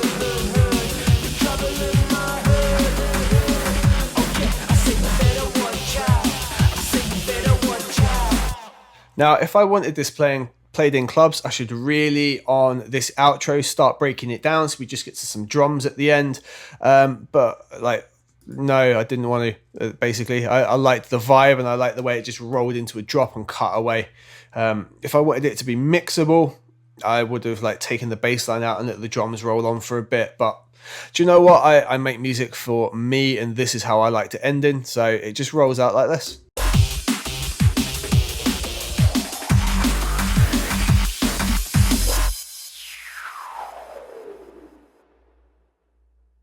Boom, and that is that. Guys, thank you very much for watching my breakdown of the track Trouble in the Hood. I hope you got something from it. If you did, throw it in the comments below. Ask me questions about it. I'm more than happy to answer. And thank you very much for streaming, purchasing all of the jazz of the track that is linked below. I shall see you guys on the next one. Been there, seen there, done that. And what it's all about, these lot of gassed off the gun chat.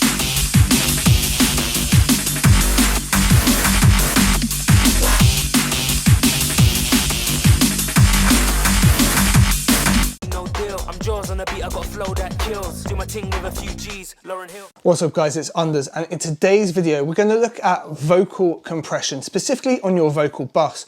This means you've taken all the different parts of your vocal, so your ad-libs, your harmonies and your main vocal, sent them all to one bus, and then there we're looking to compress them and kind of glue them and squish them together so they sit better in a mix but they feel nice and natural. And then when you've got that mix all ready to roll and your track is finally finished to be released, today's channel sponsor can help you out with that next step. And a big thanks to the channel sponsor DistroKid. DistroKid is a music distribution service and the best way to get your music out to all of the modern streaming services fast, efficiently, and within an independent artist's budget. Check out the description below for a discount. DistroKid is the distributor I personally use for all of my projects as Unders, Warrior Sound Beats, and even some of the artists I've worked with and helped them out with their releases. But without any further ado, let's dive into this mixing technique. So let's get into Logic and get started. Alright, so here we are in Logic, and this is the project we're going to use. And what I'm going to do is use the MU compressor here on the vocal just to squish it. And the reason we're going to use this type of compression is very simply, it can be very transparent, but you can push it quite far. And this particular compressor does a really great job. It has kind of that analog emulation feel, giving a bit of extra character added, as well as just being a very useful way of doing it. So the part of the track we're going to work on is this, and if you want to work on this track or have this entire project, you can download that in the description below as well.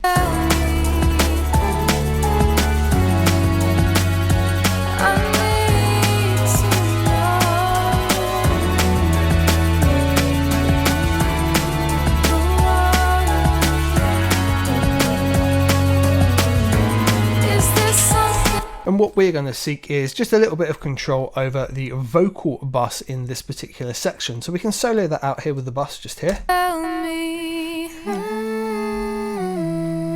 Now you can really hear all the crazy elements we've got going on to make that. And I just want to squish it all together and bring it up so everything sits a little bit nicer in the mix. Now there is a little bit of a compressor going in, but we're going to use the MU compressor just to really squish it up. So let's load it up. Super simple. We're going to grab this and we're going to go to MU because it's one of the last ones we loaded. So let's just break down the GUI really quick. Right at the top here, we've got an input and output for the meters. This black section here, we can just have a look at, is basically the same on the left and right. So we've got threshold, attack, output, and our release time with our compression limit option. In the middle is dual input, so that's how much of the signal it is pushing into the compressor. So if you're unable to, say, touch your threshold, for example, you're going to want to use that dual input. And then we've got output, which just gauges back either how much compression we want there to be, whether we actually just want to go louder in level or quieter in level with compression. We can adjust it as such. What we need to take into account is when we click on the dual input here, we can see we're like plus 23 dB, and our output we're minus 17.6. Then with compression, we're absolutely slamming, so we need to dial this in. That's the default, that's fine. We just need to really dial it in because we don't have like a ratio or anything to work with here. We're working with this input output threshold scenario. Across the middle section here, we've got the link controls, and this is useful if you want to have left or right work independently. So now if I move threshold, look, the other side doesn't move. If I now link them back together, they move in relation to one another again, but look, they're not in sync, so switch those off. Go up here, look, I can do an exact number, so I could go 6 on this one.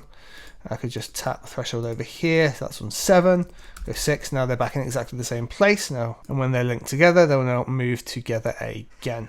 Middle switch, left and right or mid side, we can see they're labeled either side here, L and M, R and S. So left and right or mid and side. When we switch to mid and side, it will take link off automatically for us as well, because we're going to be doing those independently. And then we've got a link side chain. So that's this bottom section here. And the side chain very simply it's built in. So we've got internal or external, meaning we could maybe not compress the low end that would trigger the compressor a little bit earlier if we're doing something like a drum bus, if we needed to do such a thing. So let's just have a look how we might dial this in on the vocal. So obviously at the minute, far too much. The way I would like to do it, I tend to go just to like say -3 or something on the output instead, and then take the dual input right down.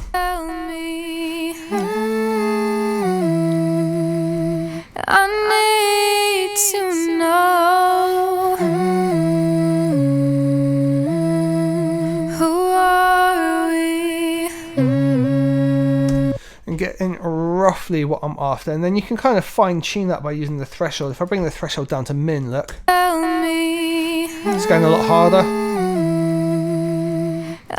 but notice it's really only changed by a couple of decibels, so the threshold's kind of like your fine tune there. So bring it roughly back around here. I think sort of 1.5 2 dB max is going to be about right for this. I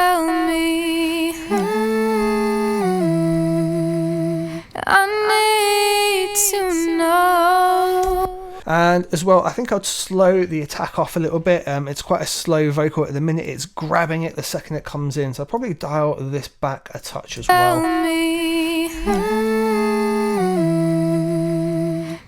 need to know. Now, the vocals don't suddenly drop off, they kind of sustain a lot, so a fast release is going to be okay. If the vocal was dipping a lot in level and then coming back in with something quieter, that's when I'd use a slower release, so it's going to still keep that in and kind of pump and lift the vocal all back up, but then the notes hold all right already and they release, so fast release when the vocal goes away, that's going to be fine for us there. In terms of the overall mix, I think we'll just keep that as fully compressed, and let's just try it in context, shall we?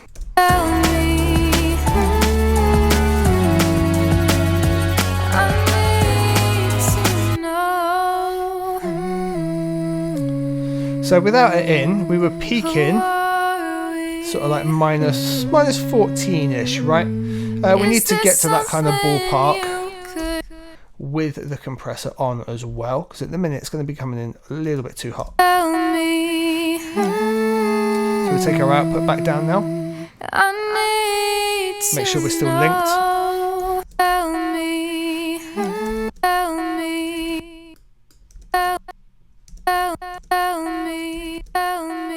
Too much. There you go, right around the same kind of ballpark there. So we'll have this off. So we just have this first section here. Compressor off, I'll put the compressor on, switch it off again so we can hear what it's like without it, and then I'll put it in context, and hopefully that's going to give us a little bit of an improvement.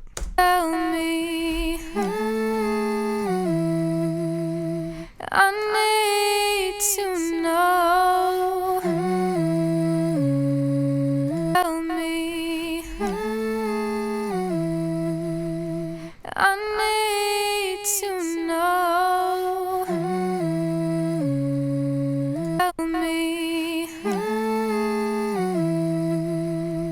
I need to know.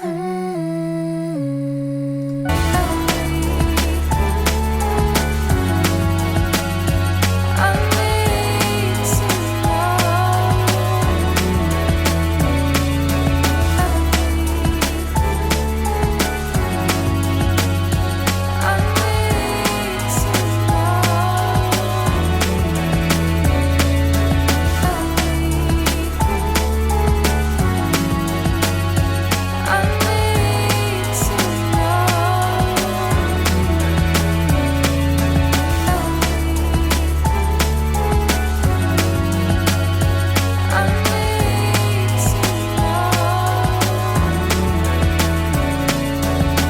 So hopefully guys there you can hear that when the compressor's in it's a lot warmer. It might be a little bit more squished, but it's done really nicely in a calm way, and it just helps the vocal sit a little bit more in there, bringing the warmth up, bringing the harmonies and everything up, and just literally, I hate to say it, but gluing everything together, doing exactly what it should do.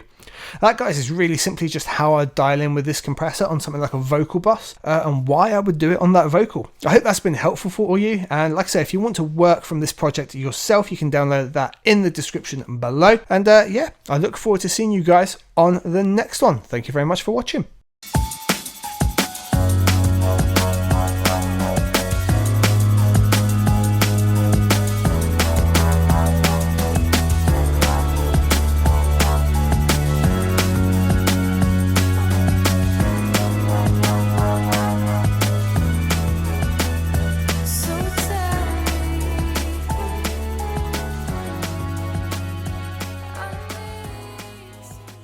What's up guys, it's Unders. Put a vote out to you guys what you wanted for this third national lockdown so we can get on to building some content and making some new tunes. It was a toss up basically between track from scratch and making daily Logic tutorials. So I'm figuring track from scratch in Logic right there. And we're going to start today by just getting a break in. I'm going to use the arm and break, show you how to chop it up, make our own drum tracks. We can reuse it in other projects and just generally get that thing to slam. So let's dive into that. Feeling heavy, but now I'm steady. Going up from hitting the ground.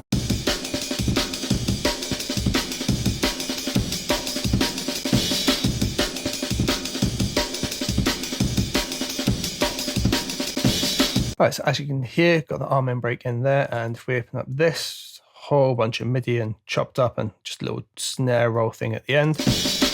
And one way to do it is delete that and just show you how to make that kind of thing from scratch. So I'm just throwing an audio track in there, who cares? So first thing is we need the actual sample itself. If you haven't got an arm and break sample, then on the likes of a Loop Cloud, you'll be able to get something close to it, or honestly, you can probably go find it somewhere.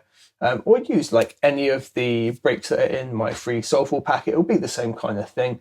Or at the end of this, I will upload the whole finished project and you can download that and work from it that way. So what we need to do is find the arm and break. So I'm just going to go over here into my media library, all files, head over to one of my drives. It's got something called a sample archive on it, which has got years and years worth of samples in it. We're going to put in the word armament, and we should have something in here. There it is, right at the bottom. That will do us nicely. Now we can just drag it over, stick it on the left here. Now the way we're going to do this, we're going to put it in the quick sampler first, and it says quick sampler original. We want to drop that guy in there. That's going to give us this, and obviously no playback. So what we need to do in here, we're going to change it from classic over to slice, and it's going to auto slice us for it, and it usually does a pretty good. We just make a quick bit of MIDI in here, just using the pencil tool, double click it, it's going to get this piano roll up for us. Alternatively, press E, brings that up, and just have a quick check. Let's cut them all right just by playing. Usually starts on C1.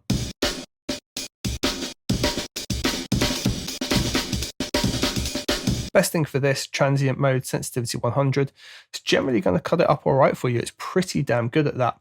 Now, you could actually roll with that. We could 100% make our break like this. And and use all those sounds. However, there's a much better way to do it, and it allows us lots more tweakability down the line. So once this is sliced like this, just right click anywhere in here, ideally between slice markers. I like to delete them. We're going to do create drum machine designer track. Isn't that just a wonderful name? What it's going to do is it's going to take all those slices and make them into individual drum tracks, and I'll show you why that's useful. So first things first, it's actually giving us a MIDI region, and if we play it back, we're already at 174 BPM.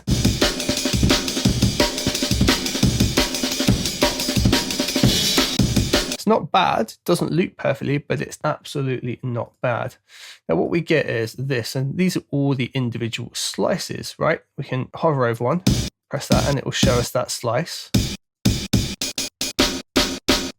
We can play each individual bit. All right, well, I know we could do that before, but notice how everything else is grayed out now. It's just playing that one segment, right? What's useful about this is we've actually got the whole sampler, and we can apply different effects to different parts of the drum break, so we can pitch one bit up. On the original one here, where it was just in the quick sampler, if we say wanted to pitch down the kick drum, which is here on C1,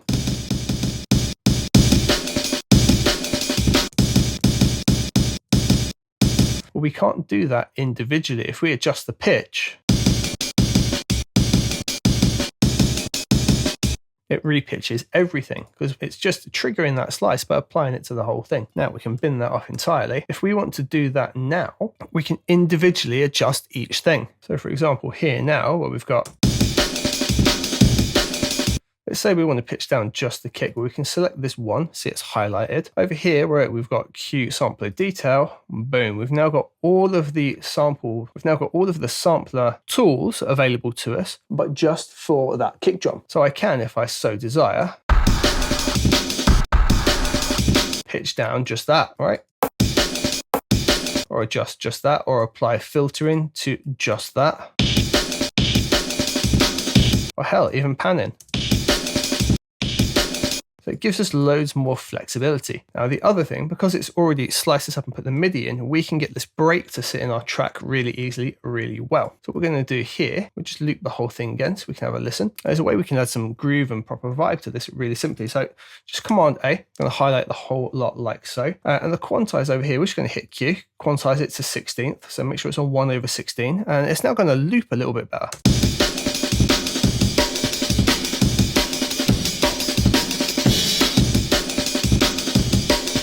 So that's that pretty much taken care of. Now the other thing we can do is add a bit of swing in as well, so we can change the feel of it.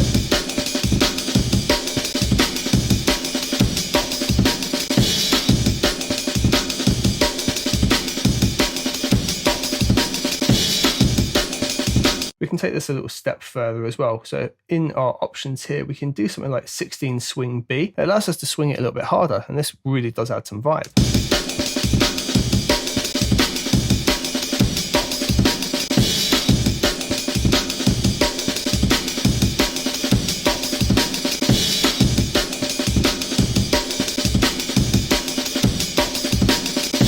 And to do little things like just make that roll at the end, just find the snare here, for example, and I literally just rolled the same snare out 3 times at the end, like so.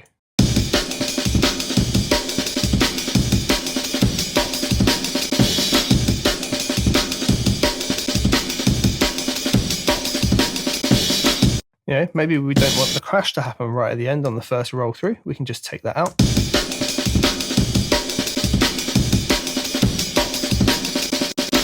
And we need to find something to fill in the gaps here, clearly.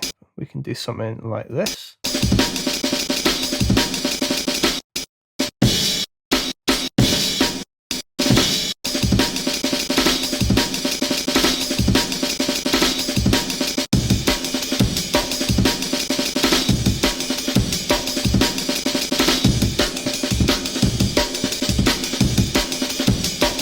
Because we've put this in our drum machine design as well, we can clear some things up. So for example,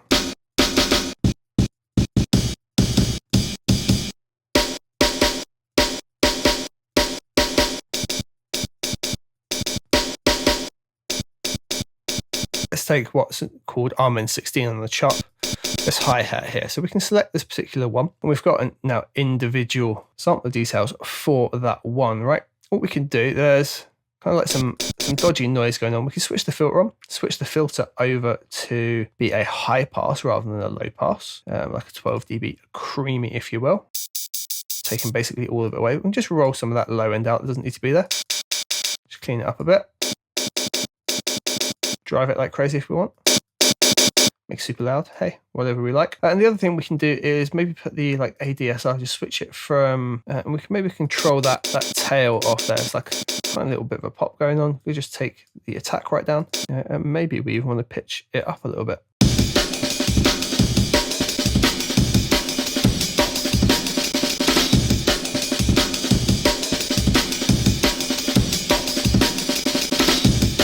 We can just go through, tweak and clean and really make the break our own. And then because we've got all the MIDI here and all the individual slices, we can do a hell of a lot more with it in terms of what we want to mix up and change as we go forward. This is a really easy way to get the like stuttering breaks and things like that come in. So for example here, bar 5 would maybe have it start looping back round, right? But we can just switch this on and it will just show us the chops that we've got. Let's just highlight everything in that bar and bring it over into bar 5. What we could do is take these two hi-hats out, double roll the snare on this section, just mix it up that tiny little bit. So we'd now go. Right, completely ours, and we could even bring back the snare here on this section. And it just makes it so easy to mix it up again. So we can now take perhaps everything we've got here, bring that over. And now the almond's going to roll through twice, but it's got slightly different mix-ups each time.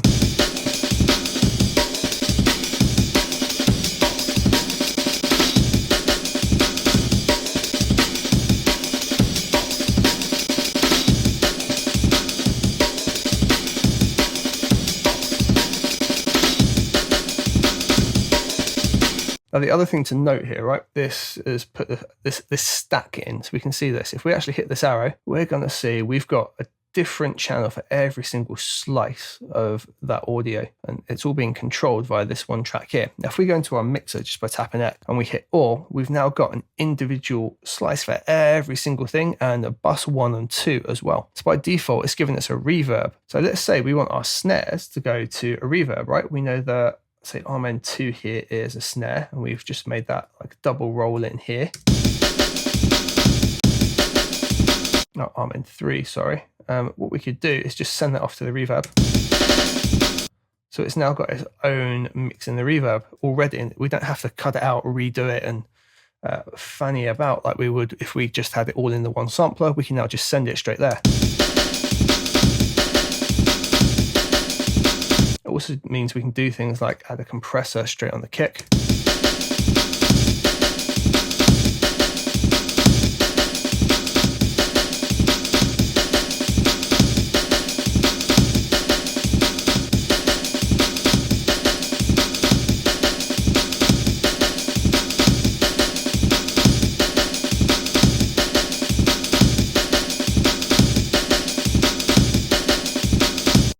And we can also do individual mixing on obviously each channel as well. So the snare itself, for example, perhaps we want that to pop out a little bit and we don't need the low end in there. We want to clean that up for our mix. We could do something very simply like,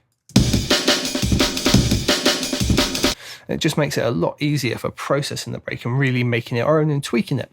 So it allows us to have that individual sample channel to pitch and change every single element of each slice. And then when it comes to the actual mixing side of things, we can tweak it individually for each individual sample, and it gives us panning options, sending to reverbs and things like that. Rather than just having the break chopped, we can make it our own this way. So that's going to be the end of part 1. And then next bit, I'm going to look at using the drum synth to add some of our own samples and sound to add some of our own synthesized drum sounds into the break and really fill out the drums for the track. So stay tuned for the next part. And we're going to drop another one right here.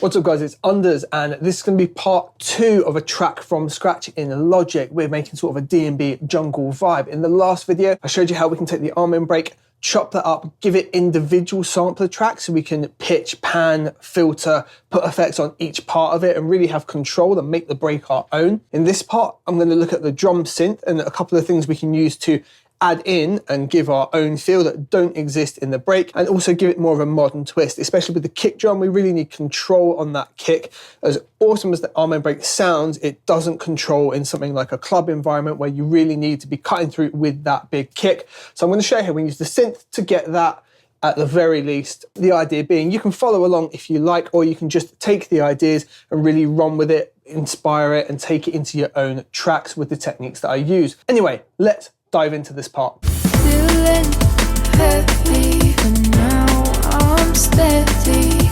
Going up, I'm hitting the ground. All right, cool. So we've got this arm and break chopped up here. We've done some very minor changes. We'll look at mixing it a lot more as we go along throughout this track from scratch. But for now, what we just want to do is have some control over the other elements. So we are going to use Logic's drum synth. So we could add this in. We're going to go software instrument, and we don't want you, we want Logic. And we've got drum synth just here underneath the drum kit designer. And for this first one, we're actually just going to grab it in mono and click create. The reason we're taking mono, we only want a kick drum and we just want it to be dead center. So it's just going to make that for us and drop it in here. And by default, we've got a heavy kick. So what we're going to do is just loop the first, say, 2 bars here. And C1's going to give us our kick. But they're actually tuned to the keys. So if we wanted to tune our drums, this is actually a really good place to start. So let's bring this right to the start. Up here, we're going to change that from C major. Let's go F sharp major. Why not? And what we'll do is we can then make our kick drum off of F sharp, which is just here.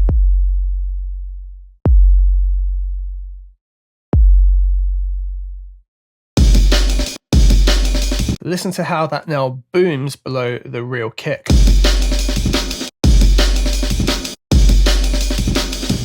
And we're going to drop another one right here.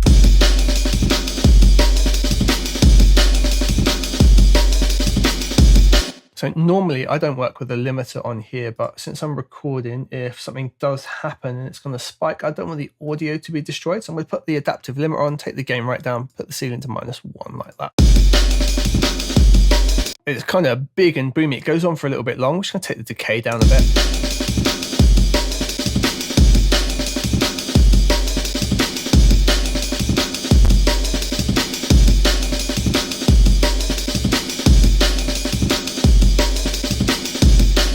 For me, that's working pretty well. So what we'd do, we'd go through and we'd take it and put it in wherever we're really going to have a kick. And we want to keep it on the F sharp because we know that we're going to put this track in F sharp. So it should be nicely in tune with everything, which can help us further down the line. If you watched any of my previous ones, I don't usually do this kind of thing till the end. I'll do synth drums that are maybe in tune with the rest of the track. In this case, we're going to pick the key and we're going to do it from the offset. So what we could do, we could just keep it so it just lands on every bar like that.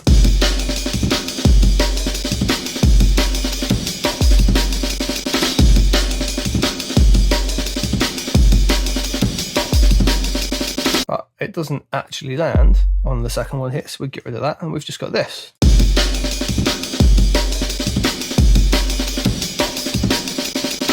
Instead we have our kick here this time, I believe, on this one. Pop it in like so.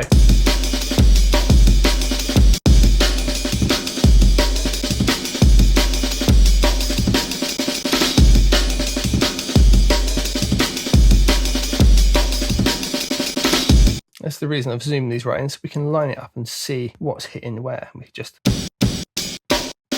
hear that that's our kick.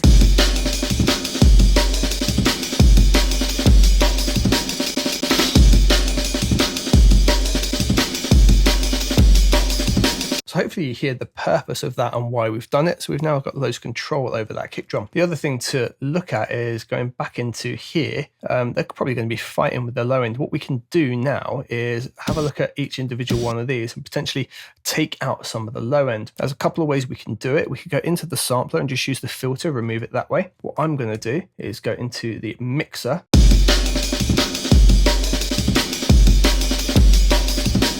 Yeah, to make my life a little bit easier, I'm going to look at naming some of these now. Crash. If you can't see a trigger on this page, you've got these dots at the bottom. Jump over to your next page.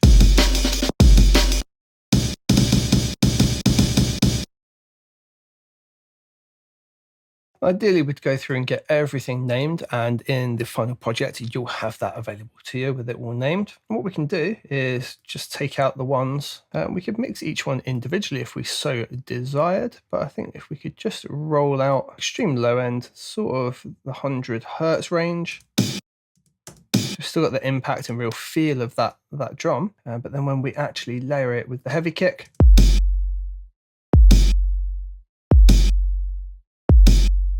if we have a look at the heavy kick itself, just bash an EQ on there real quick, we'll see it's got loads of low end, all below the 100 hertz range, so it's filling up that space. And we can actually put a 30 hertz roll off on that. Don't need all of that rumbling down there. And something else we could do is actually roll that off, so it's just like this, just covering that area. So now they're going to sit nicely together. And we can just go along to each of the kicks that's going to be in our scenario and do the same thing, although it can be slightly different for each one. As you see, this one's a little bit lower down.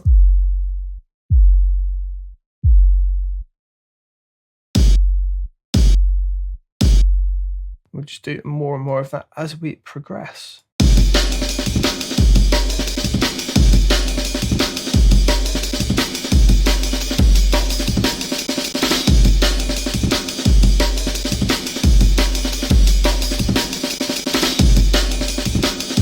Now the lazy way to do it would be just to go onto here and just put an EQ across the whole break itself and just roll that at its low end. It's going to do a similar job for you. If you've not got a nice beefy system like myself, this might be a better way to do it. Knowing that on most of the sounds you're not going to need that, you just want to free that space up there for your sub and everything else to be in, and just do it that way.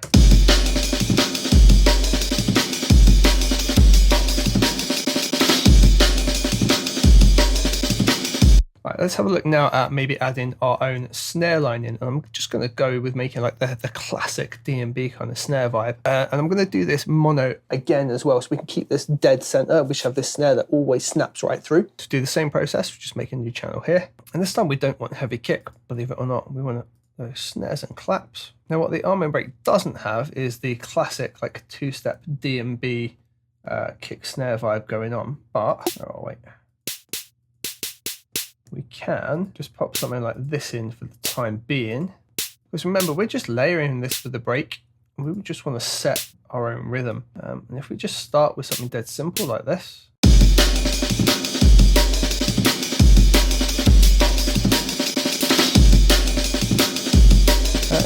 It's sitting pretty good right off the bat, right? It's this tiny little snare. So we definitely want to tweak that up and make something better out of this. So what do we got? Don't go snappy snare. We can go electronic snare. And I'm going to bash an EQ on this. What I'm looking for is something that's going to be poking through like the 200 to 300 range. It's got like some weight on it, and like this hasn't got, it's right down here. It's not what I want from this. Could pitch it up. And that's going to get me closer to what I'm after, right? So I've now got some body over here. Definitely don't want all that pain in the backside of the low end. That will just cause problems later. So I'm just going to roll with the EQ and I'm going to give it a boost like so. And that should be sounding more like a DnB snare right off the bat. Other thing I don't like this sound here. So I'm just going to curve that out a bit. And I like, oh.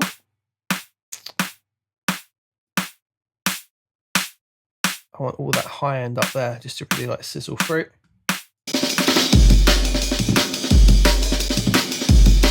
Without it. With it. Magic.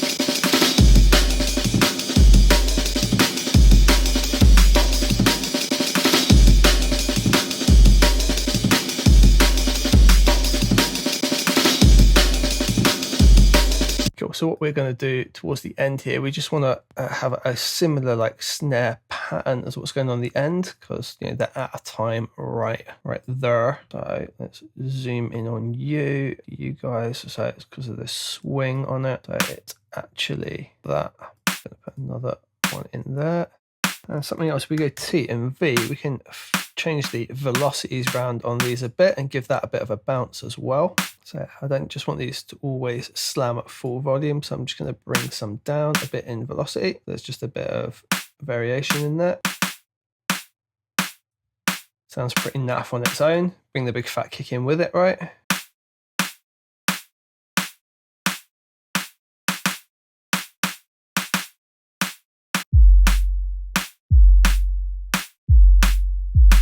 Boring and generic sounds you've ever heard, but when they're layered with the actual natural break, they just help it stand out and fit way more into a modern genre, like so.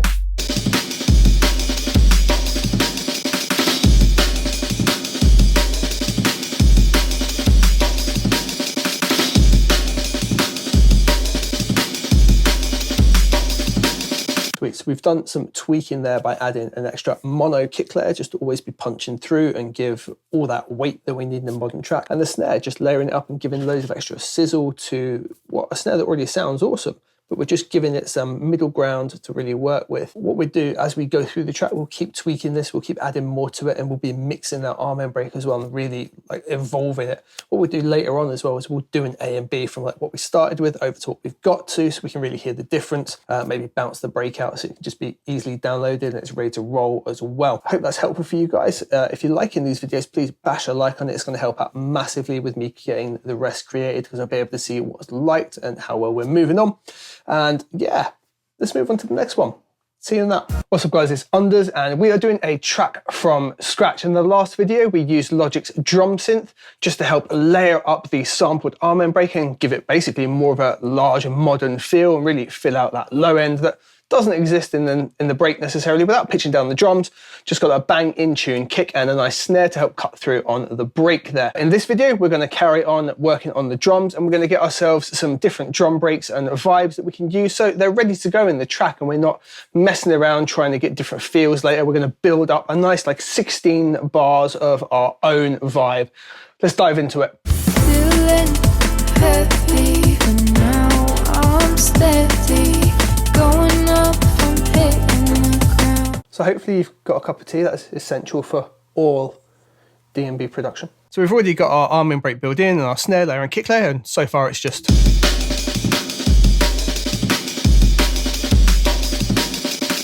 so the first thing that I want to do, I want this section to actually carry on for a little bit longer, this bit here.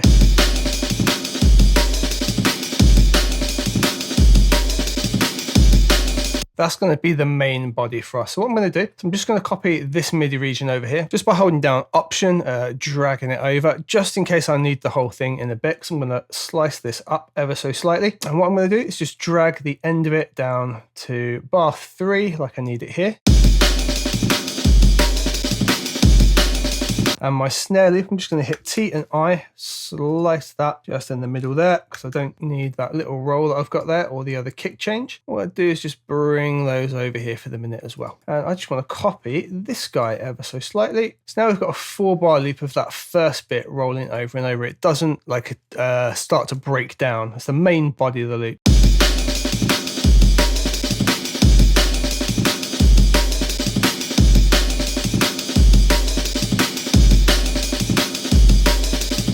What I'm feeling we could have on the second kick layer here is just a second kick on the way out. At the moment, we've just got like that single on each bar, the boom. What we do a syncopated one here, which is pretty classic DnB. I'm going to hit T and V. I just want to bring the velocities back up from when we were doing the hits earlier.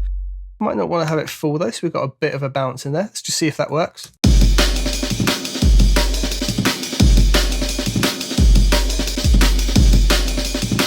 So that just makes it ever so slightly that little bit different, and that's our main break roll in there, I think.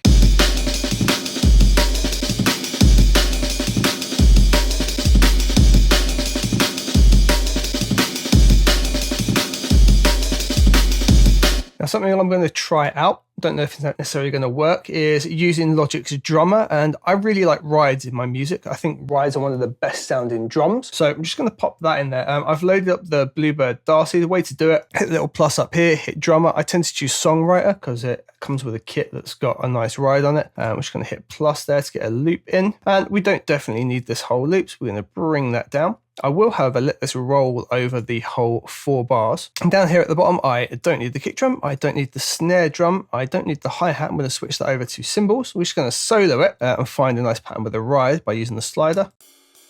Cool, perfect for me. And we can keep this quite simple but loud, so we just stick it right up here. We'll turn fills off, we don't need that. And let's just see if that fits in.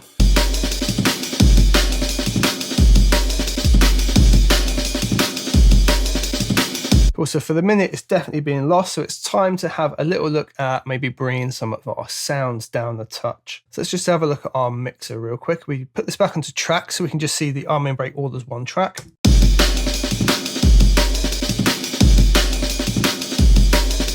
And it's fair to say we got a lot of loud things going on. So let's have a little look here. Our heavy kick drum synth, that's peaking at like -3. That's nice. However, the snare that we've put a bit of the EQ on, that unfortunately is going way too much up. So what we can do, we can open up the drum synth itself. We've got volume control. We're just going to dial it back by about 4 dB there because we're peaking, so we're still going to have a little bit of headroom.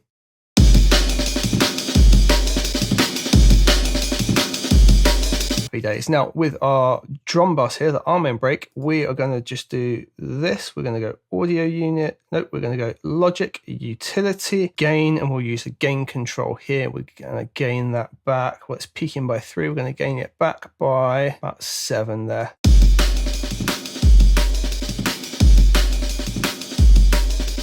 Now, I'm probably only going to use this drum channel just for that ride, which means I can be kind of cheeky. What we're going to do is go to the compressor and I'm going to absolutely slam the ride.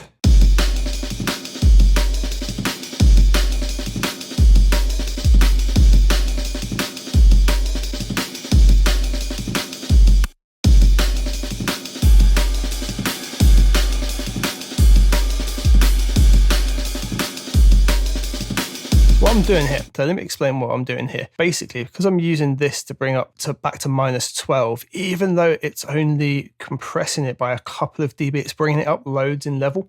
It really does slam it well.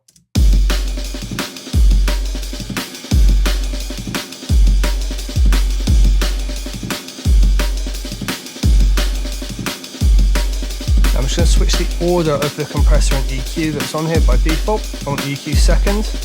Have a quick look at the audio, and probably not going to need too much of the low end. Just listen to it while we drag it away.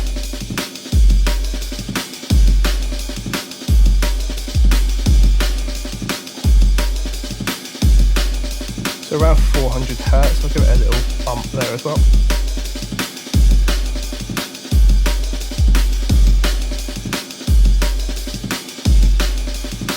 Cool, now I quite like that. What I'm going to do is actually copy this whole section, and for the next 4 bars to bring us all the way up to 8, all I really plan to do is change the rhythm here, and I might look to bring like a hi-hat or shaker in the next lot. So for this part here, we're just going to do this. Double click on here and we can get our drum track up again. And what I'm going to look to do is just get something a little bit faster and more complex, just using the control here. If it doesn't give me anything, or I can't find anything within here, I can do something like that. I'm not feeling that so much. No, okay. So what we can then do, we've got roughly what we're after. It's going to be slightly different to the first bit. Listen to how they change. Yeah, so it's hitting a little harder, and we'll notice that in the track. Well, we won't really pick it out, we'll kind of perceive it. What we're going to do though is we're going to right click on here, we're going to do convert to MIDI region. And what we're going to do is double the pace of this ride. So I'm going to take all of these, copy them over like so, and while they're all still highlighted, press T and V, and it'll bring all of the velocities down. So now, happy days. We've still got the swing over from there before, so that should still be sitting quite nicely. Happy days.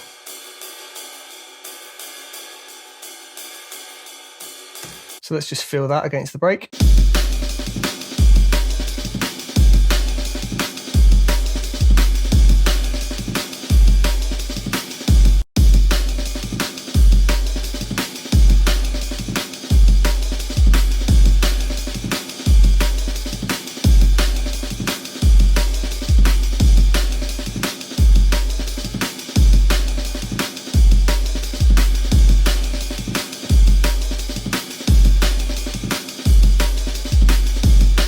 I'm just feeling coming towards the end of 8 bars, we could maybe do with something changing. I don't know whether we like even just throw another kick in and we do maybe like a bit of a offset snare roll like so. Something as simple as that. And then maybe on here, we'll look to match that little snare roll that we just did. What were we? Just here. Just with a nice quiet snare, and then we've got the other one that lands there. And then we'll just look to actually repeat it like so. So super small change, but hopefully should just like signify that we're rolling over the end of the 18 there.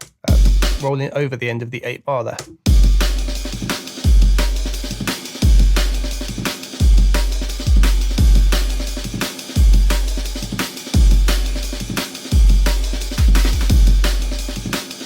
Yeah, that works for me.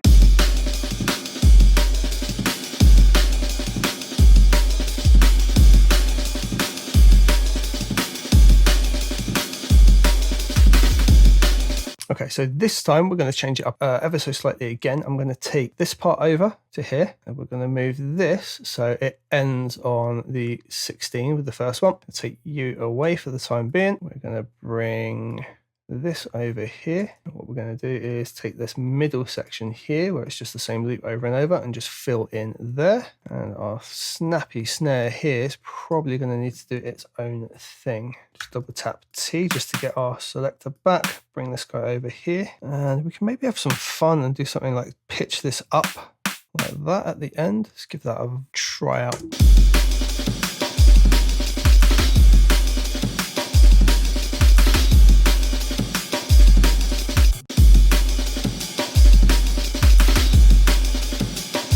And this one, we need to put a kick where that snare would be.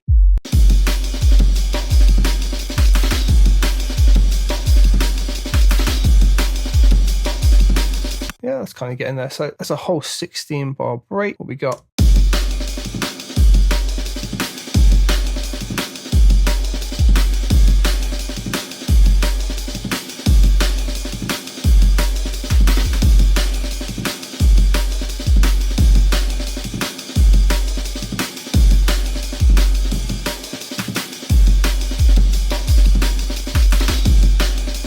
Works for me. It's all in time. It rolls through. It's pretty good. I'm feeling a shaker, but honestly, instead of making one, I'm wondering if we can literally just borrow one from Logic's loops. So we're going to have a look in there. Don't know, but let's have a look. If we just put the word shake in, what can we get?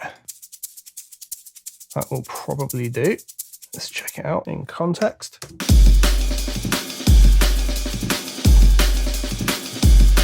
Okay, like that. Okay, let's layer these two up. Why would you do that? Well, I'm going to try something out and see if it works. It's not too bad. It's too much when it's like that though. Go about 30 either way. They're clearly too loud as well, but dial them back to say like -9.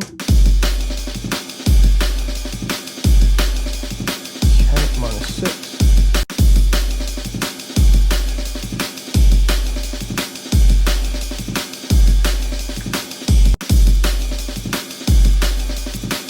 I quite like that. Bringing that into the second part. So after the 8 rolls through, we'll then have this shaker. It's just sat there in the background, really stereo. Let's just listen from here, and then when the shaker comes in, it will hopefully be evident.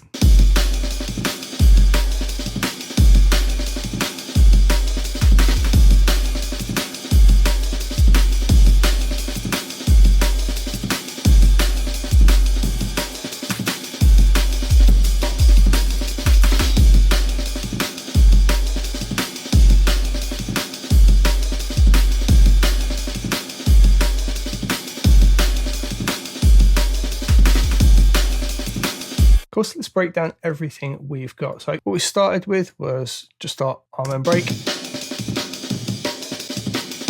Which, yeah, don't get me wrong, sounds great, but we can really build upon it and make it so much more. So heavy kick.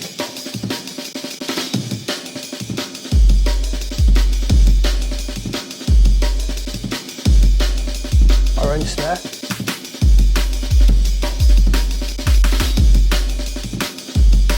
Just cuts through so much more, right? Our rides. Loads of top end now. And then our shakers on the left and right.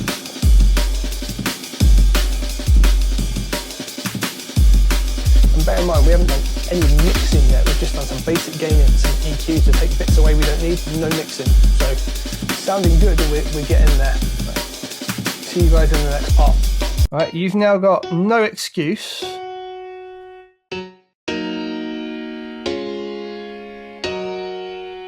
to not be writing chords. What's up guys, it's Unders and we're still doing our track from scratch. And in the last bit we made it up, so we've got like a nice 16 bar drum break. Our break's pretty much there. We've done no mixing on it, but it's sounding pretty good. We've just done the basics to make sure we're not destroying everything as we go down the road. If you listen to tracks by the likes of Mohican Sun, there's always this kind of like mysterious pad that goes on in the background that keeps the chords going to any like vocals and other bits that pop in. I'm gonna try and build it with something like that, find the chords, give you some ideas, because I will find chords on the keyboard just here, but I'll show you a way we can do it in Logic with our point and click in case we don't know how to get the different modes and things like that. Let's just dive into it. I'll show you what we're doing. Let's go. Feeling heavy, but now I'm steady.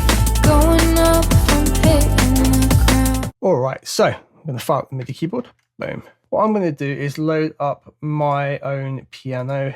If you download the project that comes with this, you'll have it. If you want to get it straight away, you can download it, link in the description, all that fun stuff. It's called Unders Lo-Fi Piano, and just a custom piano sound that I put together. So what I would probably look at doing is finding some chords that work together. You know, using this and then maybe build that into the pad. I tend to start with a piano just because the piano's always got like a neutral sound. Chords work with it, melodies work with it. It's got a nice wide range. Just find it easy to start writing with. You do whatever you want to do. This is how I do it, okay? And yeah, let me show you a way that we can do this using the piano roll if you don't have a MIDI keyboard or you don't know your chords or for whatever sodding reason, know what I mean? So let's just make a note like so. Bonk. And what we'll do, we're just going to draw a note in and we're going to put it on every single note throughout a scale. So it's on every single note throughout that scale now, right? Let's highlight all of them. Now over here, we've got scale quantized on the left. We're going to leave it on major because we're in F sharp major. And we're going to switch this to F sharp like it's already been. And we're going to hit quantize, boom. And there we go. So that's now stuck a note on every single note in that scale for us rather than everything. It's going to sound terrible, but that's not to worry about right now. Now what we need to do here, we're going to copy this. As you can see, it's leading off of C sharp. So we're just going to copy that up to C sharp. We'll do the same again. Okay, we're now covering 4 octaves there. That should be good enough. Now, this bit, if you don't know how to do your scales and you don't play on the keyboard, this is going to be a lifesaver in Logic, so stay tuned for this bit. What we're going to do is go up here to this little arrow on the top left, and we're going to drag half a bar before our track starts, just like that. We're going to take this little thing that we made with all the notes on F sharp major, and we're going to put that over here. So we've now got that over there. We play our track, it's still silent, there's nothing there, right? However, if we drag this over, we've now still got our MIDI channel in this space, but because we've got it looped and it's going before our track, nothing plays. Now, like before, in the last bit where I had certain drums playing and I restricted it so you could only see the ones we'd be using, I'm going to do the same thing. And now, all of these notes are going to be within that scale. Simple as that, right? How easy is that? So now, we can make chords pretty damn easily. So let's say we wanted to lead and make a chord off of F sharp. Okay, we're going to go there. If we skip every other note, that's generally going to be a triad, right? So we'll have something like this. As long as we skip every other note, we've got safe triads. Easiest way to go.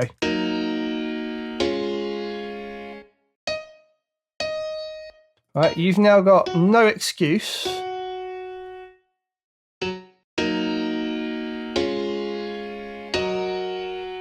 to not be writing chords. that was easy enough to make, right? Using that, you can definitely find a chord pattern that you like. What I'm going to do is now noodle about and find something that I like, and we're going to do that off camera because I might take 10-15 minutes. And once I've got something that I like on the piano, we'll move on to the next bit.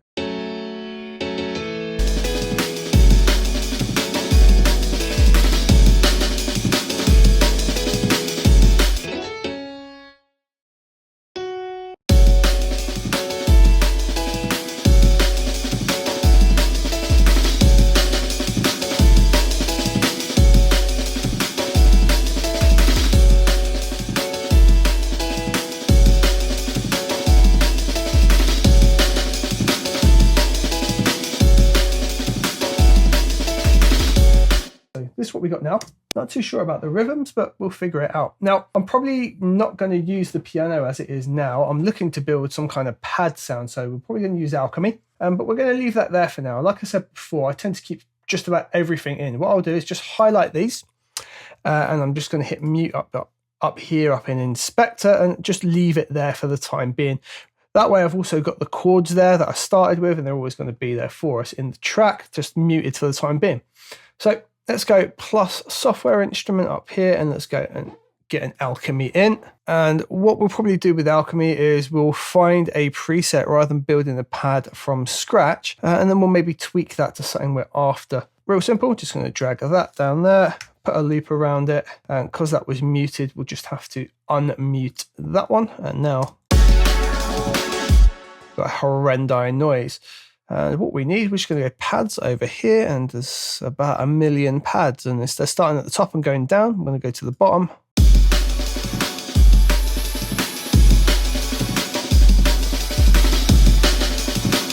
Cool, so straight away, what I want to do here, just from here in that, for the pads, I just want the chords to be straight. I don't want that like little melody cut that I put in there with the change.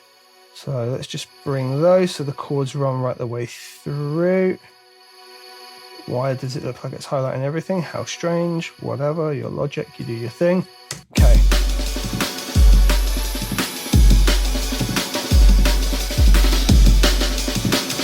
You know what? I feel like I could like half this and slow it down. So to do that, by the way, you can just hold Option, drag it along, and it stretches the whole thing out in time.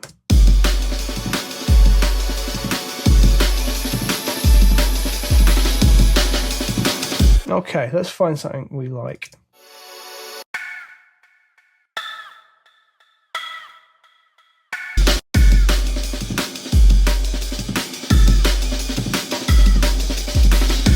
All right, so super random, but I like this wood block sound. I'm just going to keep it there. I might use it later.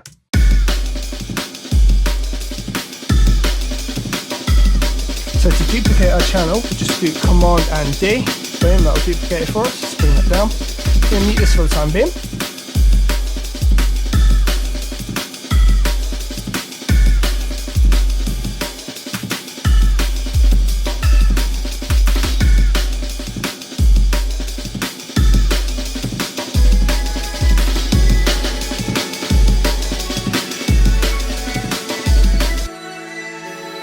Okay, so we've got this Vox Pad Layers patch.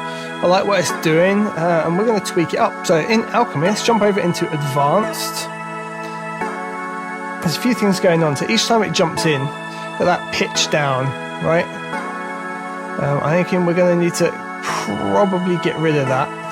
The way it does it is it's got all these tunes here pitched to various things on each oscillator. It looks like they're all just linked to the one ADSR, hopefully. So it could be quite simple to undo it.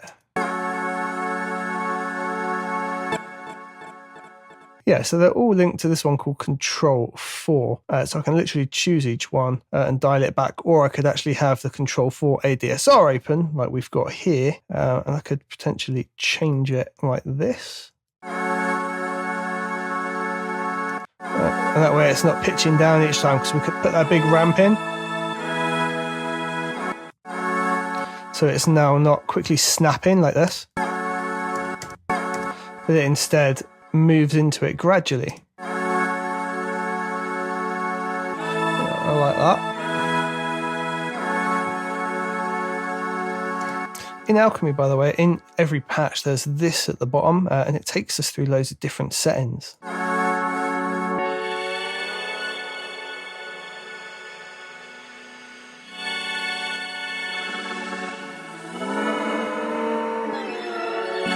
Right pad's where we're going to stick for this one, though.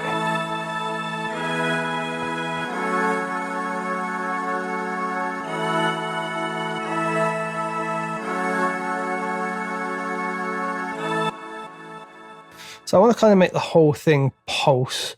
There's lots of like things linked at the minute, but this cut off here.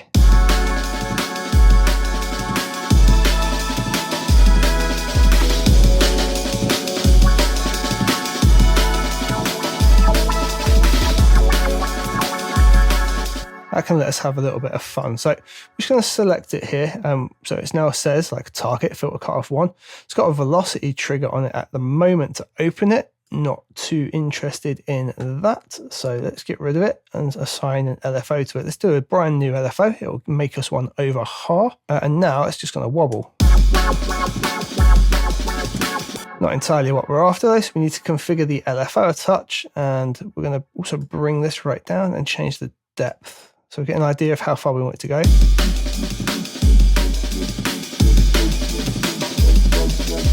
Yeah, probably somewhere around there. And now sync-wise 1/4. 1/8 might be a bit quick. Might be quite fun to automate this actually. We'll give that a bash, I reckon. And we're going to take the res down ever so slightly. Instead of this being clean as well, I'm going to change it to a 24 dB slope. We're edgy, so we can add a little bit of drive.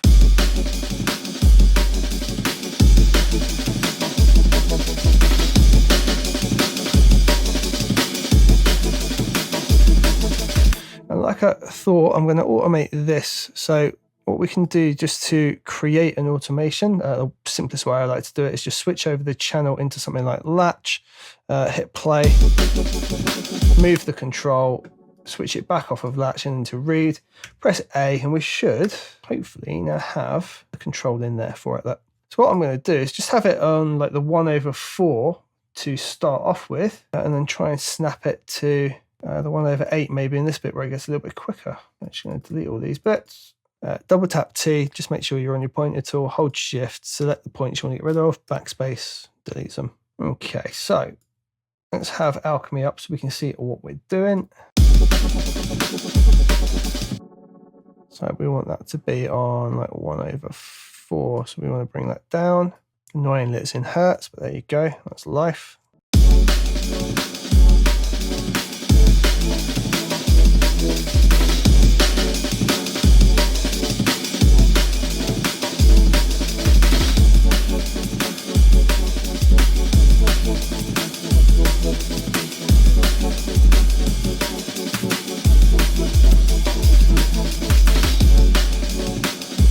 And just going to keep listening to it and tweaking it till it's right. What's up guys, it's Unders, and we are still doing our track from scratch. In the last video, we were using Alchemy to build a kind of a pad sequence similar to what you would hear in the likes of Mohican Sun's music. And we were just building that out. We were using an LFO on the cutoff just to make it move between different sections, between the first 8 bars and the second 8 bars. And that's where we left off. I'm going to carry on developing the track from there. Let's get into it. Feeling heavy, but now I'm steady, going up from hitting the ground. Cool, so for the most part I like what's going on here. I do want to thin it out a little bit though, so what we're going to do, I'm going to jump into effects at the bottom of Alchemy, and there'll be an EQ in here. You've got a 3-band EQ right at the start. I am going to switch this last part of the chain on, and what we're going to do is see if we can pop another EQ on. Actually a bandpass filter might work nicely for us, so let's try that out. I'm just going to solo the pad layer out for the minute. And looking to take some low end out, so I'm going to take it way too high and dial it back. Probably somewhere around there is going to be good. And I'm going to narrow the tops out of it as well. So it's something like that, right?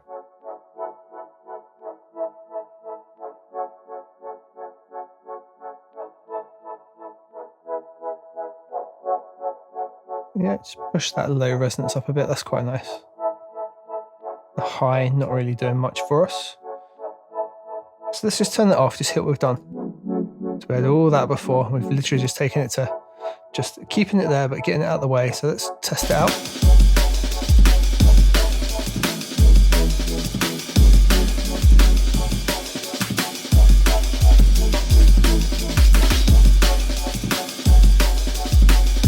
Cool, so what I'm going to do with this now, that low res, I'm going to look to automate it, and I want to basically slowly bring it in across the course of each chord. So what I can do is I can click on it just here. I could do add modulation and do AHDSR, and we'll just do a new one. Basically what I want is a sort of a long attack.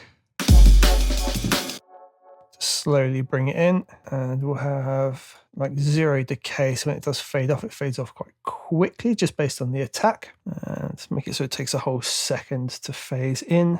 What we're going to dial it back now, so we've still got loads of the low end in. But we're going to use the depth here. You can see the orange one moving over to bring it out over the course of that 1 second.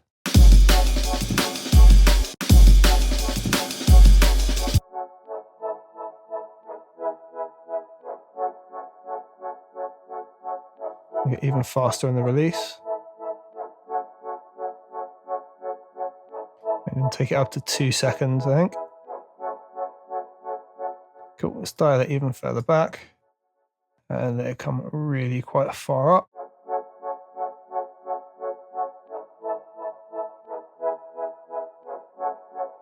That just gives us a bit of movement to it, that's nice.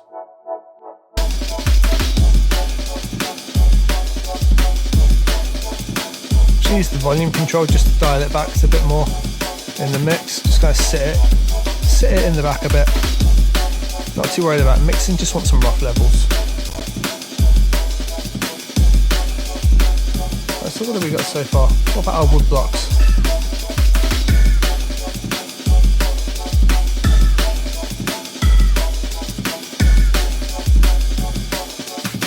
I just like what that was doing. We can dial it back though quite a bit.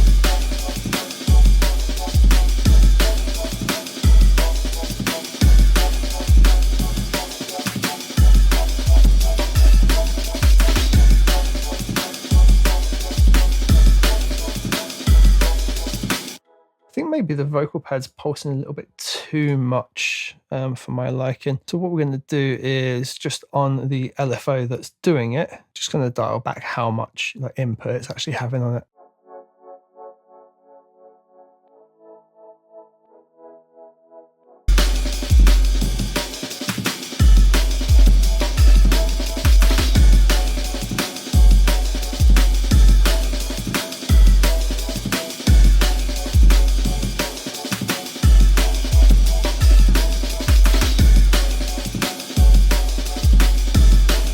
I want to listen to the whole thing in context for a sec.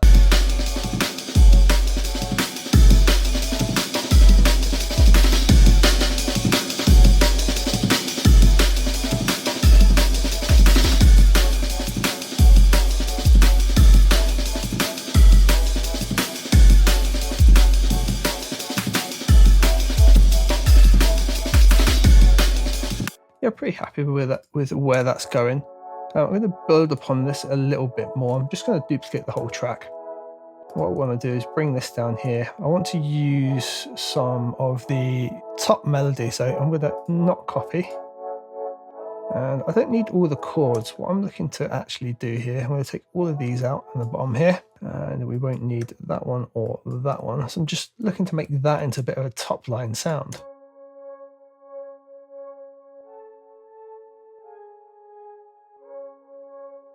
And C4's relatively high up, but it's all right. There's a patch that I think might work really well. If we just go into browse, not that one, although that might work.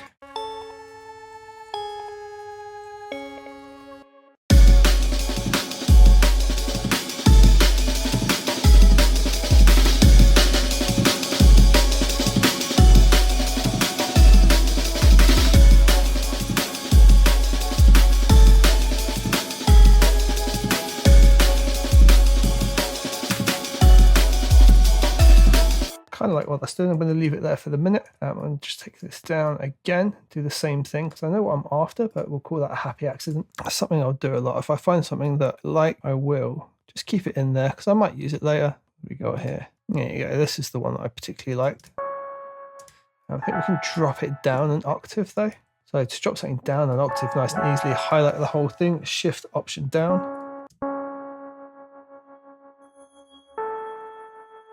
What I want to do here is arpeggiate it. Now I can do that inside alchemy itself. So we can go down to ARP just here, and we can change it from mode off to something like up, or we can do chord or random. Either way, we've only got a single note, so it's just going to repeat the note over and over. The pacing's the important thing on this particular part, so we need to set the rate down to like 1/4.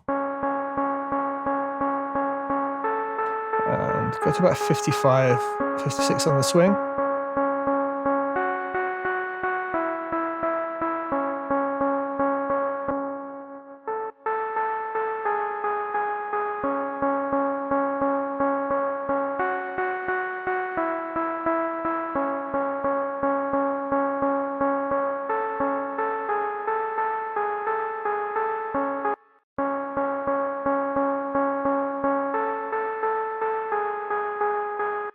Now what we can do here, we can use this to adjust the levels of it.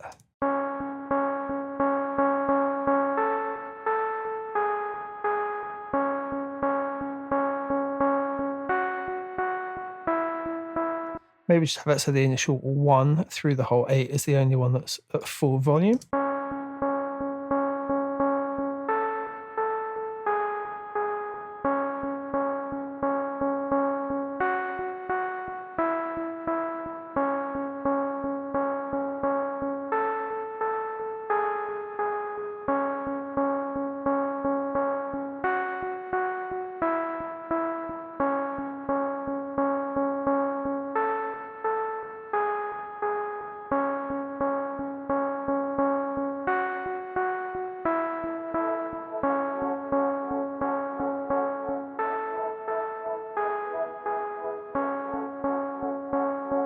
And what I'm really making here is a melody to go onto the second part. So I kind of liked everything we had before, but I feel when we get to that 16, we now need to introduce a melody. So what I'm going to look to do here is have it be a little something like this. I'm going to have you muted and have you muted. So we'll go through this.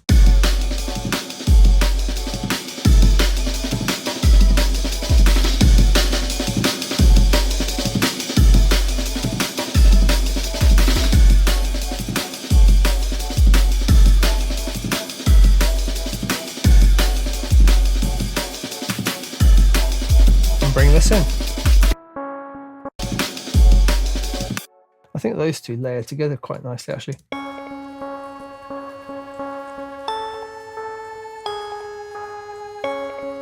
What we'll do, we'll actually keep them as a layer, we'll keep them as a group together. So I'm just going to do shift, highlight both together, right click on them. We're going to create a track stack. And yeah, they can be a summing stack to be honest. So that way they'll have this just here, which lets us actually work on both together. So if we do that, we'll just name it keys.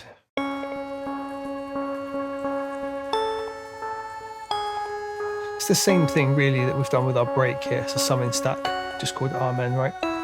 Same principle, we've just got these two in here. So now what I want to do is I'm going to take this whole section, copy this over. I'm literally going to have that whole section repeat as is, but we're going to add this underneath, and that gives us a nice 32 bar section.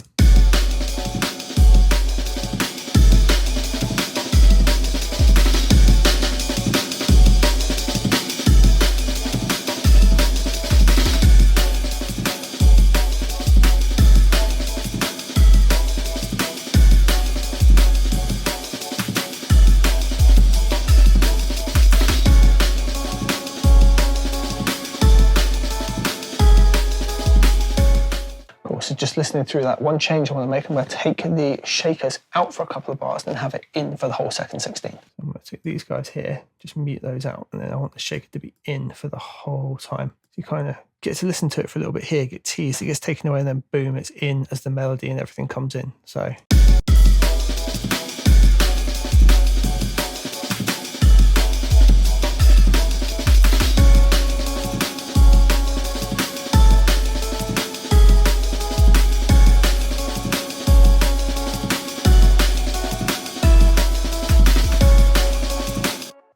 what's the chance that our piano chords work?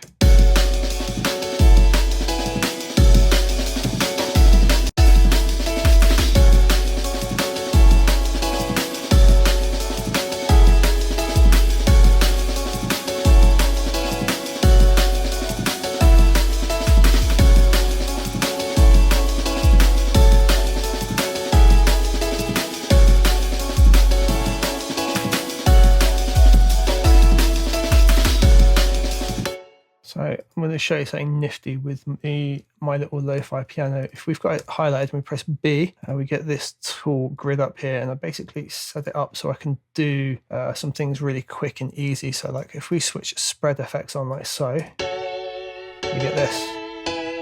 More importantly, if we switch this low filter on, do stuff like that.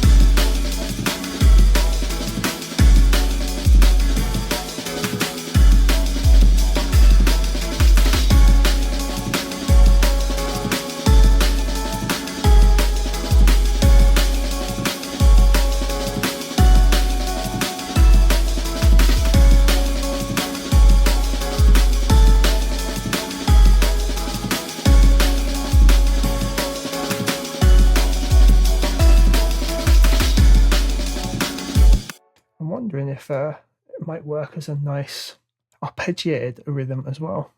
So what we could do in here, we could go MIDI FX, arpeggiator. Take the speed down, 1/8 perhaps.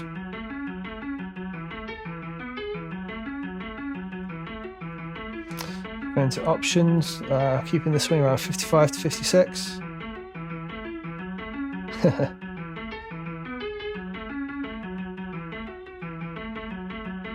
Do it as played.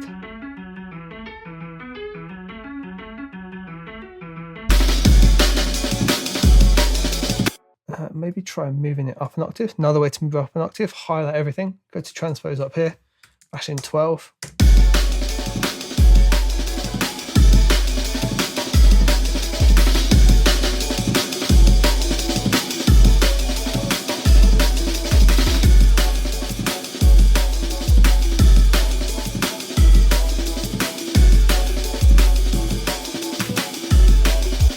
Yeah, I think what we're going to do is have the lo-fi filter on, keep the spread and everything on, have it arpeggiated, and move it up over the course of the 16 bars. I will just record that in, I think. We're going to need U on, we're going to need U switched over to touch.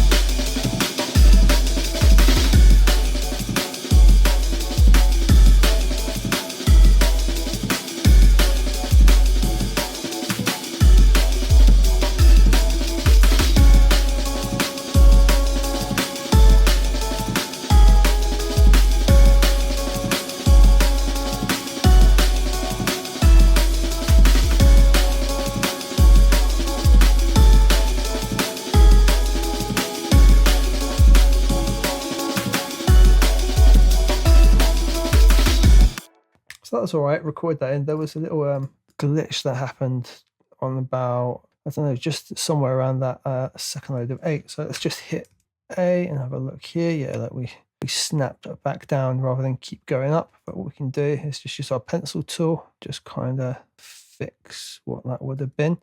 So what I tried to do was just gradually go up at the start of the first one and then gradually go up, but just a little bit higher on the second. And that just gave us a nice little build up in the background, just some tone in the background using that lo-fi piano.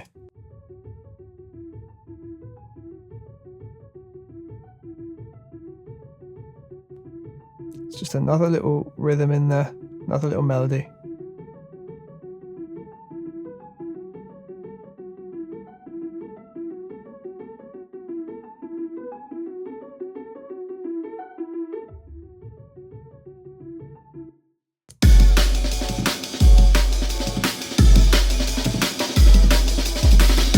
yeah, no, I'm pretty happy with how we're developing that idea.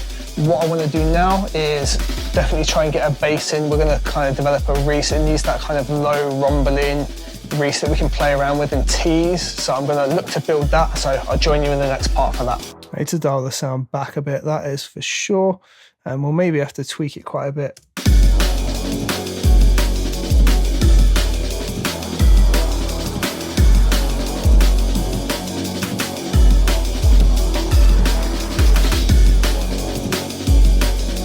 What's up guys, it's Unders. In the last video, we kind of found ourselves a melody, carried on building up with our chords, just generally getting the shape of a nice long loop and the fundamental elements of our track together. In this video, I'm now looking to sort of add a bass. I want to build something that's kind of low end, reesy, just to fill out that space. Looking at the chords and melody I put in, I'll probably just use the low notes on the chords, make something that slides into one another to give a nice consistent feel and movement. Let's get started, shall we? Feeling heavy, but now I'm steady, going up and hitting the ground. All right, so we've got this.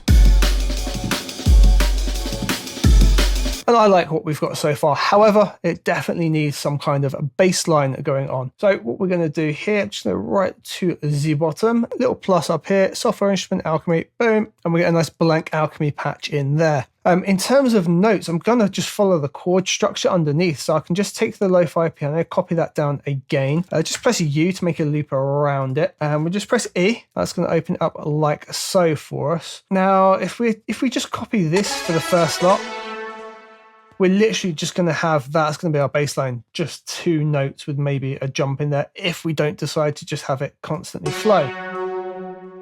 Where we're going to try and make it interesting is the style of the bass itself and the automation we're going to use with it. And maybe we'll flex it up into more of a melody and things later. It can maybe follow along with the piano melody. But to start with, I'm just going to go with this. And I am, in fact, going to take these 2 away and just make them full length like so. And yeah, I do want them to roll over a bit like that. I'm going to take all the top notes. I'm going to roll them a little bit over into the next. And I'm doing that so that the notes overlap each other slightly and we can slide one into the other. And I think maybe we will have the jump here. So at the minute, we're just...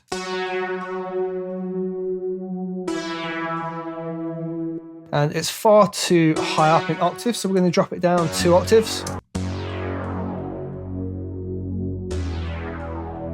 And you know, oddly enough, the default patch kind of has what we're going to go with. I just don't like the attack and the phasing side of it. But, you know.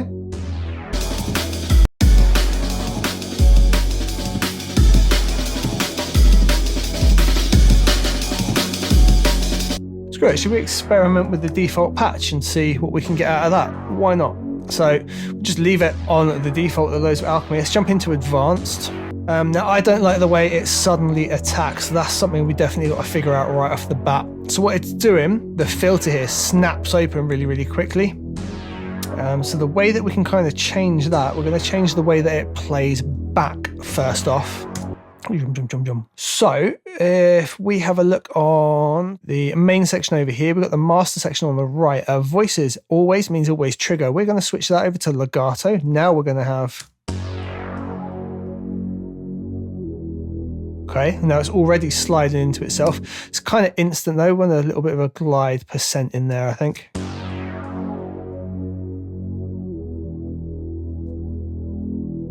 Getting somewhere right off the bat. All right, and this cut off, like snapping open on here, I am not a big fan, but look at all the stuff it's linked to control 2, linked to velocity as well. So let's take the velocity one off. Boom. So we've got a bit more of just a bomb straight away. I'm going to slow that attack off though. So it's ADSR2. So on here, we've got ADSR selected. It's currently on current 1. We're going to go 2. And we've got this. I'm going to just give this bit of a roll in instead. I like that more. Wow. That's nicer.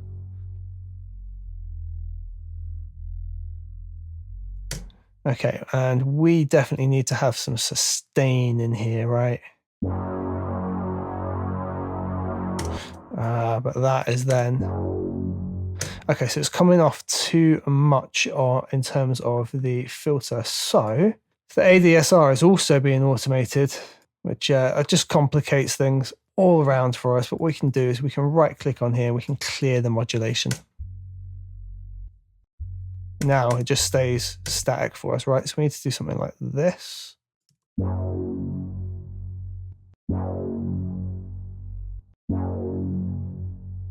But we want to hold the note for a little bit as well. And a bit of sustain too.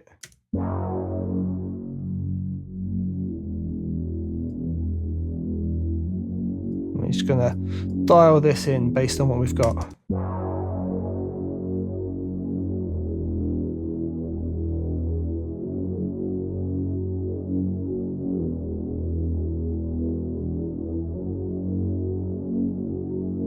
Okay, so things coming down a little bit too much. Just keep it higher up. I'm going to bring the attack in a bit slower. Okay, and that's where it's going to hold. That's actually quite nice.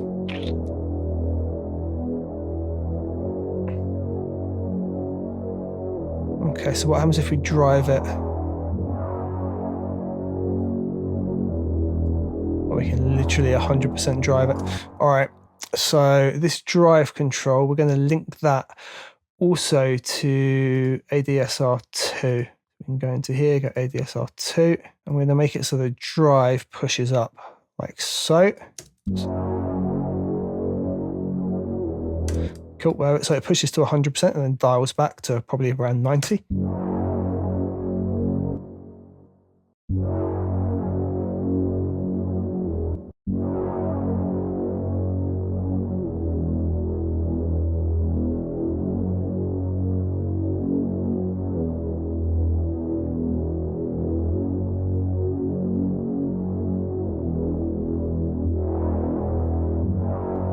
Let's check it in context, shall we?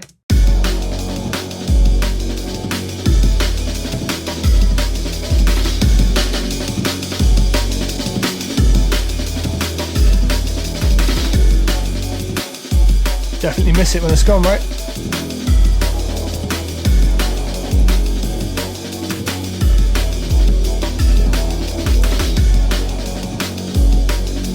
All right, so we're getting somewhere with that, that's for sure.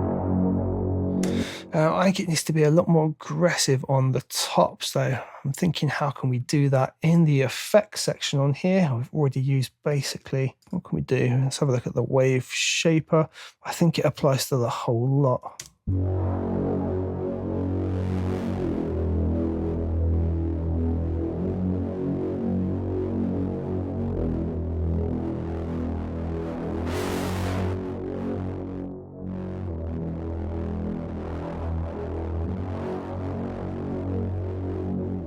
Right, so we're just warming it up just a little bit with the wave shaper, but not so we're getting those horrible crackly pops.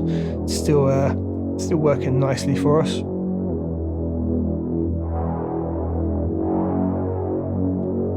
Cool, we've got the bits where the notes change a couple of times.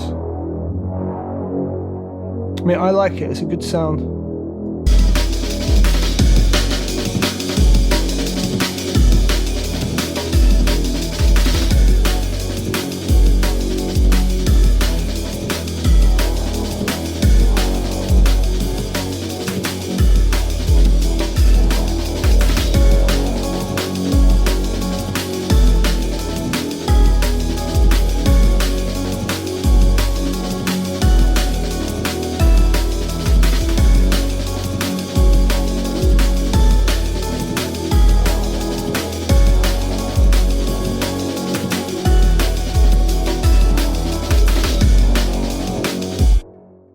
Yeah, I'm enjoying it. What I would like to do though is we're going to take this first section and we're going to just play around with some of the automation, see how we can bring a little bit more fun and jazz into it.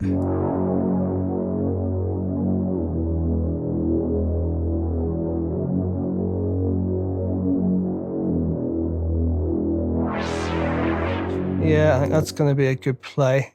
Filter 1, cut off. Filter 1 is named all nice. So it starts at 0. Even if we bring it up just ever so slightly, it's going to be a nice touch. So I'm thinking like at key moments, right? So sort of here, you know, what are we? That's right around the end of bar 8. You just get like a little lift out of it there, maybe. Even maybe gradually do it. Let's try that.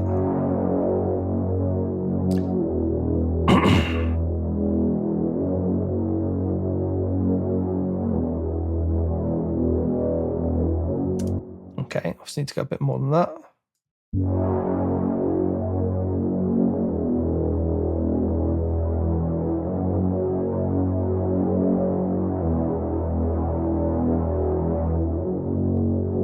Yeah, I like that. I like the way it kind of gradually opens up. Yeah, that's pretty nice. Let's see if we can do something then similar on the next bit. We'll push it a little bit further, take a little bit more liberties, try that out.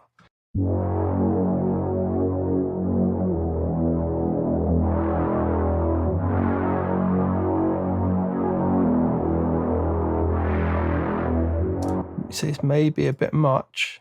So dial it down just a touch more, and I'm going to use T and W, and it's going to apparently disappear entirely. So I'm going to use T and W, that's better. We can just put a bit of a curve in, so we can still keep it nice and controlled, but then still have it ramp right up at the end.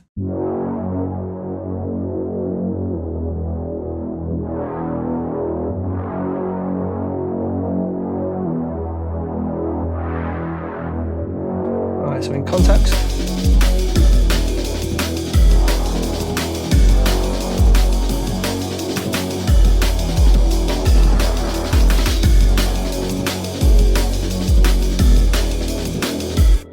Maybe even a bit much. I mean, it's a bit loud at the minute as well.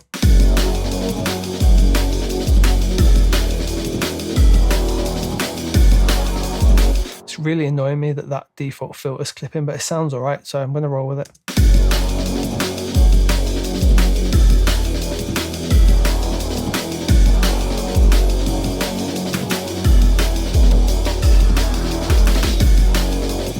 So I might have a quick play around as well with these bits here. So maybe we can open it up in them key moments, just when it's about to hit there. Give it a little bit of space.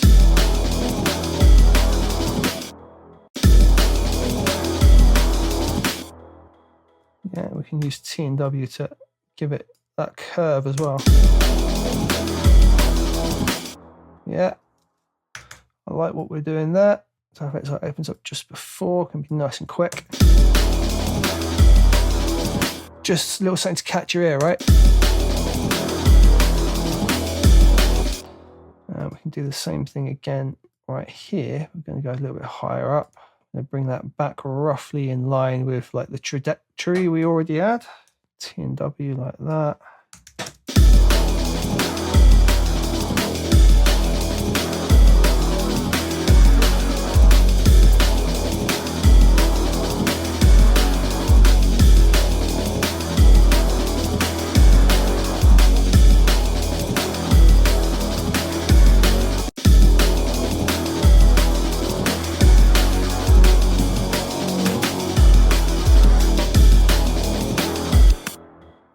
Yeah, let's just grab that whole thing in context. It just gets more and more aggressive as we go along.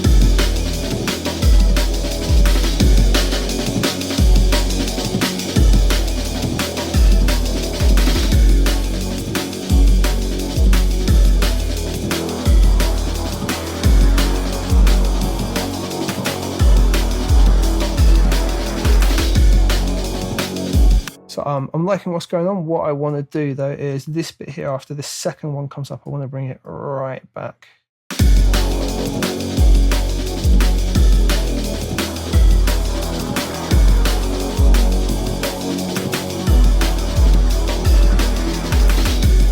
And I think we'll just have that as a constant like lift up at the end, like so.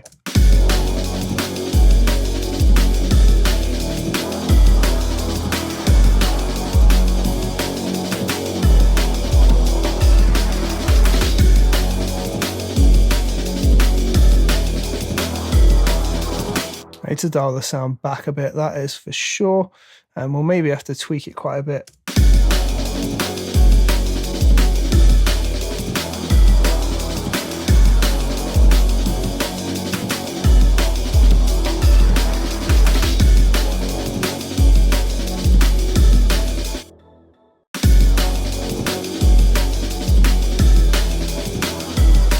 Yeah, I'm like that. I like the feel, I like the way it progresses. I'm gonna actually use the same automation on the next section and then maybe tweak it. So we can use the marquee tool to highlight it like so. Double tap T, we can actually then grab it like that. And as we hold control while we drag it along, that will duplicate our automation for us. So then hit U.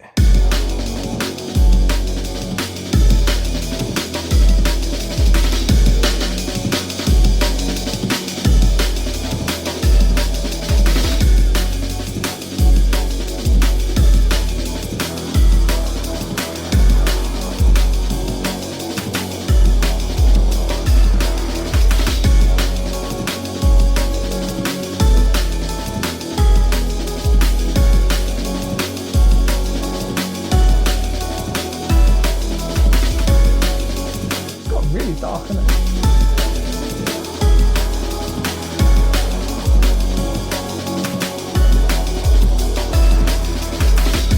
Alright, so that is how to take the default patch in Alchemy and turn it into a Reese. Didn't expect that to be a thing, but there we go. It's worked quite nicely, isn't it? I like where we're going. In the next video, I'm just going to keep developing on this, keep building it up. And we're going to start doing some of the boring stuff, like I need to get things named and organized and colored because it's starting to become a busy session. So I will see you guys on the next one. Have you got a cup of tea? You haven't got a cup of tea? I'll wait while you get a cup of tea. All right, guys, so got some chords, got a couple of melody options, got a banging drum break, and we're now in the territory of the 16-bar loop. This is where everyone gets stuck. I've got a couple of tricks for not getting stuck in the 16-bar loop of doom. Build the intro, I'll let it get into that 16-bar, and what I'm doing is I'm just listening. And I mean, I'm just listening and I listen for where I would want it to go. I don't really have an idea for this point. I haven't got a melody in my head. I don't know how I want the track to progress really. I'm going to listen to it and let the ideas flow from there. Once they flow, I'm going to execute on it. Simple as that. That's my technique. Let's go. Feeling heavy, but now I'm steady. Going up from hitting the ground. I want some level in my ears, so it's banging. All right, so like I said, we're in that territory of being stuck in the loop. So what I will generally do here is I'm going to take this whole section and I am going to shim it along. And I'm feeling 32, so the same amount we've got there, we want that. And we're going to start building up some kind of intro, right? So what could we maybe use in the intro? Well, almost certainly washy paddy thing. And yeah, we'll copy the automation for the time being.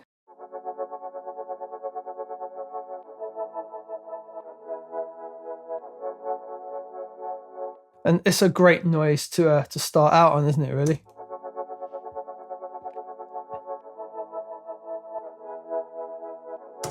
And do you know what I'm going to do? Oh, nearly scuppered myself here. Remember we put that half a bar at the start? I've gone right there. So we need to make sure we don't do that. We want to start here. We've still got that little bit of space at the intro. So we want to move everything and just re-loop around that. Do you know the vibe I'm getting here? If you've listened to, I think it's Through the Loop by Pendulum, where they've got like the drum and break comes in with the sample from Willy Wonka. I think that's Through the Loop.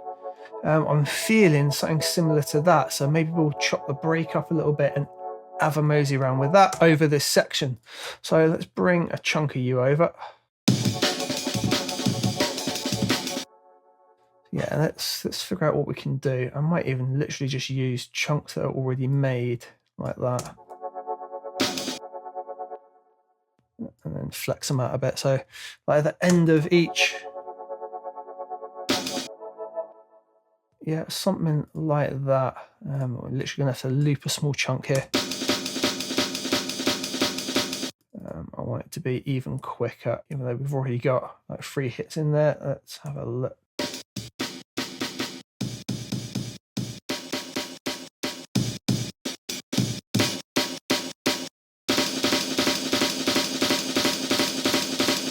Just lead it in a little bit quicker. Like, I want that to be a kick though. Something with a bit of weight in it anyways, like you. Okay, so what we would have would be something like this. Okay, Okay, and we are now going to have a look at this guy, switch this on here, hit A for automation, and I think we've already got an EQ on there. We have indeed. So the EQ that's already on here, I took the low end out earlier. Fine by me. We don't need that big weighty low end in the intro. I'm going to be cheeky though, put this top end filter on, and you know, it comes right the way up to 20 hertz. So we should be good. It's not going to be taking anything out. But I do want to thin the break up just a little bit, right? So what I'm going to do is just do something like this. Yeah. We're going to automate a little bit of movement in those really short passages. It's really simple to do, but just keep it up on the screen so we can see what's going on. Can I make a shorter loop that has the chord in? I can't. That's fine. We are just going to listen to this bit over and over. Won't that be fun and exciting? So over here, it says read at the minute. We're going to leave it on read in this case. Going to go channel EQ, high cut frequency, as simple as that. And we're going to do 2 points in either side of the actual thing itself and make sure they're both up at 20 hertz. So it switches off. And we're going to make use of another 2 points and do something like so. Maybe not even moving that much. And just let it go past a bit as well so it's not snapping. Why is that? Right, it's because it's opening up so quick. Let's do that. So now we get...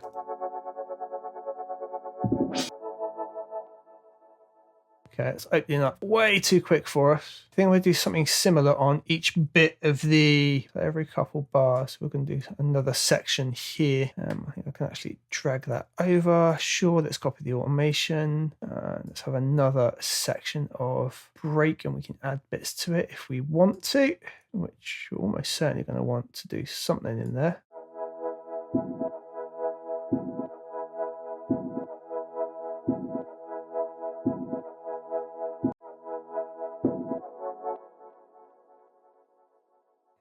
Okay, let's get a little more flavor. What we got going on here? Let's double up on that.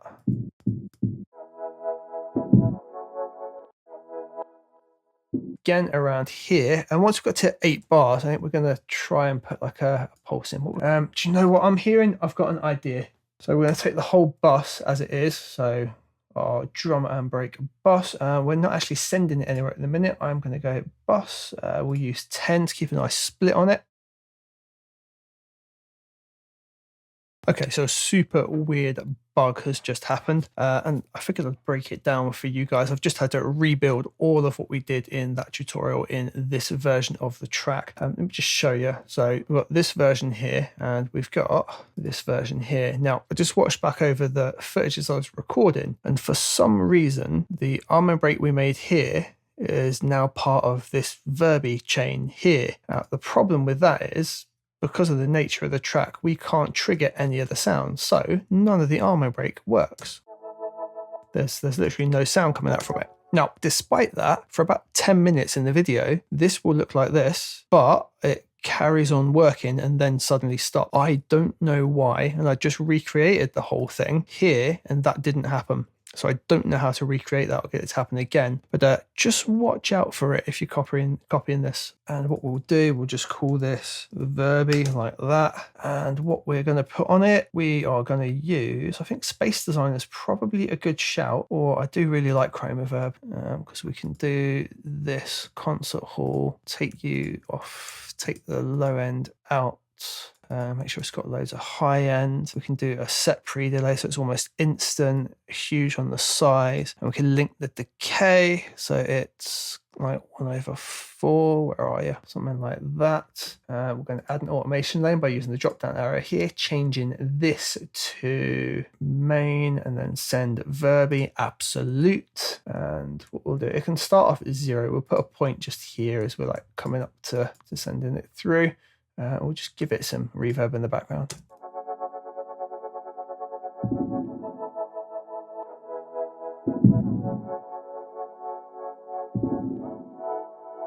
Cool, so that's doing what I want. Now on the same reverb channel, I am going to put a delay, and I'm going to put the tape delay on stereo like so. And again, I want that to be synced. 1/4 is good. I'm going to pump the feedback right up, and the filter, so the low cut here, I want to bring that right up. Yeah, like the 200 kind of range. Cool, so can you hear what it's doing? If not, I get it, it's very, very quiet. So I'm going to solo just the effect. Cool, so it's just delaying the reverb sound and just making it tail off really, really long. Now, the reason I've done it with tape delay, I'm going to do a little setting that controls just that reverb tail.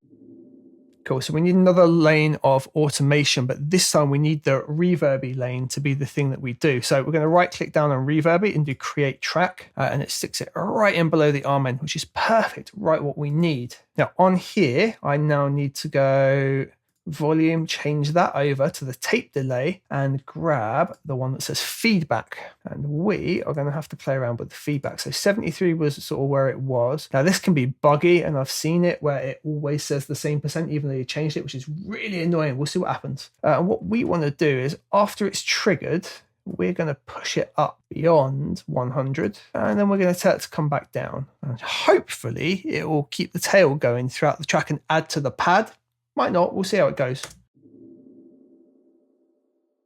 Yeah, so we can push it beyond 100 for a bit longer, like so. This, by the way, be careful with it. If you do it over 100 and you hold it for too long, you get feedback instantly, and it goes to like from minus 50 dB to like plus 2 million instantaneous. It's horrendous. Be really careful with it, but you can get some sick effects. Cool. That's now carrying on right the way through to the next bit. Now I've kept it low just in case I destroy myself, but I can now turn the wet up and we'll stick it right up to like 100.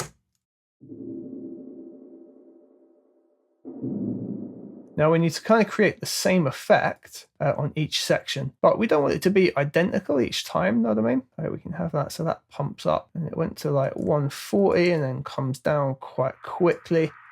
Oh, there you go, you heard it starting to play the feedback gain there because I left it on a point that was past that 100. It happens so quickly. If you don't catch it or don't know how to catch it, oh, it can just be horrible.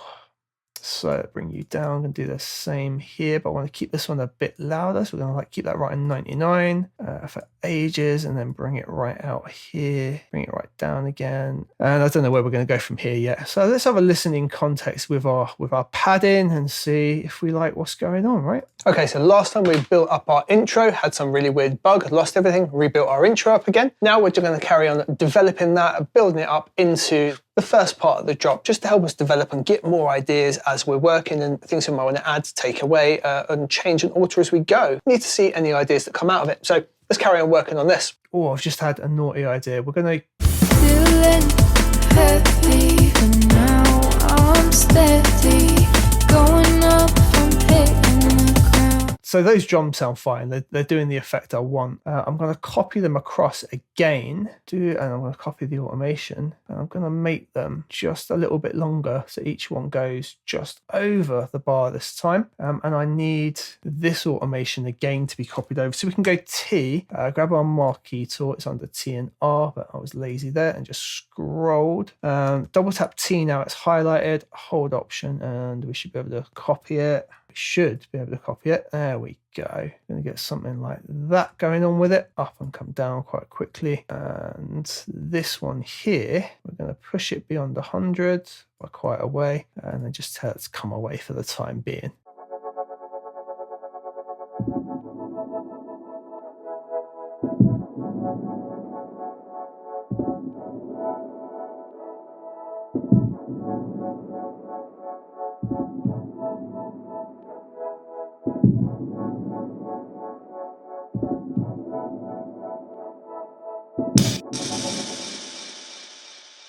And get a horrible snappy loop at the end, but it is what it is with the automation and looping. Okay, so I think that's a real nice vibe that works. Hopefully you agree. Crack on. So what we're going to do, I've pretty much copied the whole thing over, and we're going to add some kind of rhythm in, feeling. What we can do, I'm going to bring this over. So this should be our ride. clearly far too loud, far too fast, far too aggressive. Just going to hold down Option here and I can do a stretch. I'm going to double it in length, which will halve it in time. It's got the same rhythm, same feel as before, just halved in time. Now, if we double tap on it, we're going to bring up the MIDI for it, and we want this one just here. It's going to let us find our velocity regions for that slightly slower version we just made. If you don't see them, I'm going to go down here into display, and we want to display note velocity. What we're going to do is highlight all of them. And we've got those alternates there. They're still really low. We're just going to bring these down. I've still got that note we missed up there. So they should be a fair bit lower now.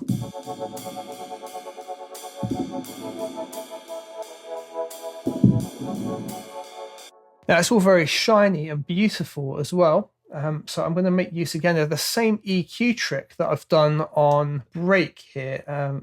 We've already got an EQ on it rolling loads out, so I'm literally just going to activate the high end of the EQ and make sure it's right up at 20. And I'm going to do exactly the same trick just to dull it off. I don't want everything to be shiny and like beautiful at the start. I want you to get that later. So make sure the 20 hertz point's sort of right up here, and I want to dull this off a fair bit.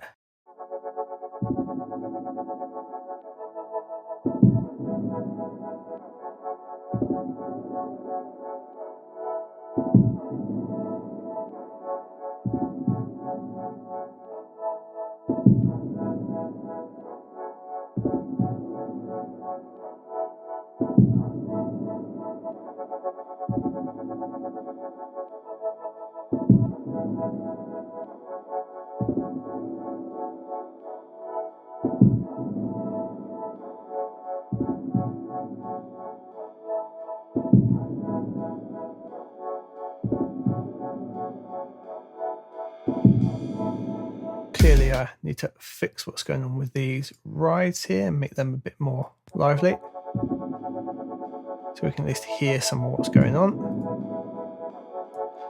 Select both of those. We can do, if we do T and G, we can join them both together. Double tap T, tap this again, and let's highlight everything in here, Command and A. I'm just going to bring them up a bit as well.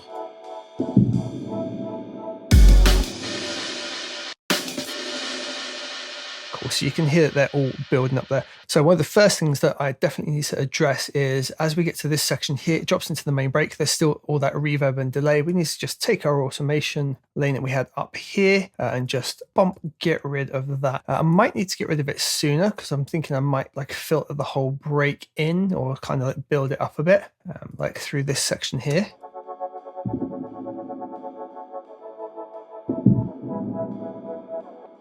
In fact, what I'm going to do is from this one here, we're going to start making the break a little bit longer each time. So here it's going to overlap a quarter of a bar. Here it's going to overlap a half a bar. Here it's going to overlap 3/4. Here it's going to overlap the whole thing. Here it's going to overlap the whole thing and a quarter. And I'm sure you can see where we're going with this. Almost all the way into joining it up, and then we'll stop it about there. And let's just test that out.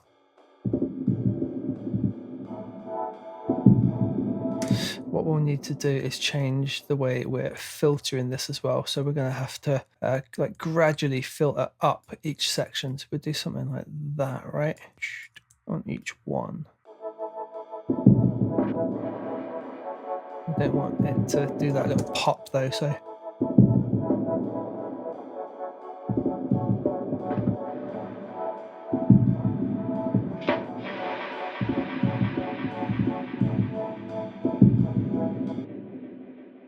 and this time we're going to almost go all the way.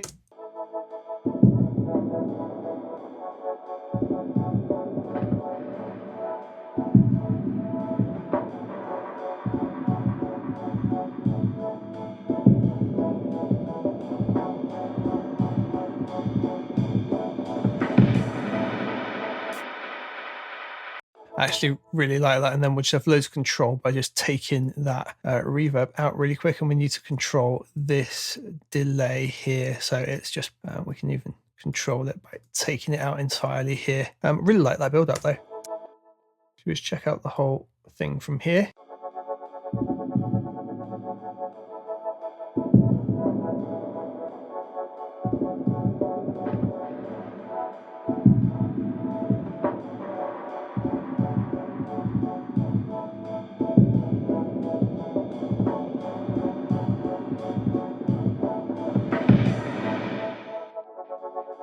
Yeah, I really like that.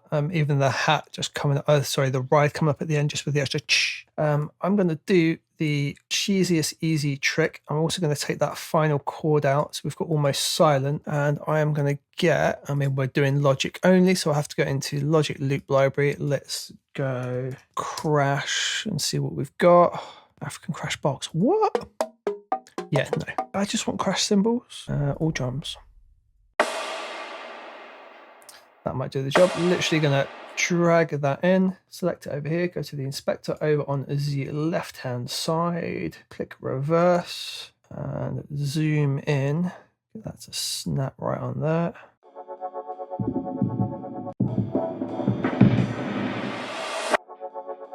And I think that might work for us.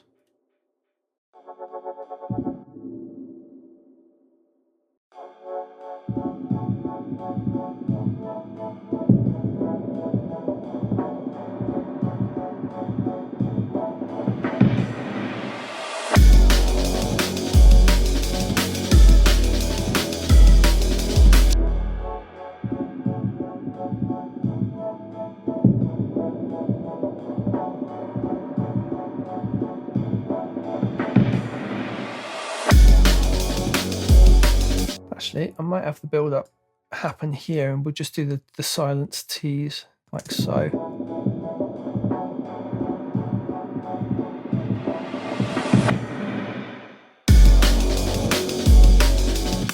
Okay, then what we'll do, we're going to take this crash again, flip it back round, and we'll have it on the drop. And what we'll do is on that track itself, we're going to give it a little bit of delay, or maybe a long reverb, a little bit of delay. Delay designer will probably do.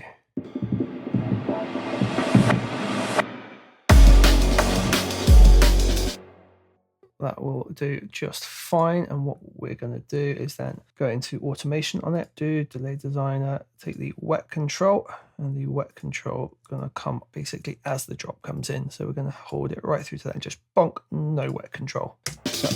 So it'll go.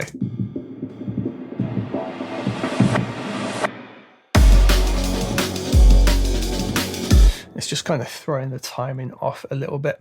Other thing I'd like to do is probably build in a bit of a white noise sweep, maybe across this section here. I might be lazy and use a sample. If you want to know how to build a sweep, watch like any of my other videos. Let's see what we've got. If we can spell sweep right, there we go.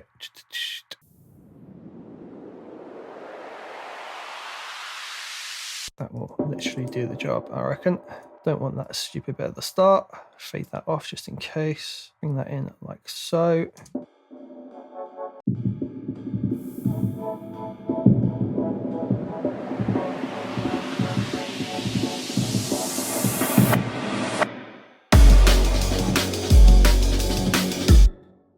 Bring it down loads in level, that is for sure. It's made it -9, but you -12. And I think in here, maybe just have a little something from the break itself. Why would you not zoom in? Why would you be so foolish?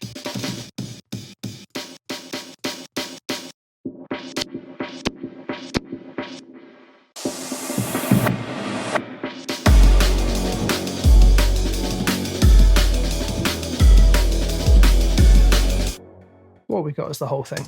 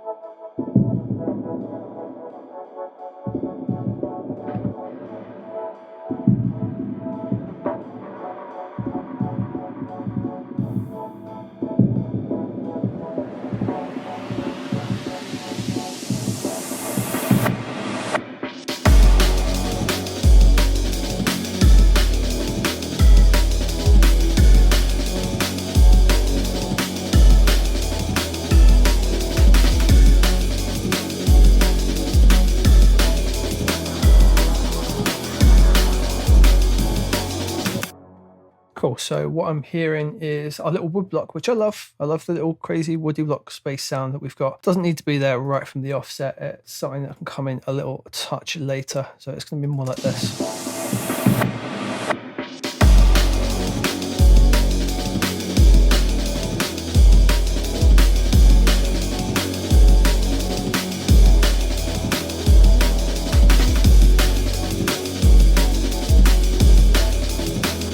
That funny little arcade thing that had the weird little psh at the start, that's I think I might use that here as well, like this.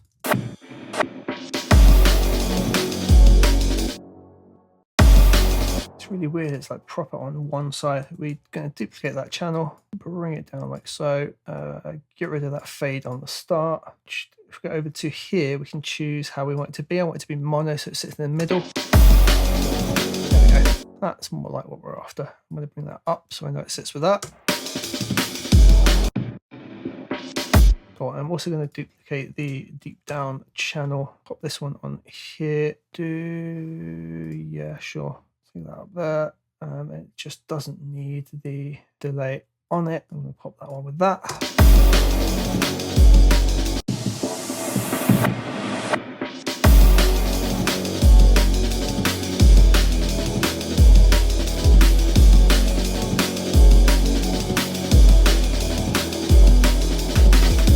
Okay, now in terms of sweep, I want the build up to feel even longer, so I need to find something else.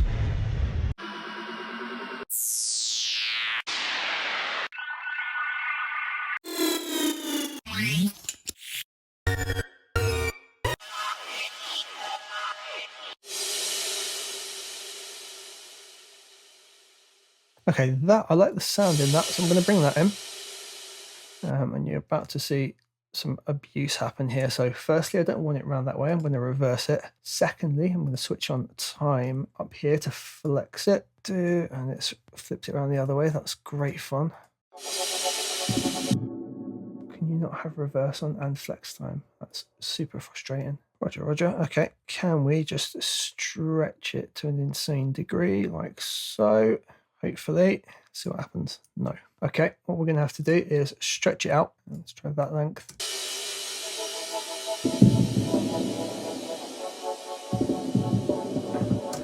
That is absolutely fine. So what we're going to have to do is now render this in place. There's a couple of ways we can do it. If we right click on it and just do bounce in place like so, and we're going to call it new rev sweep met, and yeah, you can stick it on a new track. That's fine. Source leaf for the moment, yes. Include audio tail, yes. Include region, yes. Boom. Okay, that's going to give us our new stretched bit of audio, and now we're going to hit reverse on that, and as long as we're confident with that, we'll bin off the original. Cool, so there we go. We've made a nice long new riser without having to break out alchemy, which is what I wanted. And this one we're going to have a bit of fun with in terms of effects. Probably have to bring the level down on it, so the smart gain doesn't take effect when we've done that kind of bounce in place. Don't want to do plus 12, we want to do minus 12 like so. Of course, now we've got to build up for much longer.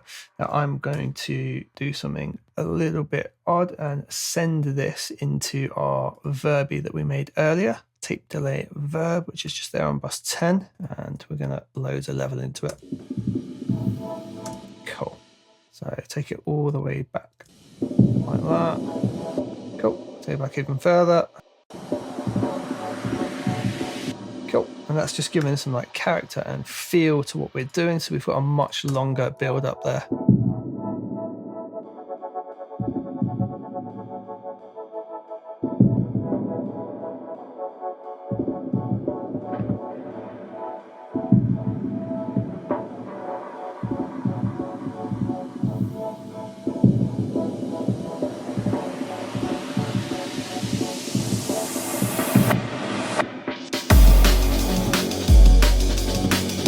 Worrying too much about levels right now. I'm not really looking at mixing it. I just want the feel and the vibe to be there. So like the risers, they're too loud to get it, but I want to listen to them, feel them, and make sure they're in the right place. And we're doing good for ideas at the moment. I think we'll move over onto the next bit shortly.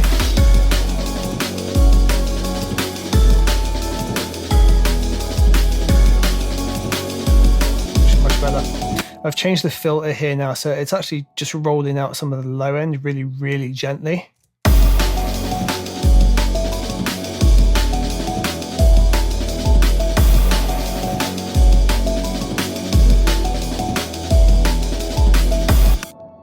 Holy, that's bright. What's up, guys? It is Unders. We are still here doing our track from scratch. We've got a pretty solid overall big wall of sound, nice droppy type drum and bass thing going on. I also like the intro we've been building up so far. Now, what really happens when the drop comes in, we get this big wall of sound, there's loads going on. But what, to me, when I listen to it, is missing is like a lead melody, something that kind of sits in the middle and just helps the song follow along, so for the ear to catch on to. So in today's video, today's track from scratch, this part, what we're going to try and do is discover a melody that's going to sit inside the song and help it move along. So let's dive into that. Feeling heavy, but now I'm steady. Going up, I'm hitting the ground. All right, so just as a reminder, we jump into this part here, and this is where I think we need something to come in.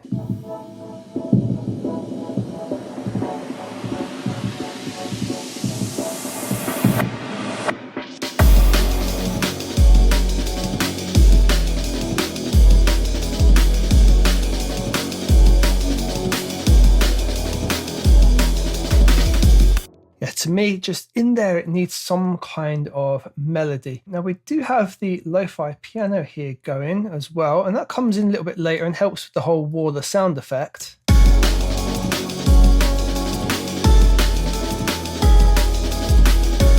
There's kind of a backing effect. I'm not sure we can really have it fill in the space. So I think maybe let's try like a lead or something like that. What we'll do, we'll try like the ES2, and we'll probably end up going to alchemy because I always end up going to alchemy. So let's grab the ES2 and do that on a new channel. I do have up in front of me my iPad with Logic Remote on. I'm thinking we can maybe use this to give us some ideas. If you've got an iPhone or an iPad, you can actually pair it up and use this. So you get a bunch of useful features for sort of music creation in here, right? And what we're going to do is maybe have a look at using this.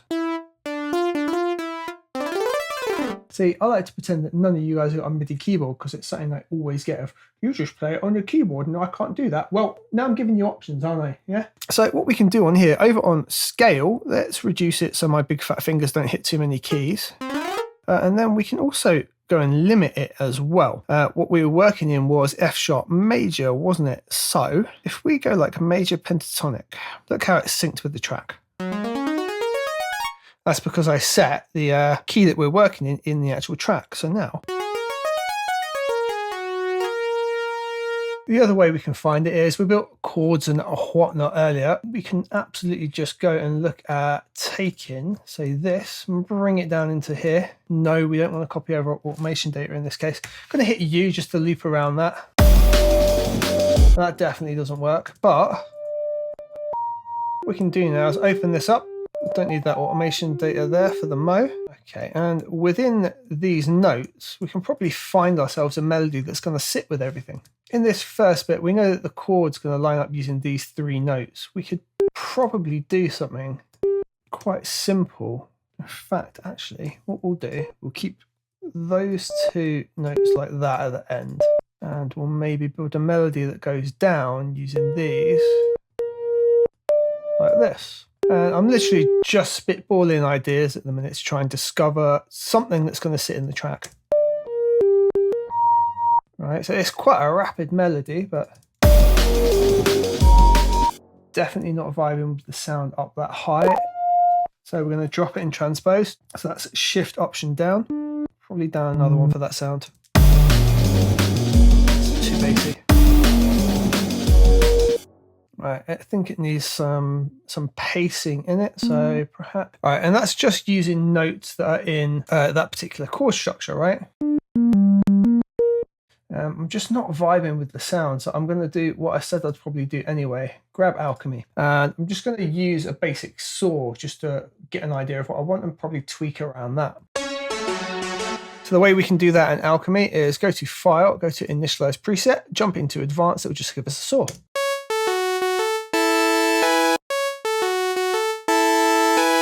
I think if we keep something similar to that rhythm, we're going to be all right. Jump chords here across this section, so we can do something a little bit different in flexing the notes around. Let's go quite high on that one. The next one we drop right on the bar, so that can simply be like so. We can probably get rid of U entirely, or actually have that. So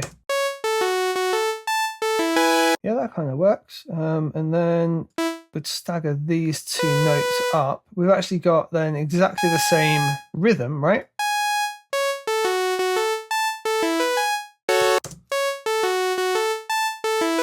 That should line up perfectly with the chords in as well, right?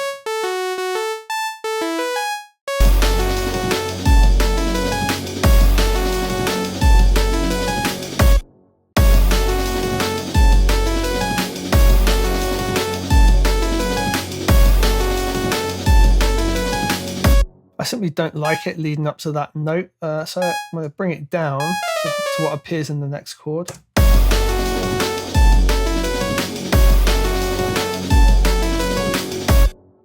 So only difference here, this note is longer than shorter in this one, and then we'd repeat the same like 2 bars over the next section with potentially like the same rhythm set. The longer one just there. And what we could do is make it instead jump up to a different note in this instance. And what we need to do was shorten that one, wasn't it? And bring this to halfway, like so. And instead of leading it off of the higher note this time, we're going to go back down to a lower note on this one. So we're going to get rid of U, and everything's rising, so we'll stick with that.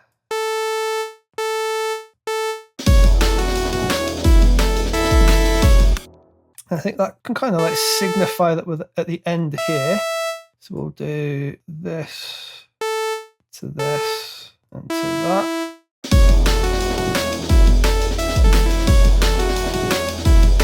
That just sounds a little bit wonky. That should be there, and that should be there. All right, so overall, we've now built up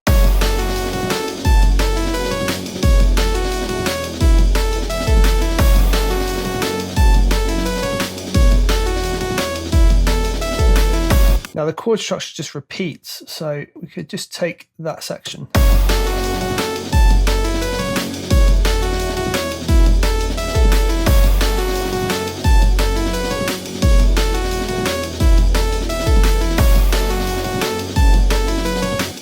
So now really it's going to be a case of either making or finding a sound that fits in.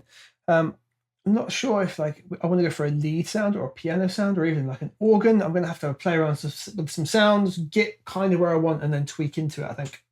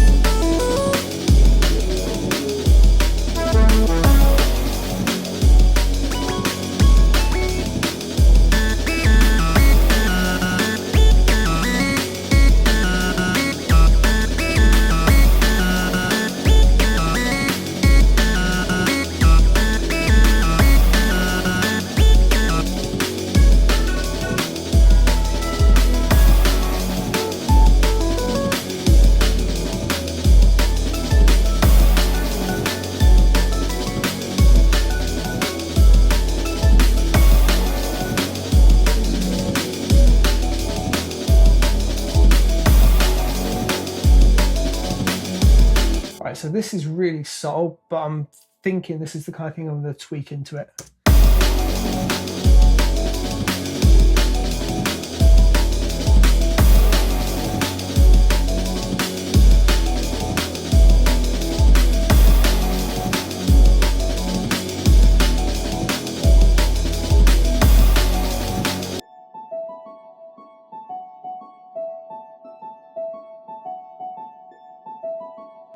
So the sound's really nice, but got that really like quick decay, right? I'm going to put some hold in. It's just going to help it hold a little bit longer. Attack wise, just going to select here and have a look at what this connects to. So it's connected to the velocity. Okay, so I'm going to dial back a bit on what the velocity is doing, because at the moment the attack's sort of taking the energy away. So now it holds for a little bit longer.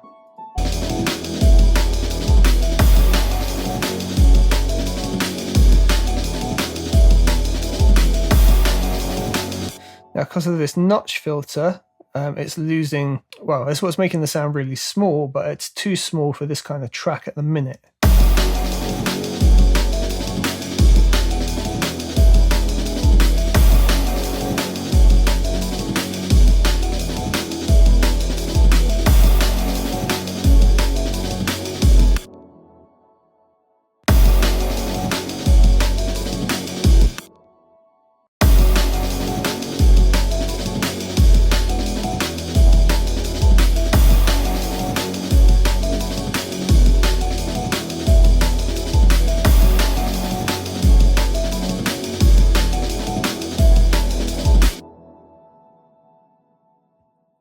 The master volume is currently linked to that ADSL. I'm just going to get rid of it entirely and just have it at max.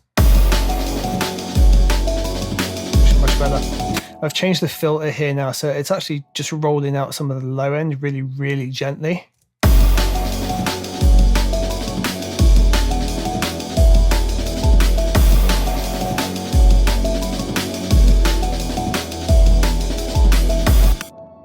And I like what's going on there. I'm going to copy it twice now, just loop around that, just covering these sections. And what I'm going to do is start to automate that cutoff. So we'll come in.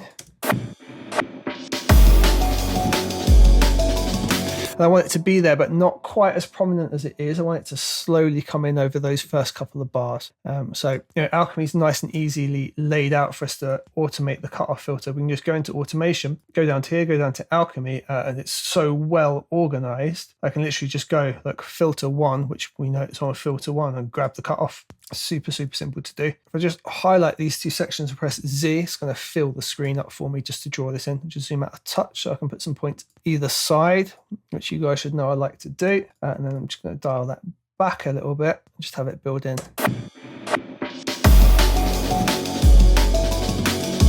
And so we need to actually take that the other way.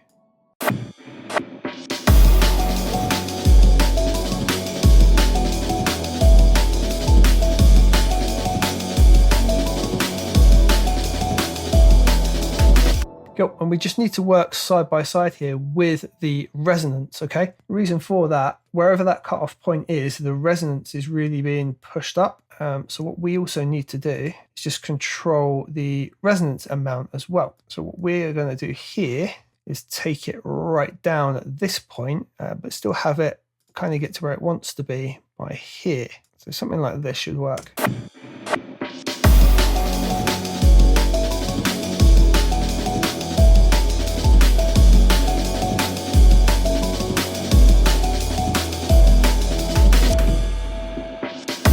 Yeah, and that's starting to get a melody sitting in there. That works nicely. It fits in with all the chords and everything. I'm liking where it's going. Let's copy it over this 4-bar section. Copy.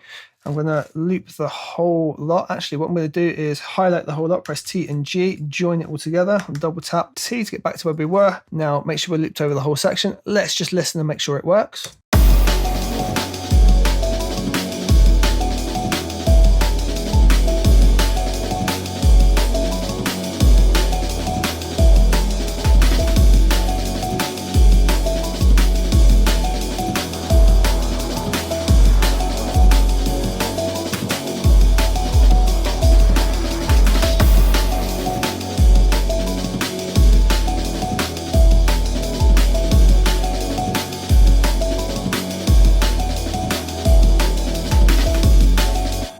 So across the 16 bar, do we miss it when it's gone and we bring the other layers in?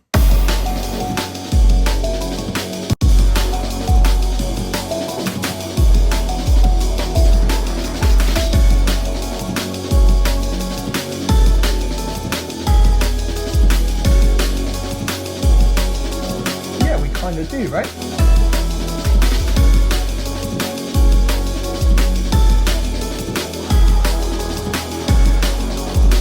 I think what we can maybe do, we're going to bring the chords down here from the lo-fi piano and just see how they line up as a layer.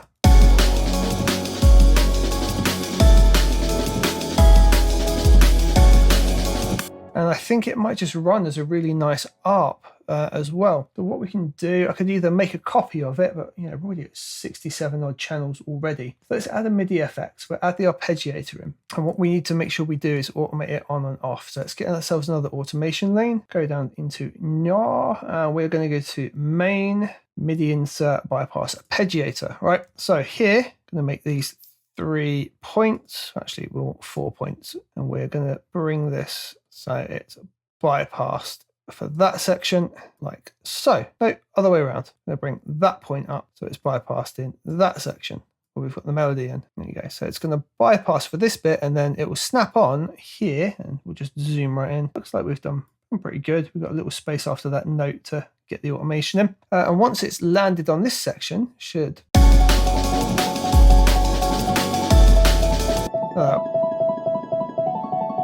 I mean, it's a bit El Rapido. That's going to be a weird rhythm, but might work. Nah. 1/8 maybe though.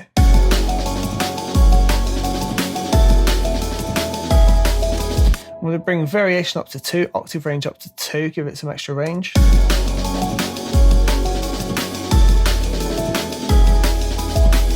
Right, take variation off, leave the octave range on 2.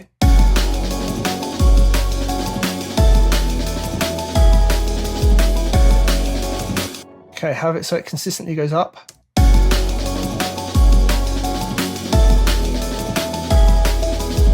No, so octave range on 1, consistently going up, 1/8 is okay. In options, we need to have a little bit of swing.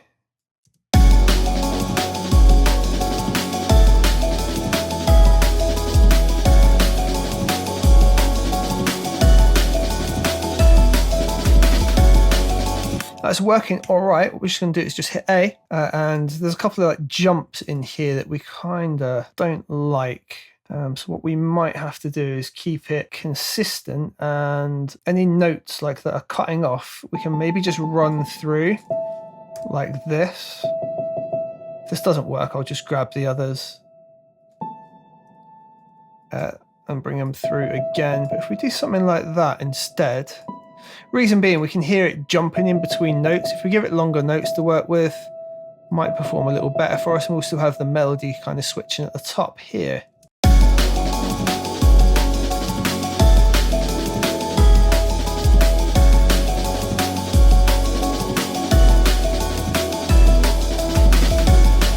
Right, now does it work as an exchange from one to the other?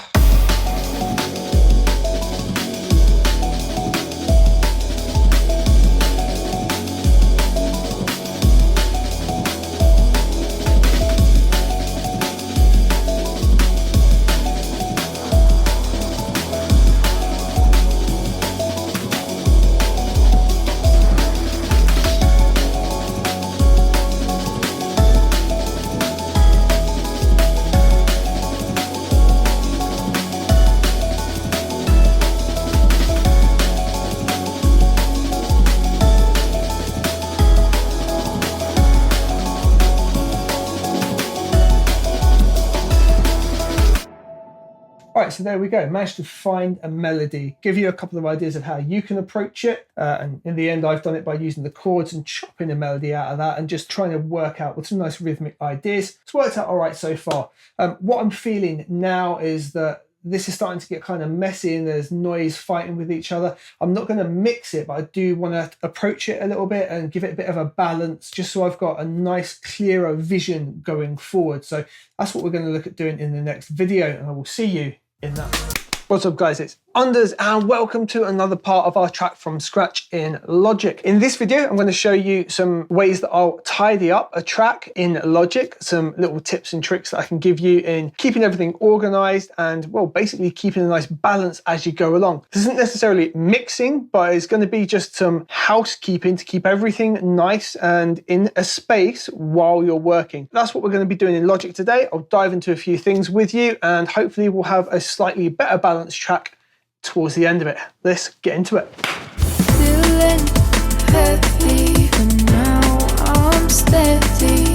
Going up, I'm hitting the ground. So far,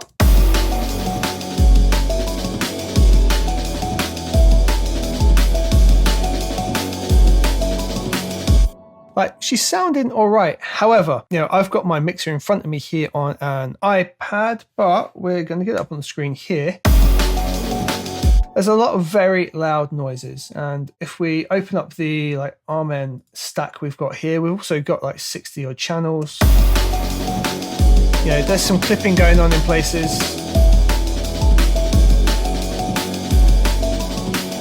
There's stuff happening all over the show, and we kind of just need to control some of those things. Now, the kit crash scenario, we've got this compressor over here, and that's more than likely going to be what it is. It's right at the start of our loop here. I'll probably solo it out.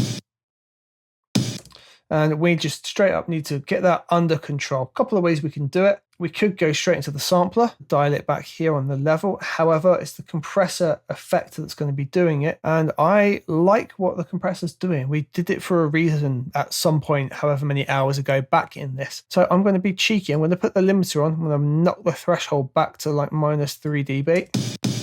It's still loud, but it's giving us some headroom and it's not going to be clipping the channel. All right. So we're going to roll with that.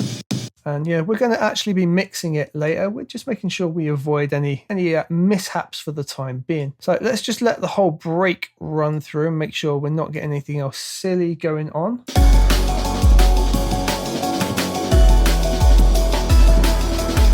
Yeah, so here, very nearly a clip. So I am just going to pop this particular one open because we've EQ'd that for a reason. Just going to give us a dB or two back there, just using the volume on sampler.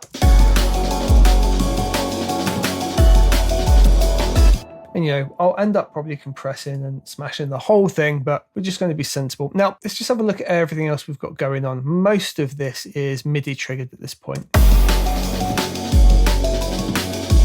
If we have a look on here, without me destroying ears, we should be able to see if any reduction's happening on the limiter.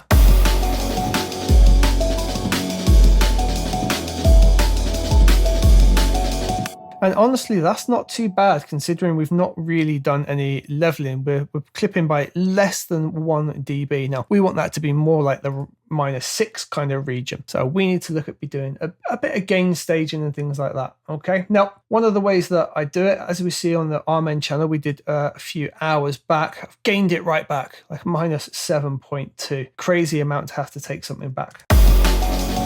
That's given us loads of room. Now, we can do the gain control in a lot of cases on, say, like the drum synth.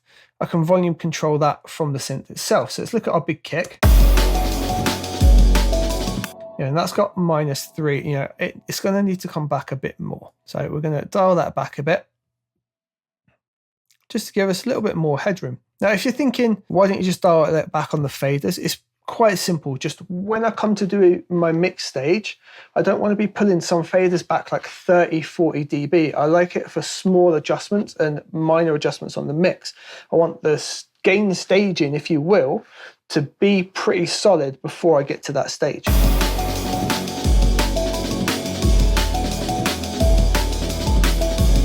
Now, if we look at our limiter now, we're actually not clipping at all anymore.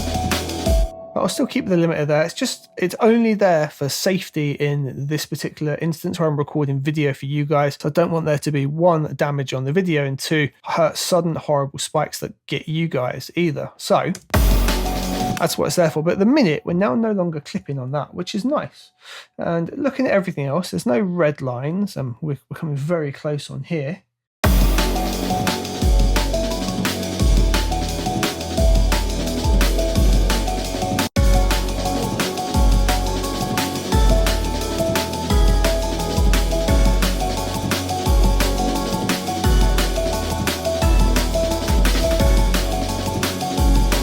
yeah, for the most part, everything's got some room. This, not so much.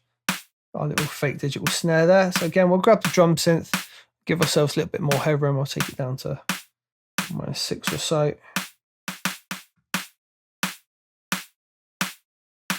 So we've still got a plenty hot signal, but we're just, not taking all our headroom away from the offset. And we just need to check these little sweeps and bits.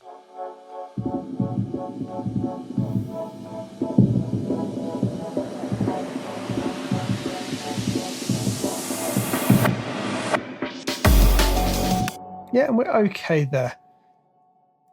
So next thing we need to do is we've got to get some organization going on in this project. I mean, I've left the blank audio channel there the whole time. We're going to select that, backspace it, and that's gone for good. Let's get everything else grouped together now. Now, the tape delay verb control, I'm going to leave that below the Amen.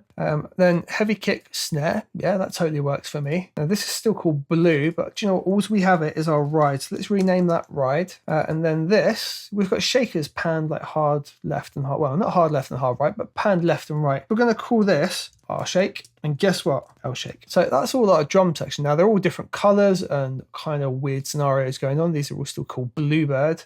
So I'm just going to do some quick renaming as well. I'm going to grab this bit at the start here, and I'm going to rename ride int because it's the ride intro.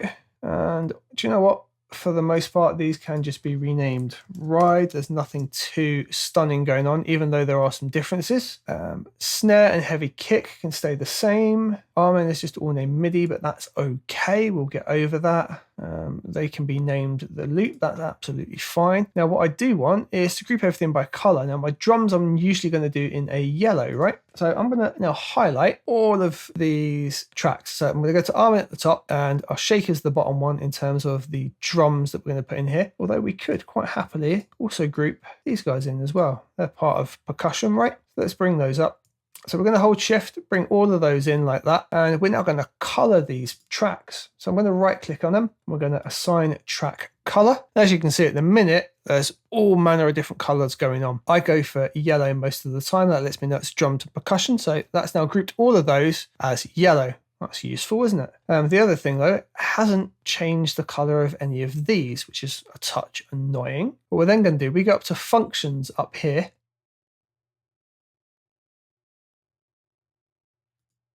And we can do color region / cells by track color. Because we just colored all those tracks yellow, boom. Everything is now colored accordingly.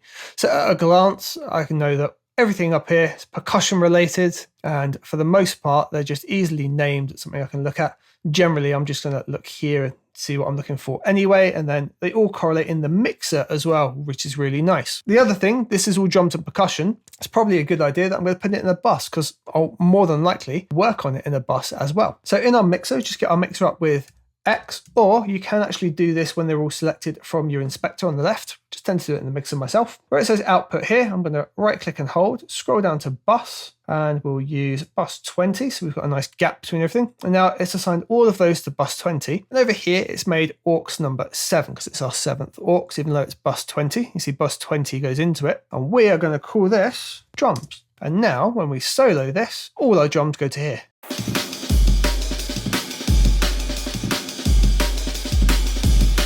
And that is, as you would expect, our drum bus. So I'm now going to group other similar things together. Now, for example, this is my Unders Lo-Fi piano. That's been named accordingly. That all works. I can leave that as is. The wood block, though, is still named the same thing. So I'm very simply going to highlight those regions and call them wood B. So we know they're called the wood block. Vox layers, again, because we copied the original chords over, they've all got the same thing. I don't think we've changed those too much, so we can just call them Vox Pad. I think it's a good name for those. And I'm going to rename the channel with a double click, so it's called Vox Pad as well. And we grouped these keys together before, didn't we? So here,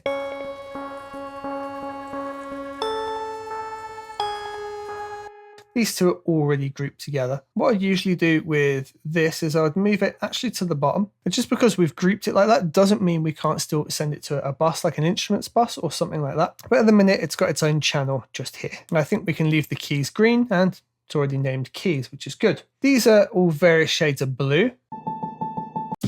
However, all the channels are currently still green. So we can do that same thing, shift and hold the whole lot, go to functions, color regions by track color. Those are now blue. I can see that those are going to be like my pads and pianos. I've got this keys bus that's in green already. That's fine. And we've got our alchemy bass here. I tend to put my basses in orange, so I'm going to select that channel. I've still got my color chart up here, just going to tap on orange, and this has made my regions orange. So this time we're going to go functions, color track by region cell, and it's made that alchemy.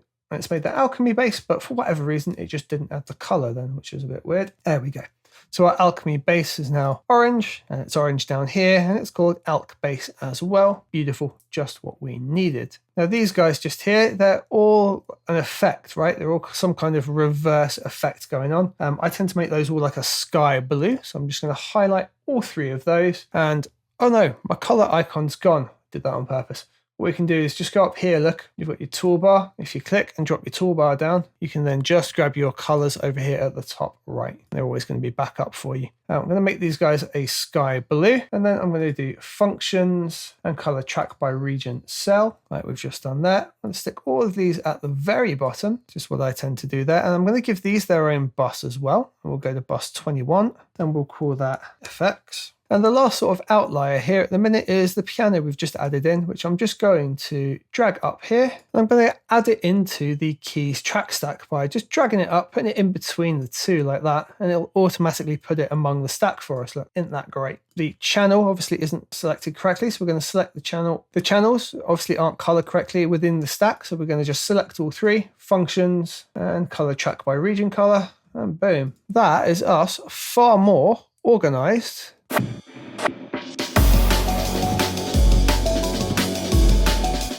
than we were before. Boom. So guys, that is it. We've reorganized the track. We've given it a slight balance. We've just made sure we've not got any mad clipping. We're, okay now on the master channel. It's not going to be flying through and clipping all the time. Some really minor tweaks and balances that need to be done, and we've mainly done coloring and organizing, so now at a glance I can get around this pretty busy track nice and quickly. Hope this video has been helpful for you guys, and I look forward to seeing you in the next part. Let's go. What's up guys, it's Unders, and we're moving into the next part of our track from scratch. And in this part, I have no idea what we're going to do. Maybe I should record the intro after I've done it, but where is the fun in that? In all seriousness, we've got like the first sort of chunk done, the first like 16 bar drop, maybe even a 32 bar drop. I think what we need to do is develop the next part. And I think what we're going to do is really strip it back and try and just use the bass as an instrument to give it those like feel and momentum and make it the real focus of that section, perhaps before breaking it down into like a mid section. I think that's what we're going to look at building. It's probably copying the section over, maybe some drum alterations, something like that, and making that bass really the focus of that part. So let's get into that. Feeling heavy, but now I'm steady. Going up, I'm hitting the ground. All right, so we go from this section to this section.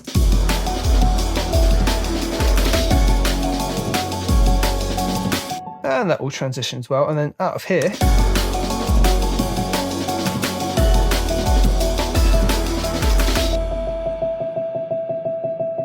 Now that's going to keep doing that, so that's going to be the first thing we do. We're going to fix that. So on our keys track here, if we open it up, we can see that this one here that's got the ARP on it, it's just going to keep triggering even when we've switched it off, because it's got that last note. So and where it was bypassed like that before, we can just boom, pop it in like that. What I'm thinking is pretty much, I want to keep the drums almost the same, but have a change to like signify a new set. Let's take over this little arming bit here. Yeah, we're going to copy that automation and then we'll have a look at it. Yeah, that's fine. It's just that feedback stuff from the intro, so it needs to be off. That is cool. So let's just loop this, and we've got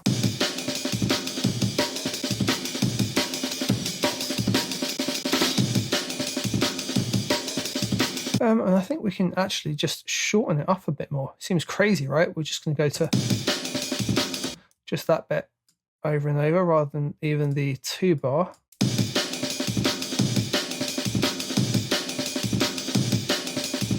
Oh, some So we really are stripping it down to just the first bar here. And in terms of the kicks, we're using that F sharp. We're going to make a new one. It's just going to land a little bit more frequently because of we're going to be stripping everything else out. We can really kind of use that space to fill it up. So here we are, which is going to be on F sharp.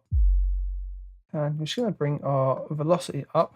I want it to be a hell of a lot harder.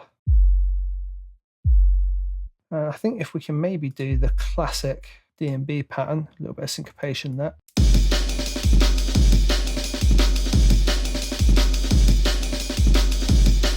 That'll work. And we're going to do our snare as well.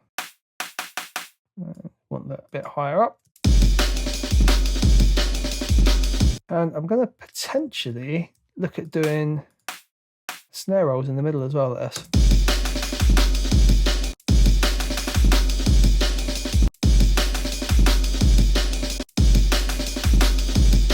Okay, so just a slightly different snare pan, just without seeing it on the screen. Let's just listen to it. It will be there, then it won't be there, then it will be there. And you know, if we miss it, it's something good and we're going to vibe with it. Let's try it.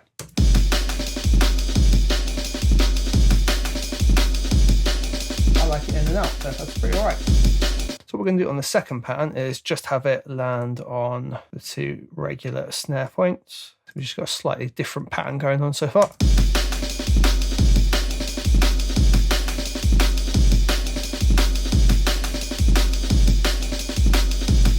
So even though we're just repeating this one bar over and over here, we've actually got some variation, which kind of makes it a 2-bar loop. And then we're going to probably throw back to having these shakers in. Actually, we'll do 4 bars in like that, and then we'll bring the shakers over.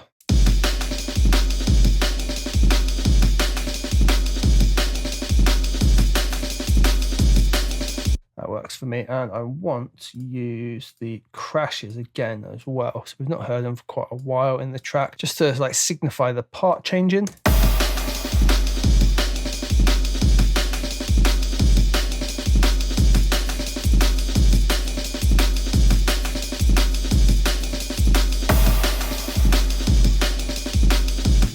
They're obviously way too much, but until we get to like mixing stage, not going to worry too much about them. I'm literally going to drag the bass line over as well, because it's going to bring all the automation and things with it that we can play with.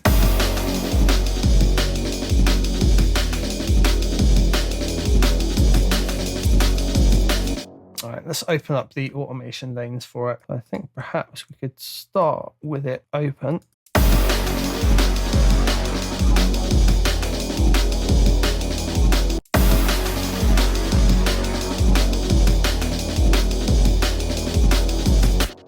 Now really, I'm just going to be experimenting here with different automation options, try and give it some flair as it plays.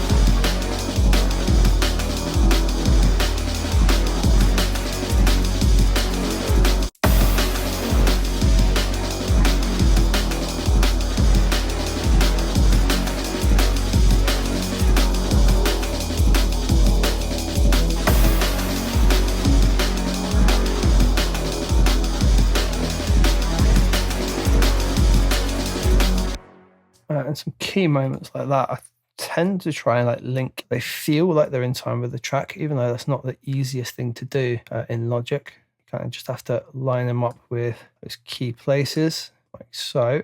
Get them in time the best that you can. But it does help it have kind of a natural feel. Could program this in with a MIDI keyboard as well, but equally, this is just as effective.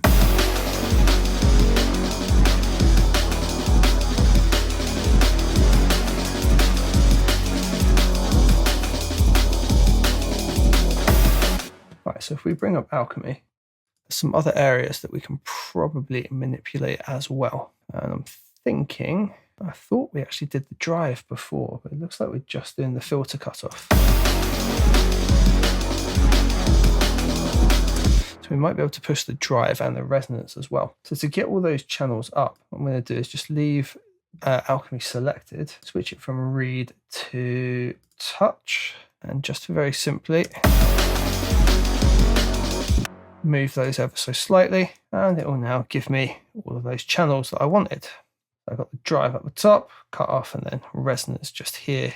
I want to have a little play with the resonance sweep just there kind of thing. Just give that ripping and tearing feel a bit more.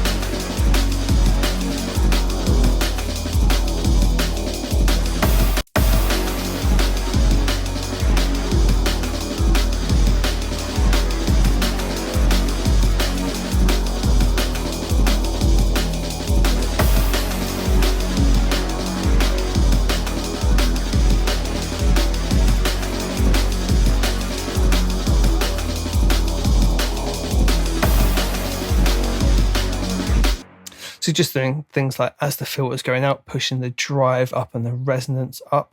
So the filter's sweeping down, but it's actually getting more pronounced at its cutoff point, and then the drive's causing it to distort, just to really change the sound.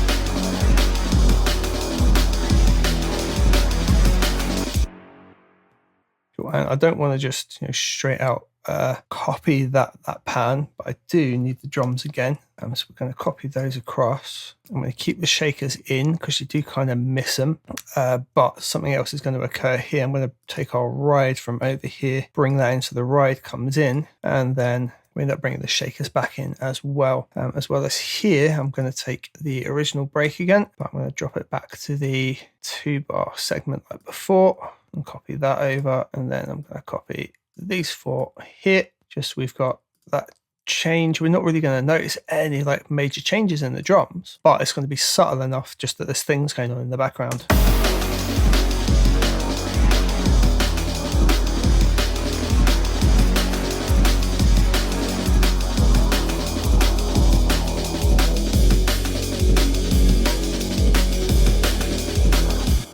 Okay, and now we need to kind of decorate this bass line again, if you will. I think we can probably kick off with a nice sharp riser over this note and the distortion, and bring the resonance up, and we'll like curve it in. Got too much off on the filter though, so we need to give that a little bit back. Not that much.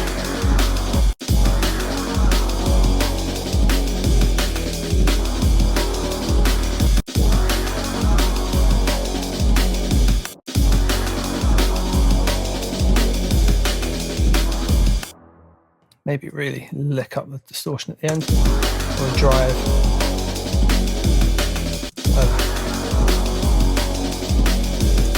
Drive's actually already maxing out. Let's though add the second drive in. Add ourselves another layer in, so we've got that. Make sure we take touch off. We'll use that one there, push it even further.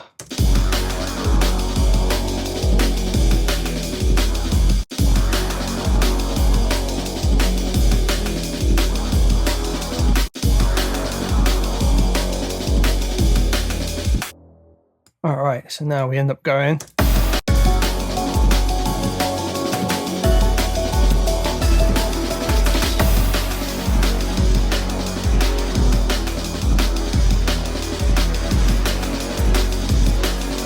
Just soloed, we've now built.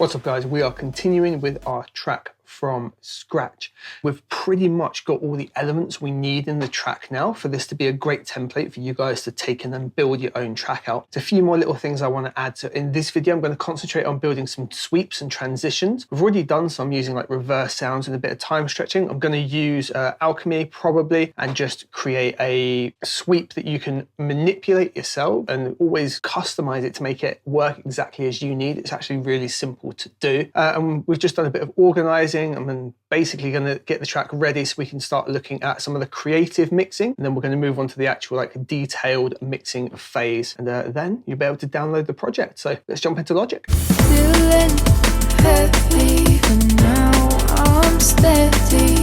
Going up, I'm hitting the ground. All right, so one thing I just want to highlight real quick for you in the almond break, but if we drop it all down, they're now all colored and named for you guys. So if we jump into the mixer and we open up this mixer stack, so you have a little white arrow at the bottom here, like boom. Just at a glance now, dark orange is going to be something snare related, lighter orange kick related, and the lighter yellow is something like cymbals related, whether it's hat, ride, or whatever. So just at a glance, you know where you're at.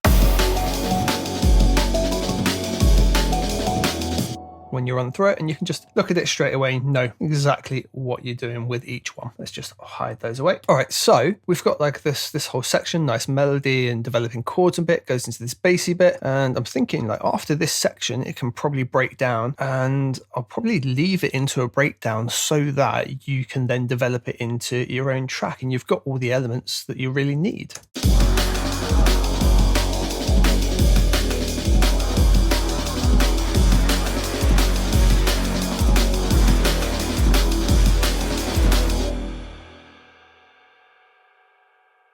Yes, pretty much from there. So I do want it to build up, and I'm going to make a sweep rather than using the ones that we built here.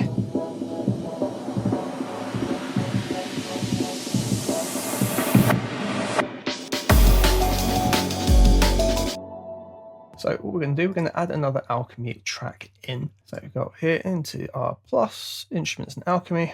And I did warn you at the start, I use alchemy for everything. So this time we're going to go File, Initialize Preset. And then we need to go into oscillator A here. It's the only one switched on. And what we need to do is go to its like second internal oscillator and just switch the noise on, and we'll leave that on white. And then we're going to actually switch the saw off like that. Now we just get the noise oscillator. And I'm going to use the low cut filter that's built into it and bring it up to about 150, somewhere around there, so that it never interferes with the kick and it's starting to really roll out around the bottom of the snare, but it's there for everything else. I just basically don't want any low end interference. And that's basically what we need to do for the moment. Now what I need to do is just go into this section, and we could build this up over this whole sort of 8 bars. We use our pencil tool here and just draw in block like that. And we can literally pick any old note. I, for some reason, like to keep it on key. So we go here, and we want a note that covers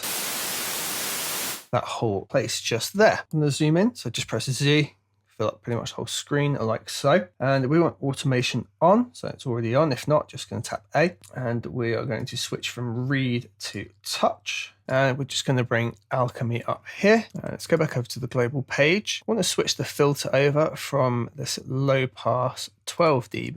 We're actually going to switch it up so it's a much harsher low pass. We'll do the 24 dB edgy, might switch to the rich. We'll try it out and see what we like. So now, I'm going to move this cut off. We're going to move the resonance and the drive. So now we've got 3 automation lanes drawn in for ourselves. Zoom out a little bit, hit our little down arrow. If we hit the Z again, it will let us see all 3. Isn't that lovely? So we don't want this to come back up to 20 Hertz until right near the end. And I'm going to draw in a bit of a curve like so. We'll see how that performs. In terms of the resonance, I'm going to kind of go in the opposite direction and filter the resonance out like so. And we'll give it a little drive bump at the end. So let's try that out.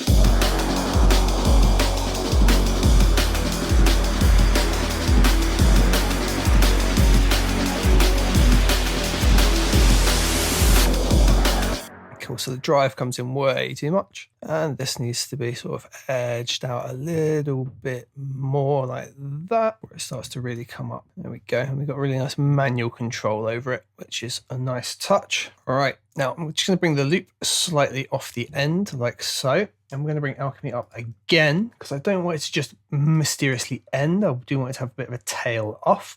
So two things we're going to put in the effects. First, we're going to switch that one on and pop in a delay. Rate wise, I want it to be a bit quicker than that. So we're going to go, really important that you take this off of touch and back onto read because I've now automated that. But you know what? Sod it, I'm going to leave it in for fun. And we want to go rate of 16 on both sides, maybe with a tiny offset on one. And then I'm going to put the second effect on, and we are going to have a reverb, just acoustic reverb in that, balance it down sort of 20% dry and wet, and just leave it as it is and listen to it.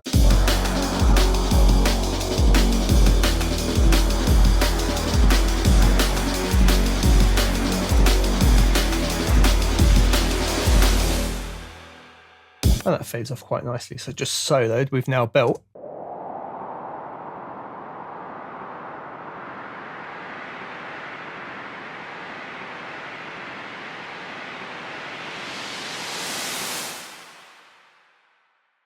happy days. So let's just check it out in context of going through our track.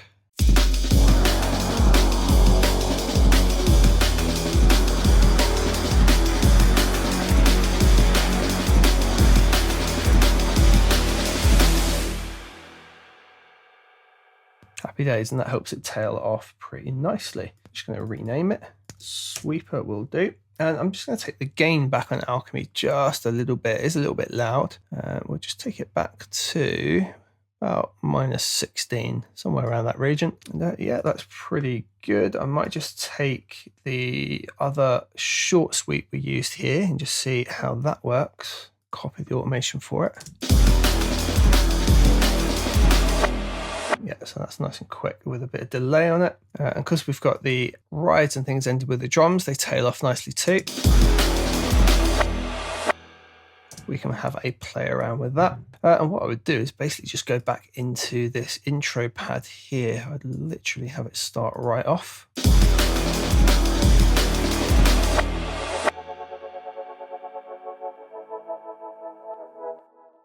Might even get away with not having the first chord in there, so we can kind of have a little wind down.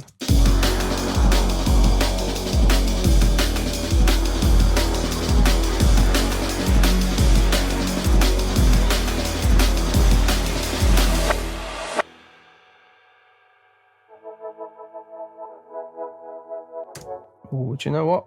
I'm going to slowly build the chord in on this particular one. So we'll start with the lower note and have that one come in there, that one come in there. So we're now going to go.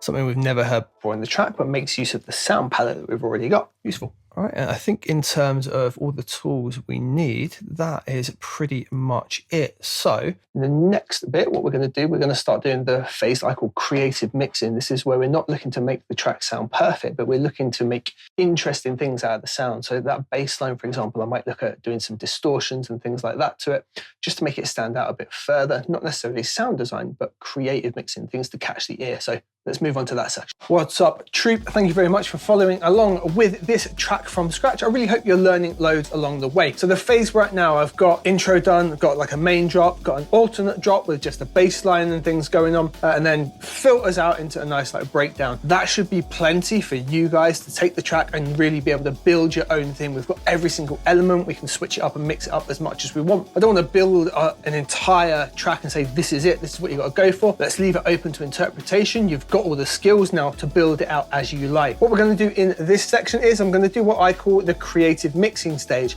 I'm not trying to get a perfect balance. I'm not leveling out the track. I'm not doing detailed EQing. What I'm looking to do is create more interesting sounds. So I'm going to do things like look at the bass line, maybe add distortion, look at some auxiliaries and things like that. and potentially some reverb buses and delay buses, things like that, the creative stuff, the little bits of flair that make a sound a little bit more interesting, rather than the detailed pulling down set frequencies and EQs and things like that. That is going to come later because that really helps us get our track separation. So let's get in Logic and crack on. Feeling heavy, but now I'm steady.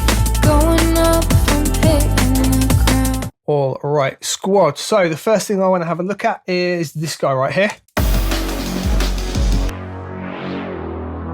Now it's a cool sound, it rips and tears, it does its job flat out.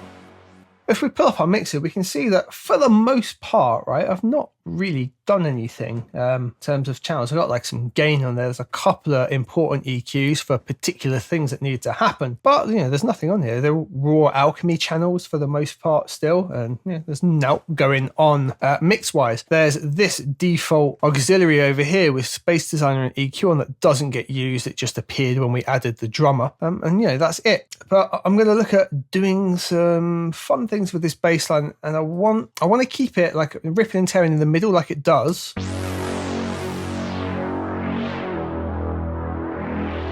Want to make sure we've still got the fundamentals for it in the center, and we're just gonna have a little bit of fun with it and see what we can do. So one of the first things I'm gonna do, just gonna bash an EQ on it. I'm also gonna bash a compressor on it. I'm gonna take the compressor so the threshold's at 0. It's not gonna be doing anything from the offset, and neither is the EQ, but I'll probably use them. And I'm gonna send this off to a new bus where I'm gonna try some like parallel distortion and things like that on it as well. So let's just give it its new bus, and we'll just go to 8. Again, I like to keep a gap between things. We'll call this dist, and it's only really going to be related probably to the bass. So we're just going to grab our color palette here, and we're just going to mark it off the same color, just so at a glance we know what it's attached to. So now if I send it over here, we've doubled up in level. On this bus here, which I'm going to solo in,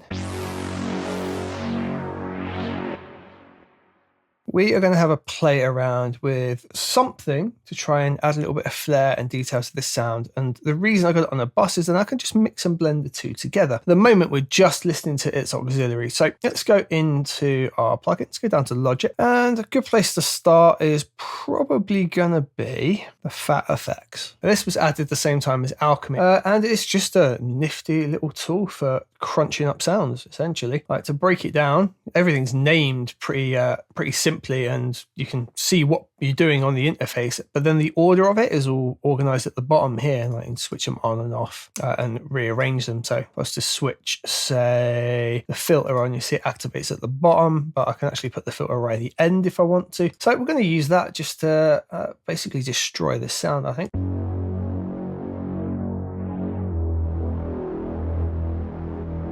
I'm going to turn off most things. We're going to switch that filter over to be a high pass.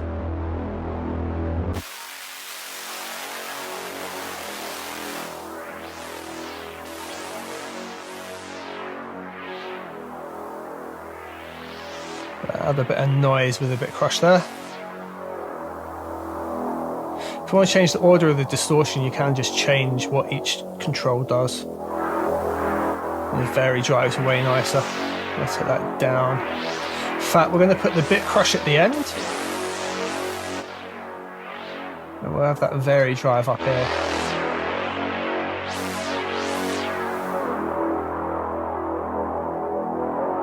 Alright, let's bring the bass back as well. We can dial that back a bit.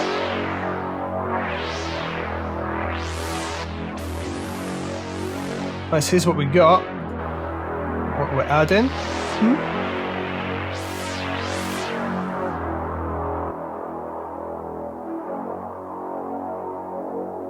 We can maybe bring that up a little bit higher, even past sort of the 500, so it's just the high end. I could use the resonance to boost it and listen to where it's cutting off.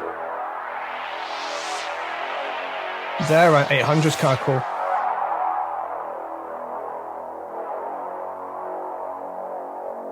I like the bass enhancer, we've taken all the low end out, so there's no need to have it in, we'll get rid of it.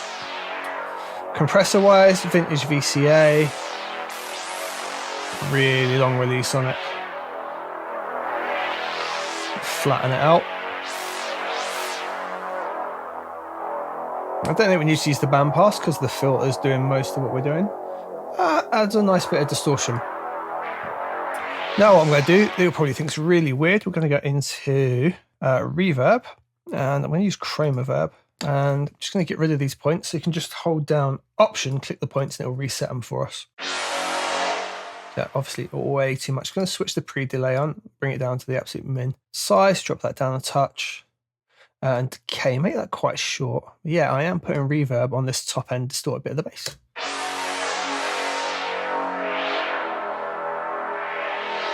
Mix a bit of the dry in.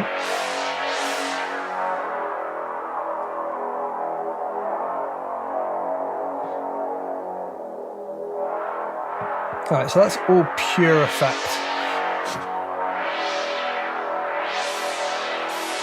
Let's switch the details. I want all the highs in. I'm going to roll the lows out again though. I just don't want any of the lows basically. I'm going to give that a bump again like this.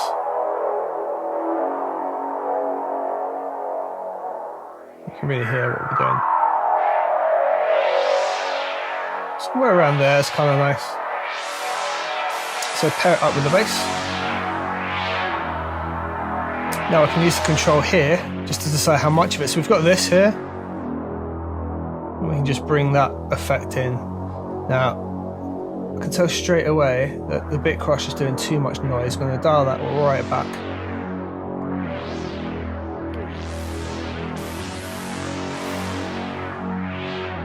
I think that's a decent enough balance there. You know, take it away, you miss it. It's just adding some vibe to it, right?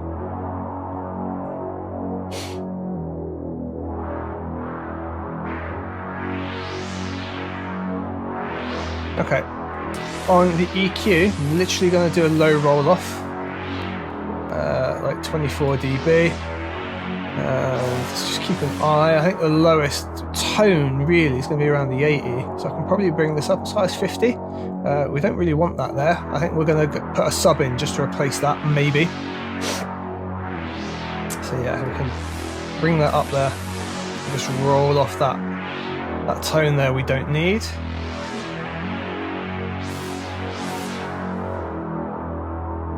Take that off again. Yeah, it's just giving some crazy phasing. I like it. The compressor, I'm going to keep the platinum digital because it is super clean, like 3.5, something like that. Take the auto gain off. I'm just going to dial this back just to control it. So where we've got some of the cross automation happening, it does just peak up a little bit. So this is just going to be there as control, really.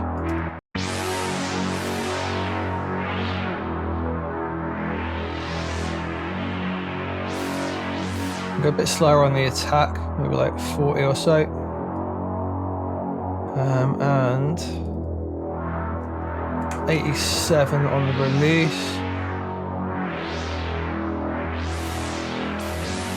and it's just there to control those flare-ups, right?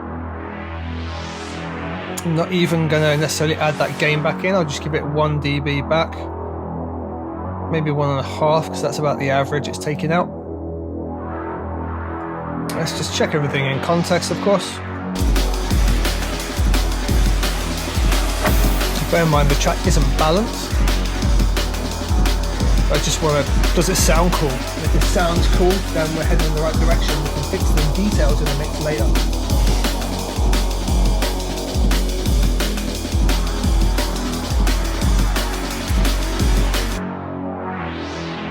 Alright, so the other thing now is a compressor here. I'm going to do a very similar level of control, so sort of like 3.5, auto gain off, nice and slow on the attack, slowish, or even slower here on the release. And we're just going to dial this back till we start catching that by a couple of dB. And yeah, it doesn't matter if it's taking a decibel out or two all the time, it's that it catches those sudden jumps. Look, I say sudden, you know, it's got 35 milliseconds, a really quick like snap will get through, but if it's suddenly rising up in level for a significant amount of time, that's going to be catching it. And you see, then it went to like -5 when most of the time it's taking about a decibel out. Now, because I can control that with this, I will look at it later in the mix and decide the balance, but roughly for now that seems cool to me.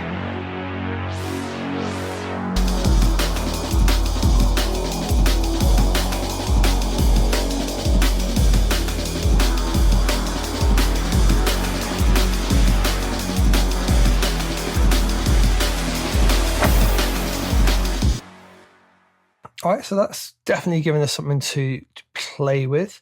We've just done some very basic control. You know, we're not cutting frequencies out. We're just going for a sound that we're interested in and we like. So this little thing at the end, what do we do with this? Okay, we've got a delay on there, haven't we? That's cool. We like that. In terms of like all these instruments, I think we can probably give them their own space. I might just make a reverb bus for them. Let's just grab all of them in context real quick. So you can just hold shift and do the whole lot and then hit solo and it'll get all of them for us. Like I say, I always just press U to loop around what we've got.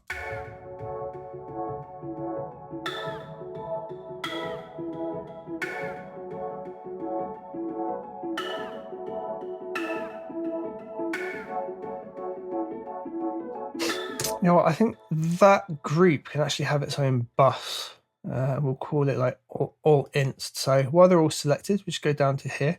Again, with me and my spacing of the buses, I'm going to call you alt inst. And what we'll do, if we just have these two selected, when we bring our color chart up, it will show me the colors. And I can just do that and it will color both of the same, which is dead useful. Really need to start using the shortcut for color palettes. What would it be? It'd be option C. Probably won't remember that. I just go into there each time. All right, so now this will contain all of these.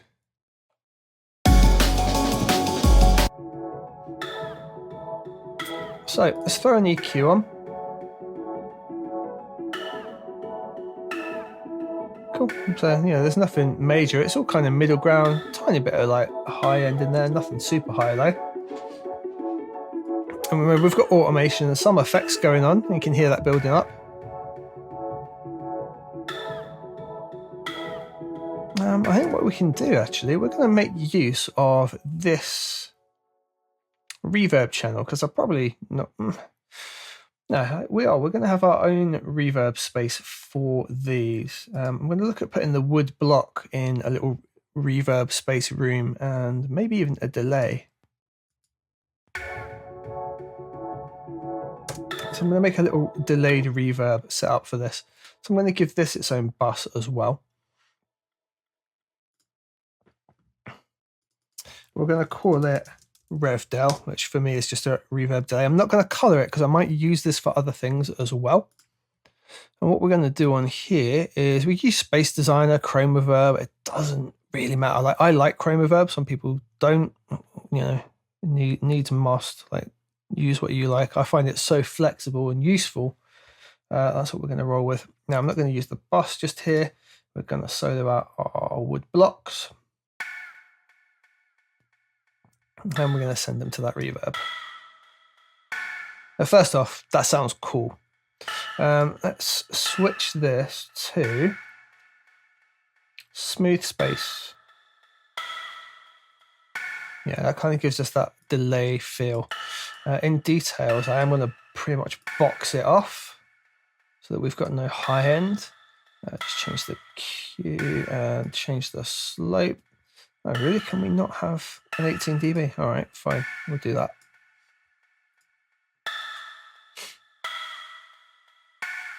In terms of the size, I quite like that.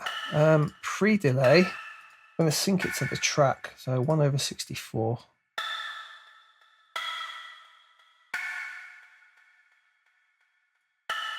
I like the way it's working. Let's try out the distance. So much I'm going to dial that back. The decay, let's sync the decay to the track as well. 1 bar is maybe a bit much. Let's do 1/2. All right, how is it?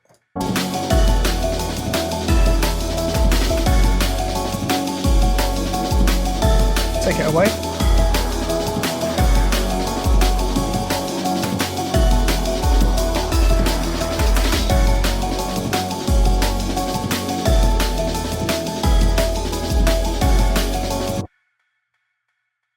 I mean, it's cool, I like it. Again, level-wise, like we may as well wait till the whole rest of the track's balanced before we really like start tackling that. But it's got an effect in the sound and the feel that I like. We leave it there, we'll roll with it, we've built that bus, it's cool.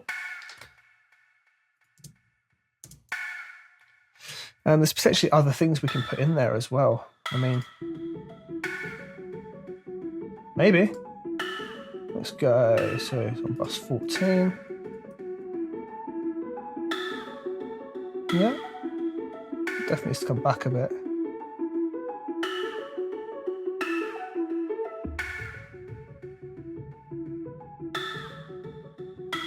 I like the way it's giving it its own space, it's nice.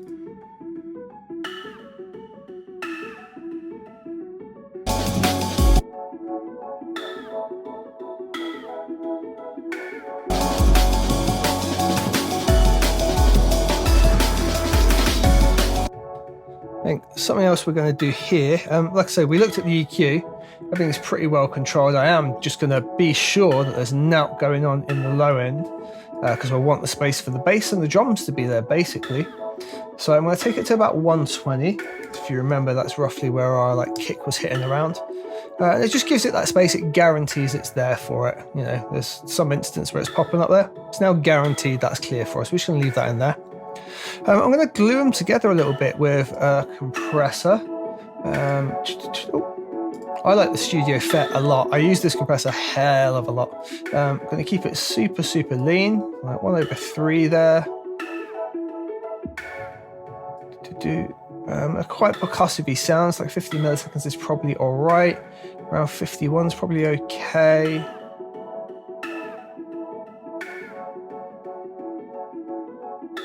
Yeah, around 2 dB markers, sticking everything together nicely.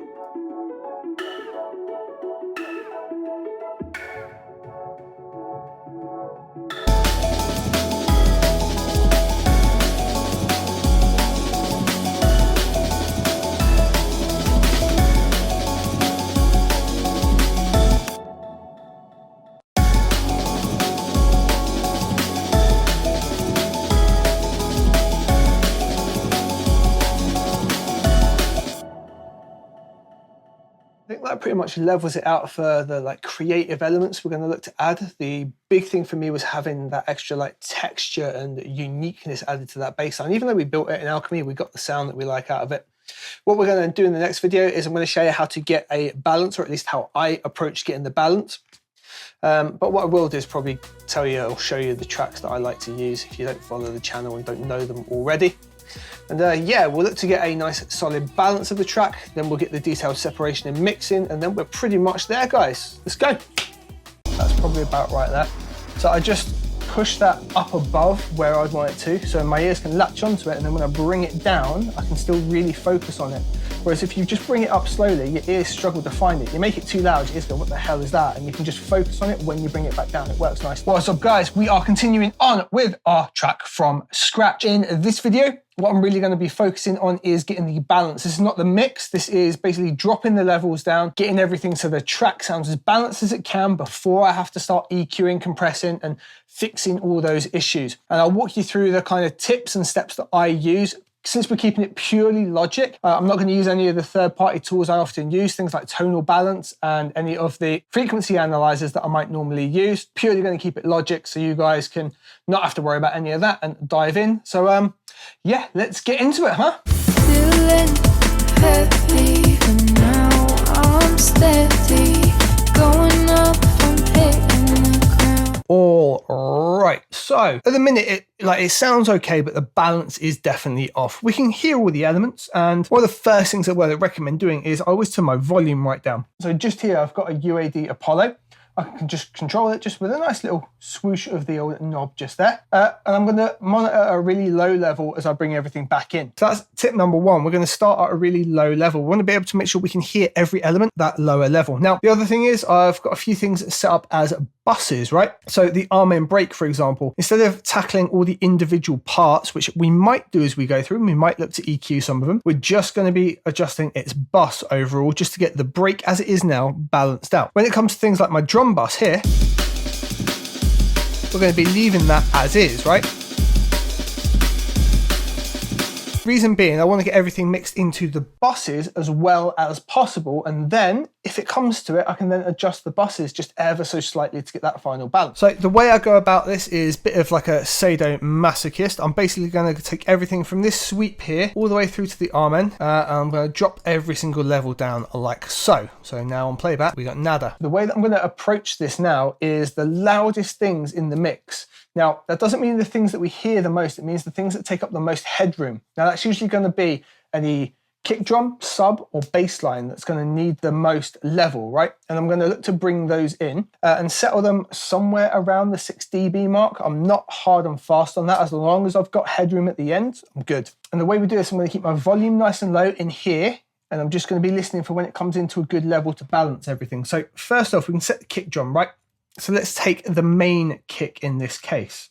And we've got the one that we made with synth. So we're going to bring that in. And what I can do is just reset it like that. All right, and we can see, that's going around -8. Now there's loads of low end in there, and it's going to fight with some other things later on. So -8 is probably a pretty good place for us, all right? Now the next thing, the arm end break, it's got a kick drum in it. It's a little bit higher up in frequency, but we want to make sure that comes in. So volume nice and low. I'm just going to be bringing my break in now.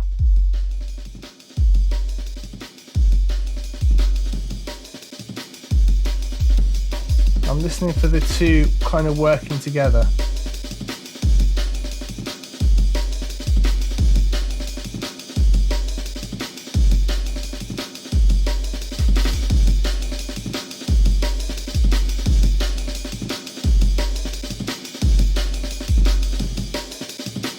You can see there, even with the heavy kick being at -8 and bringing the break in, we're actually already at -5 in our stereo output, right?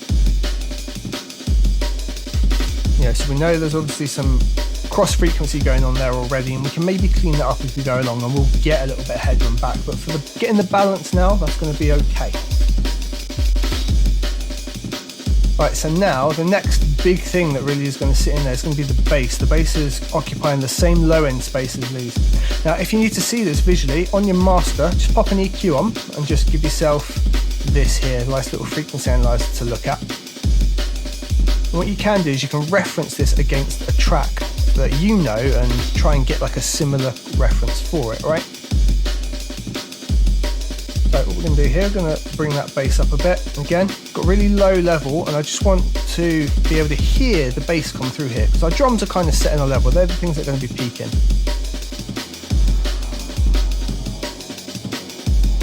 Even there, I can hear the bass coming in, but I can't hear all of it. So I'm going to bring it up.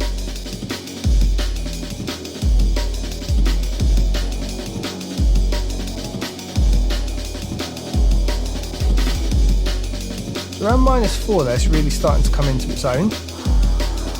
Level wise, super low. Bring it a bit higher. And I'm going to just overshoot it so it's too loud. It's dominating over here.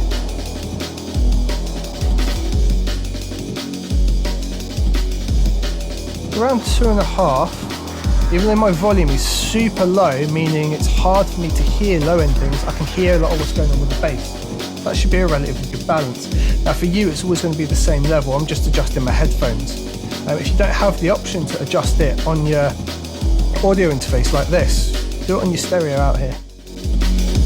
What I'd recommend doing though is putting a utility in there, gain plugin, doing it that way. That way you can just bring your thing right down and gauge it that way. But if I now just pump it up a bit, that balance is sounding okay to me. Now we need to start bringing other elements in. We'll bring my volume right down again. And I want the snare layer. Now that was cutting through far too much before. It's just supposed to be there to complement the arm end one. So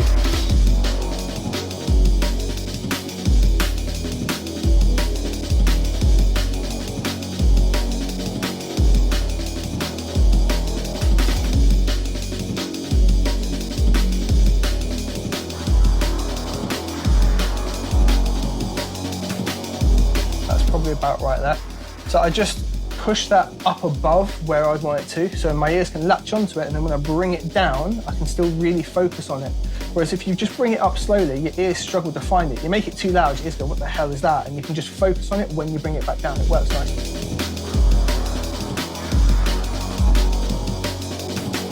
Okay, tape verb, we're just going to hold option and just let that all come in. There's nothing there for the time being. And we'll want that to be at 0 anyway. Now, I said I was going to leave my buses alone. Okay, so in order of importance, that pretty much covers the drums, covers the bass line. Now I'm going to look to bring in the other elements that are sort of detrimental to how the whole thing sounds. So we'll start looking at our instruments here. And this pad was pretty important. So we're going to bring that up.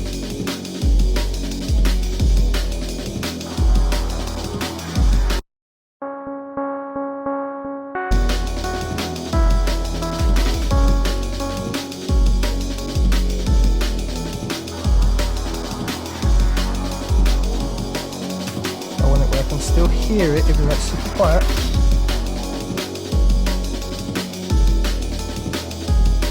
And just pump it up louder again. Maybe bring it to -6, somewhere around there.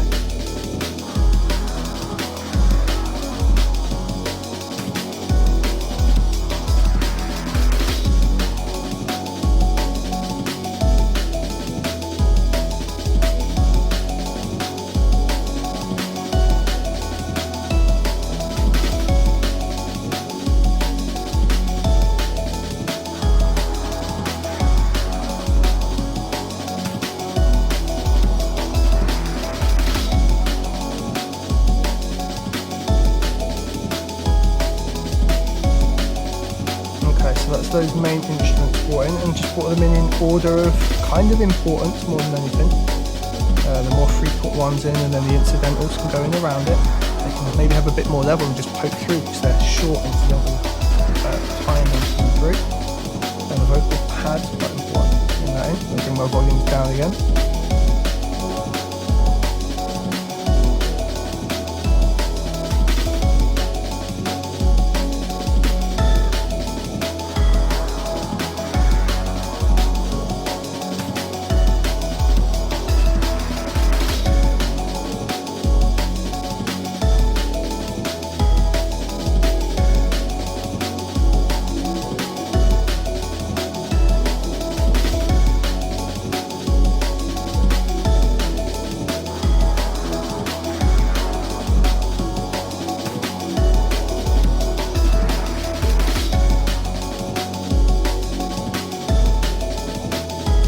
Now this is a little harder to gauge because of the automation where it gets louder and louder. So I'm going to take it at its peak here.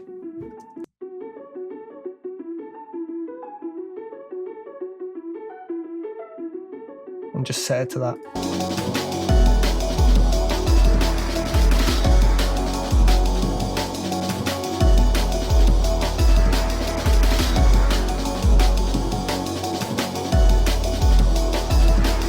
I'm going to work backwards and do the things that just help the drums stand out. The two shakers, we'll grab together and do those together.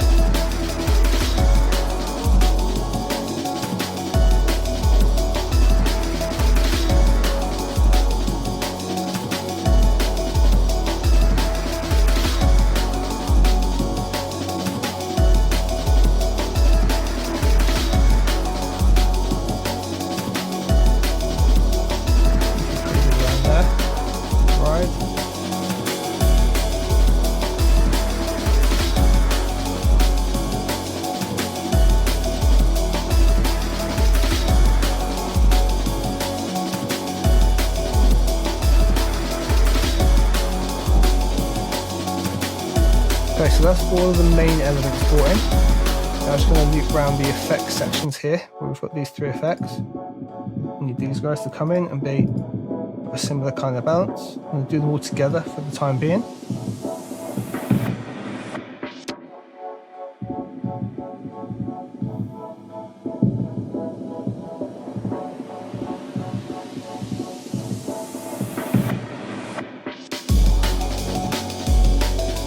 Alright, we've got the sweeper a little bit further down here.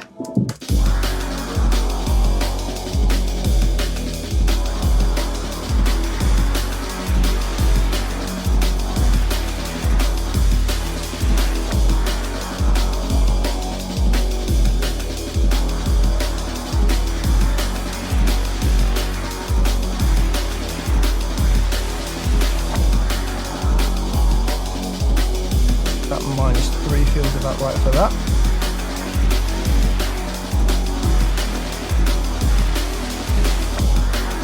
Okay, now I've got these incidental drums just here. Bring these right up together as well.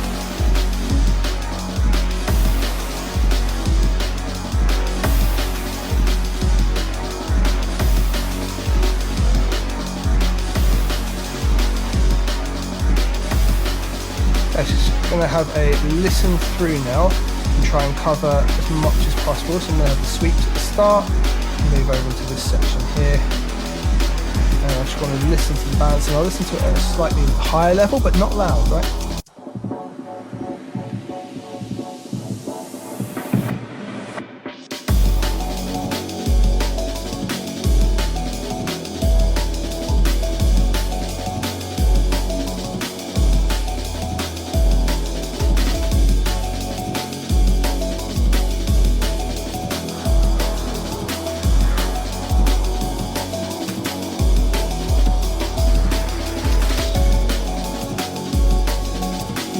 Overall, everything's balanced a bit better, and you know, from where we started our meter, we've got about 3 dB of headroom, 3 to 4 on average. It's probably getting a bit loud in some places, but we're going to tackle that as we go through and actually look to mix it. Now, I've done that about 1,000 times without exaggeration, and yeah, it just takes practice. But just think about what you're starting with. So the things that take up the loudest volume, so your biggest dynamic range. So your kick drum's probably going to lead the whole track, sub's probably then going to sit with that, and then bass, and then your snare's going to be in there as well. Just focus on those particular elements, get those in, and you should be all right. Working at a really low level, if you can hear everything so it feels kind of flat at a lower volume, when you turn it up, it's going to be okay. If you do it loud, you can hear the bass really, really early, but once you turn it down, the bass disappears. So if you start low, then you're going to be able to hear it straight away. Reason for that, your hearing changes at different levels, and it struggles to hear lower frequency. So if you get the lower frequency in there nice and early, you've got the level set already. When you bring it all up, it's just the right kind of balance straight off the bat. No matter your dynamics or how you're hearing it, it's always going to be okay, level matched wise. Now, in terms of the EQ, I stick the EQ in there to use the analyzer. Now, if you don't really know what you're looking for in here, I'll show you a little something that you can do that's dead easy. You can see that got the like low end separation, everything else, and it just kind of like gently rolls off. Like here's probably going to need some EQ control and other bits in the mix, but for the most part that seems okay. So an idea, and don't mix with your eyes, use this as a reference in a guide, what I'm about to show you. Get a track that you love. Now, what I use Still Dre from Dr. Dre from CD, and I use Pendulum Plastic World. They're the two references I use over and over. Can't play them to you on YouTube, so what we'll do, we'll just grab one of my tracks and I'll show you the theory, and then you can do it with whatever track you like. So I've just grabbed my track Feeling Heavy, basically because lots of people say it's mixed nicely, including the mastering engineer. So I think that's going to be a good thing to use. Okay, so we can bash that in there. Now, two things we can do. We can listen to the track and A and B and balance to it. So if you just hold Option, you can balance, you can solo it, and then you can just switch over to mute as well, all right? And just reference them that way.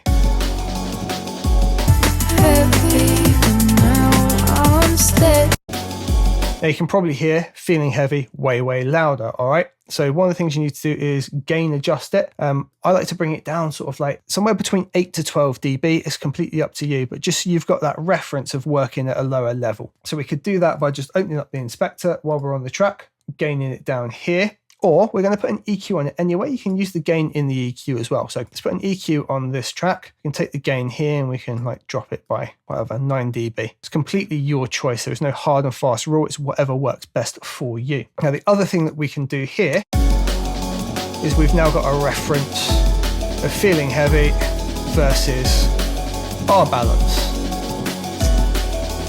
And do you know how I said I've done it 1,000 times before? Well, they're not worlds apart, are they?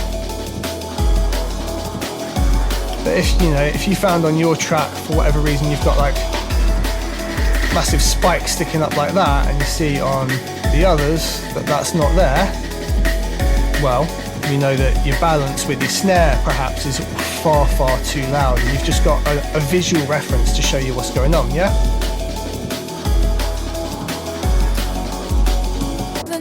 Now we can just switch between the two.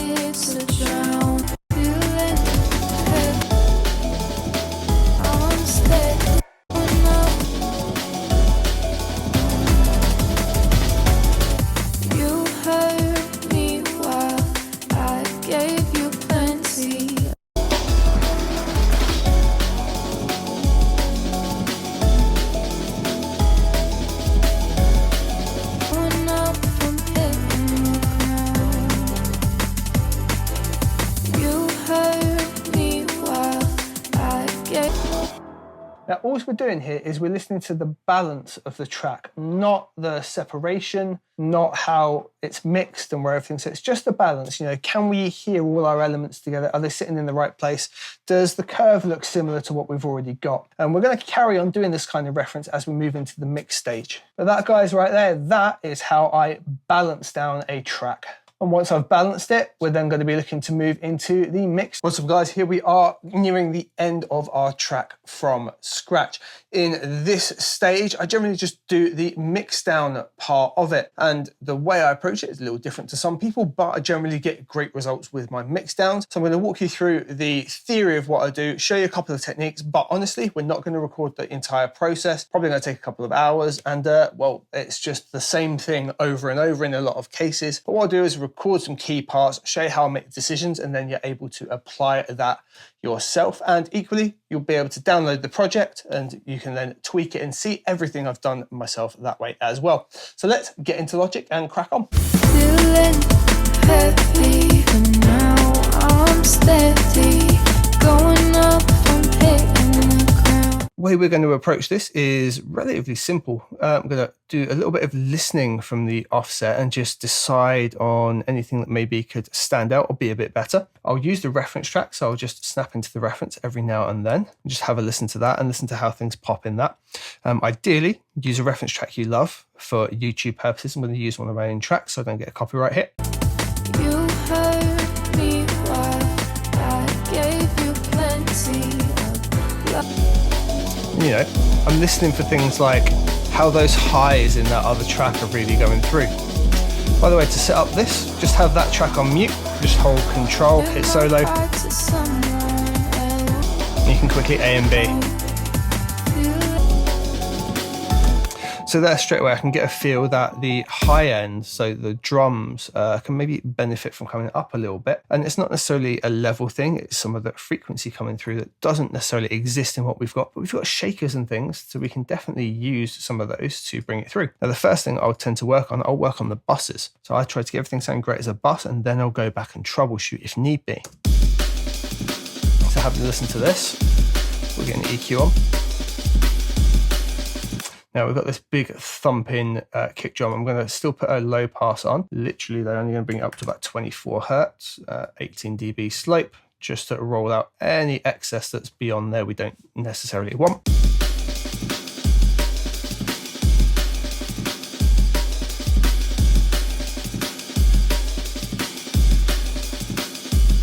You know, all the drums are sounding pretty good. They could maybe benefit from a little bit lift overall, just add a little bit of shine onto them.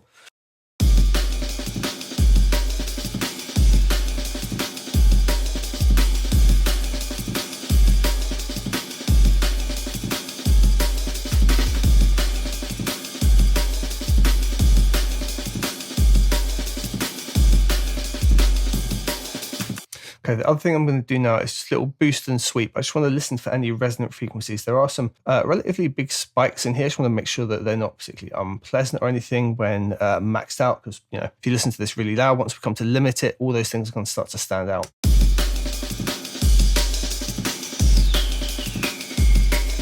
Don't want to go too narrow.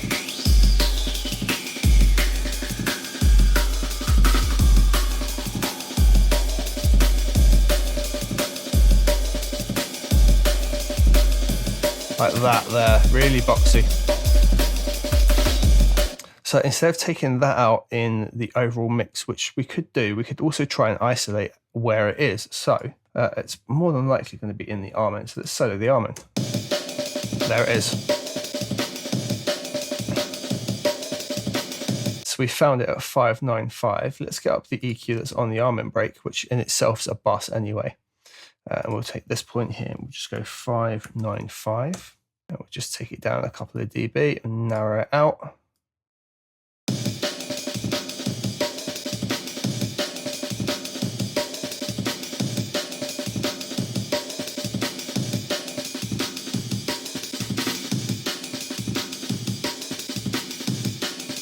We can just A and B between the two. And that actually makes a pretty big difference, right?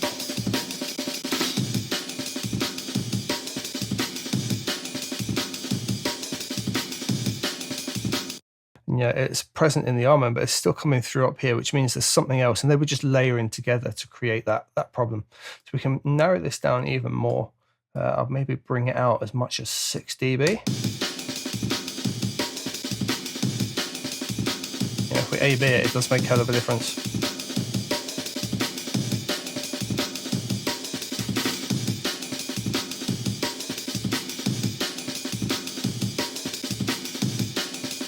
Put everything together.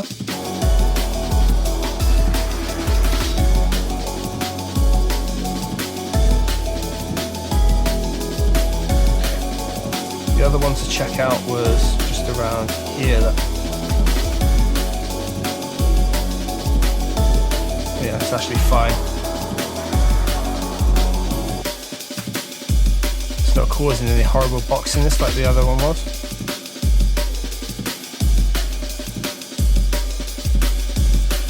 Off.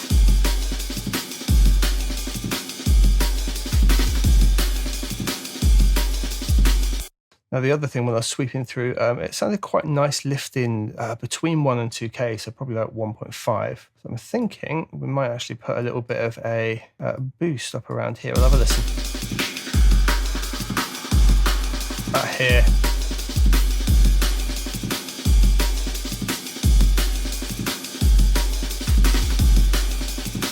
A lot like when I was doing the balancing side of things, I'll push the EQ too far, latch onto it, and then bring it down.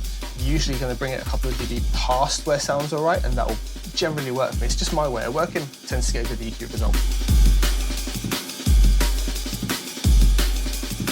Right, everything overall. So it just helps liven the drums up a little bit. It's maybe a bit harsh here at 3K as well. Here. Bring that down ever so slightly.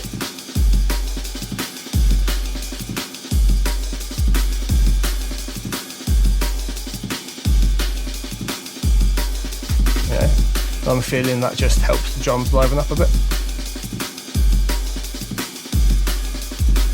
Now something else we need to look at that is a problem in lots of the low end. We've got the kick and arm and are fighting a little bit, so just gonna get those two EQs up next to each other, and we'll maybe just have to roll some more out or in. We'll see how that goes. Although no, they shouldn't be touching each other, might just be the tiniest bit around the 100. Yeah, so maybe roll a little bit more out on here.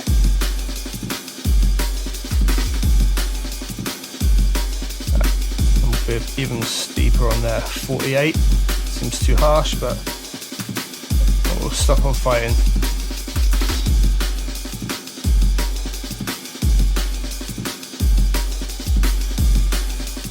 Now what I'm going to do off stream is probably go through all of the sounds in the arm and break and balance them, maybe put reverb on the snares and things like that. You'll be able to dive into the project and do that rather than showing the very long and arduous process. So the next big relationship is definitely between the bass and the drums.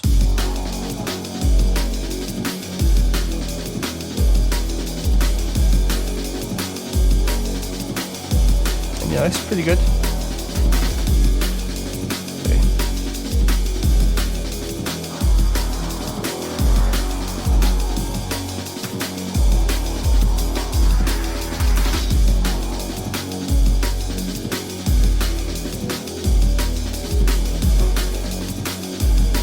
We've got space around here where all of this is, and these are just going to be allowed to poke through. What we can maybe do to make sure that the fundamental is always poking through, we could use an EQ and dip it around here, it's around 200 hertz. We get a bit more snap in that snare straight away, you hear that?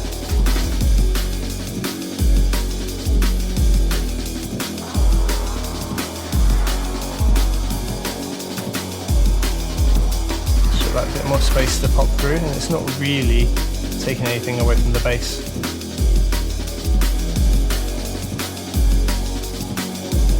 Now the other thing we can do is a bit of sidechain compression just to add a bit of rhythm, and I think I'm going to link it to the really heavy kick. So on the bass we've got the compressor just here, and just in a very simple bit of control at the minute. What we're going to do, we're going to copy it and make a sidechain one. So we're just going to hold Option down, drag that down, and I've got a nice preset called the FET DnB side. What I can now do is just send the heavy kick to that. There you go, and now listen to how much more the kick booms, just taking this down. Give it that dB back, it's already been compressed. So they've got a nicer relation together.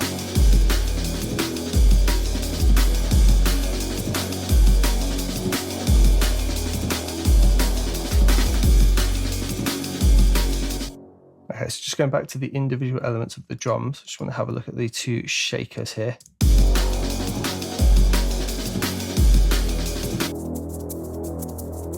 They're not going to be in the way of the bass at all. I was just noticing with the little dip we've done at 3K where it's a bit harsh, they may be getting a little bit lost. So let's just pop an EQ on both of these. They're right up purely in the top end here. So what we can maybe do is actually just add a little bit of level to those in contrast to everything else. Literally just bring them up about half a dB.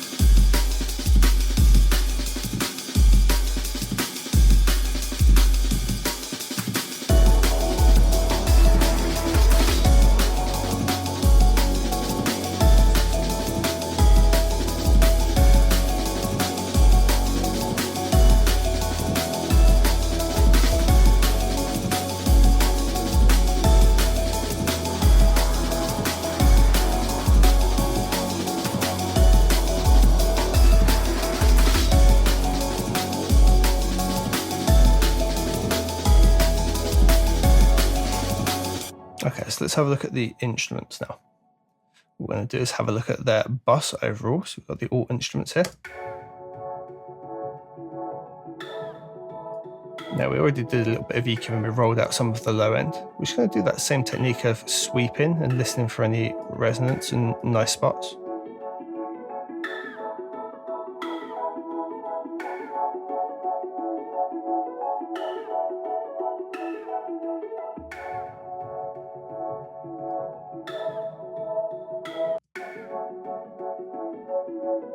There you go, that space just there, so 560, not particularly nice, so we'll give that a dip. I'll do the same process again, different band.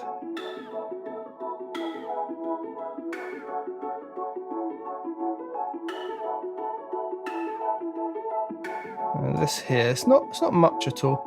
It's not very nice, so we just give that a tiny step, except I'm going to make this a really smooth curve out just to that section. Yeah, it was only bad at a really extreme boost of 13, but just take that away. I'm just going to check out these spikes down here below, just using this band.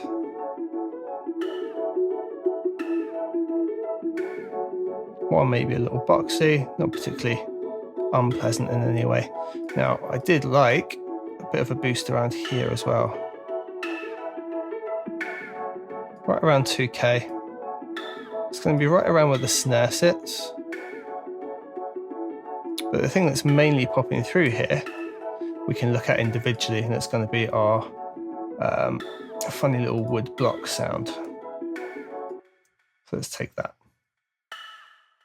And what we can do is use an EQ on that, and we're just going to isolate it. What I'm going to do is give it a little boost, both top and tail, like this.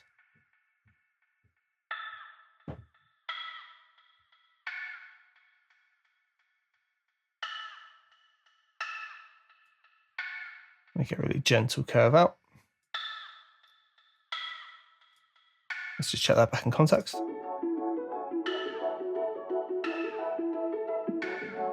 Take the EQ off. Do we like it or not?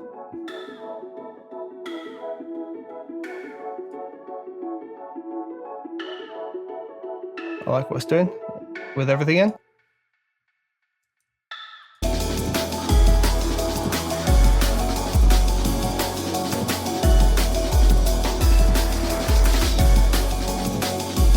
Okay, now parts are standing out and others are getting a bit lost. So I'm actually going to compress the whole up quite hard and just get it all sat in its own space in the mix. So it's not going to move too much enough. It's just going to be there, always audible.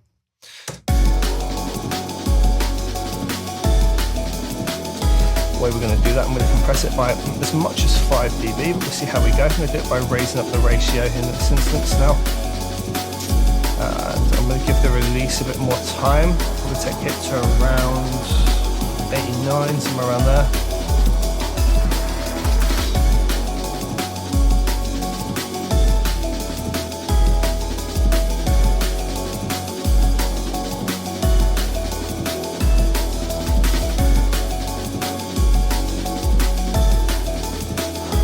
They're a little bit lost.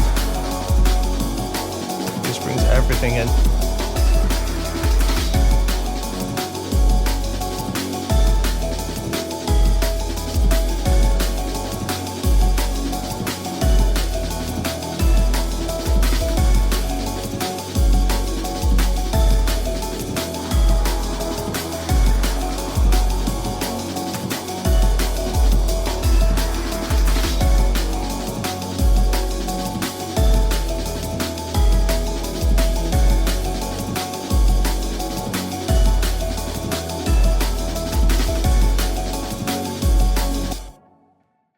Okay, so the other thing I'd want to do is some kind of reverbs and things like that, just give an own bit of space.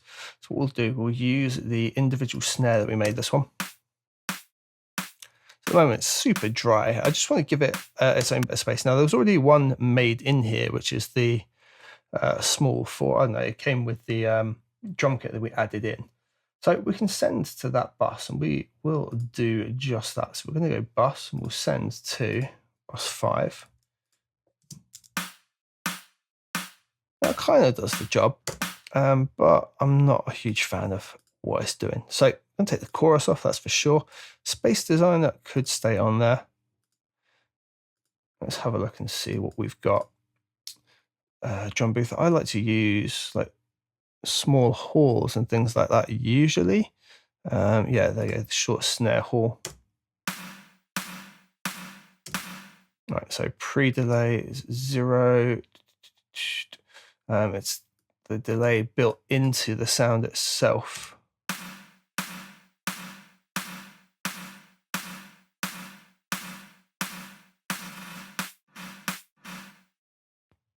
What we can do though is switch on the pre-delay timing like that and usually get some pretty cool results.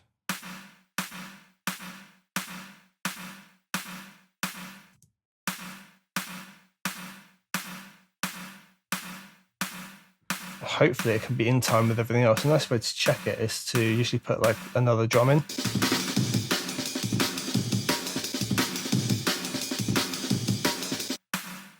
this case though, not feeling it. So let's try a different hall. Yeah, that's literally instantaneous. That's synced.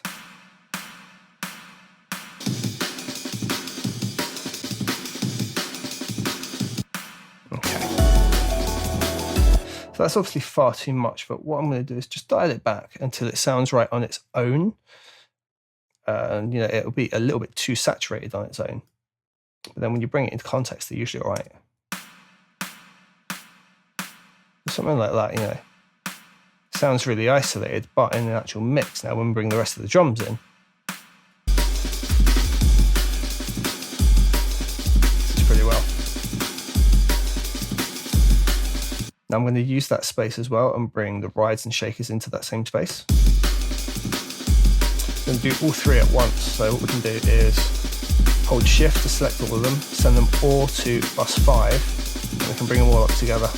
I'm going to overshoot it and dial them back.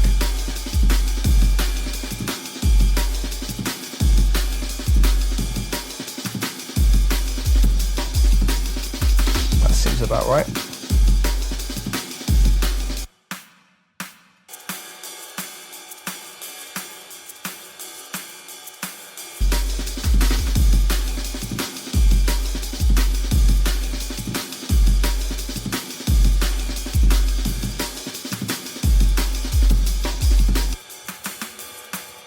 That's everything that's coming through there. It's too much with the rides. We'll take the ride back separately.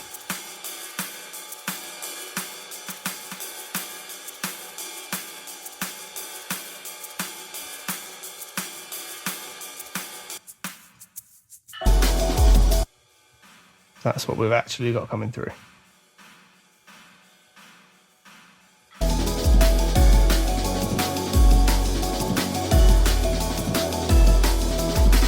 Now we can control a lot of the reverb in Space Designer, however, I just prefer to pop an EQ on.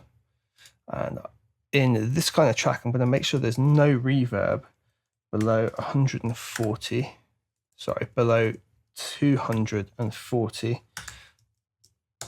So I don't want any of the lower frequencies just becoming all washed through, and you know the snare's got loads at 200. We still want that to be dry, but we want the rest to all be reverbing. So now we're a bit more like this.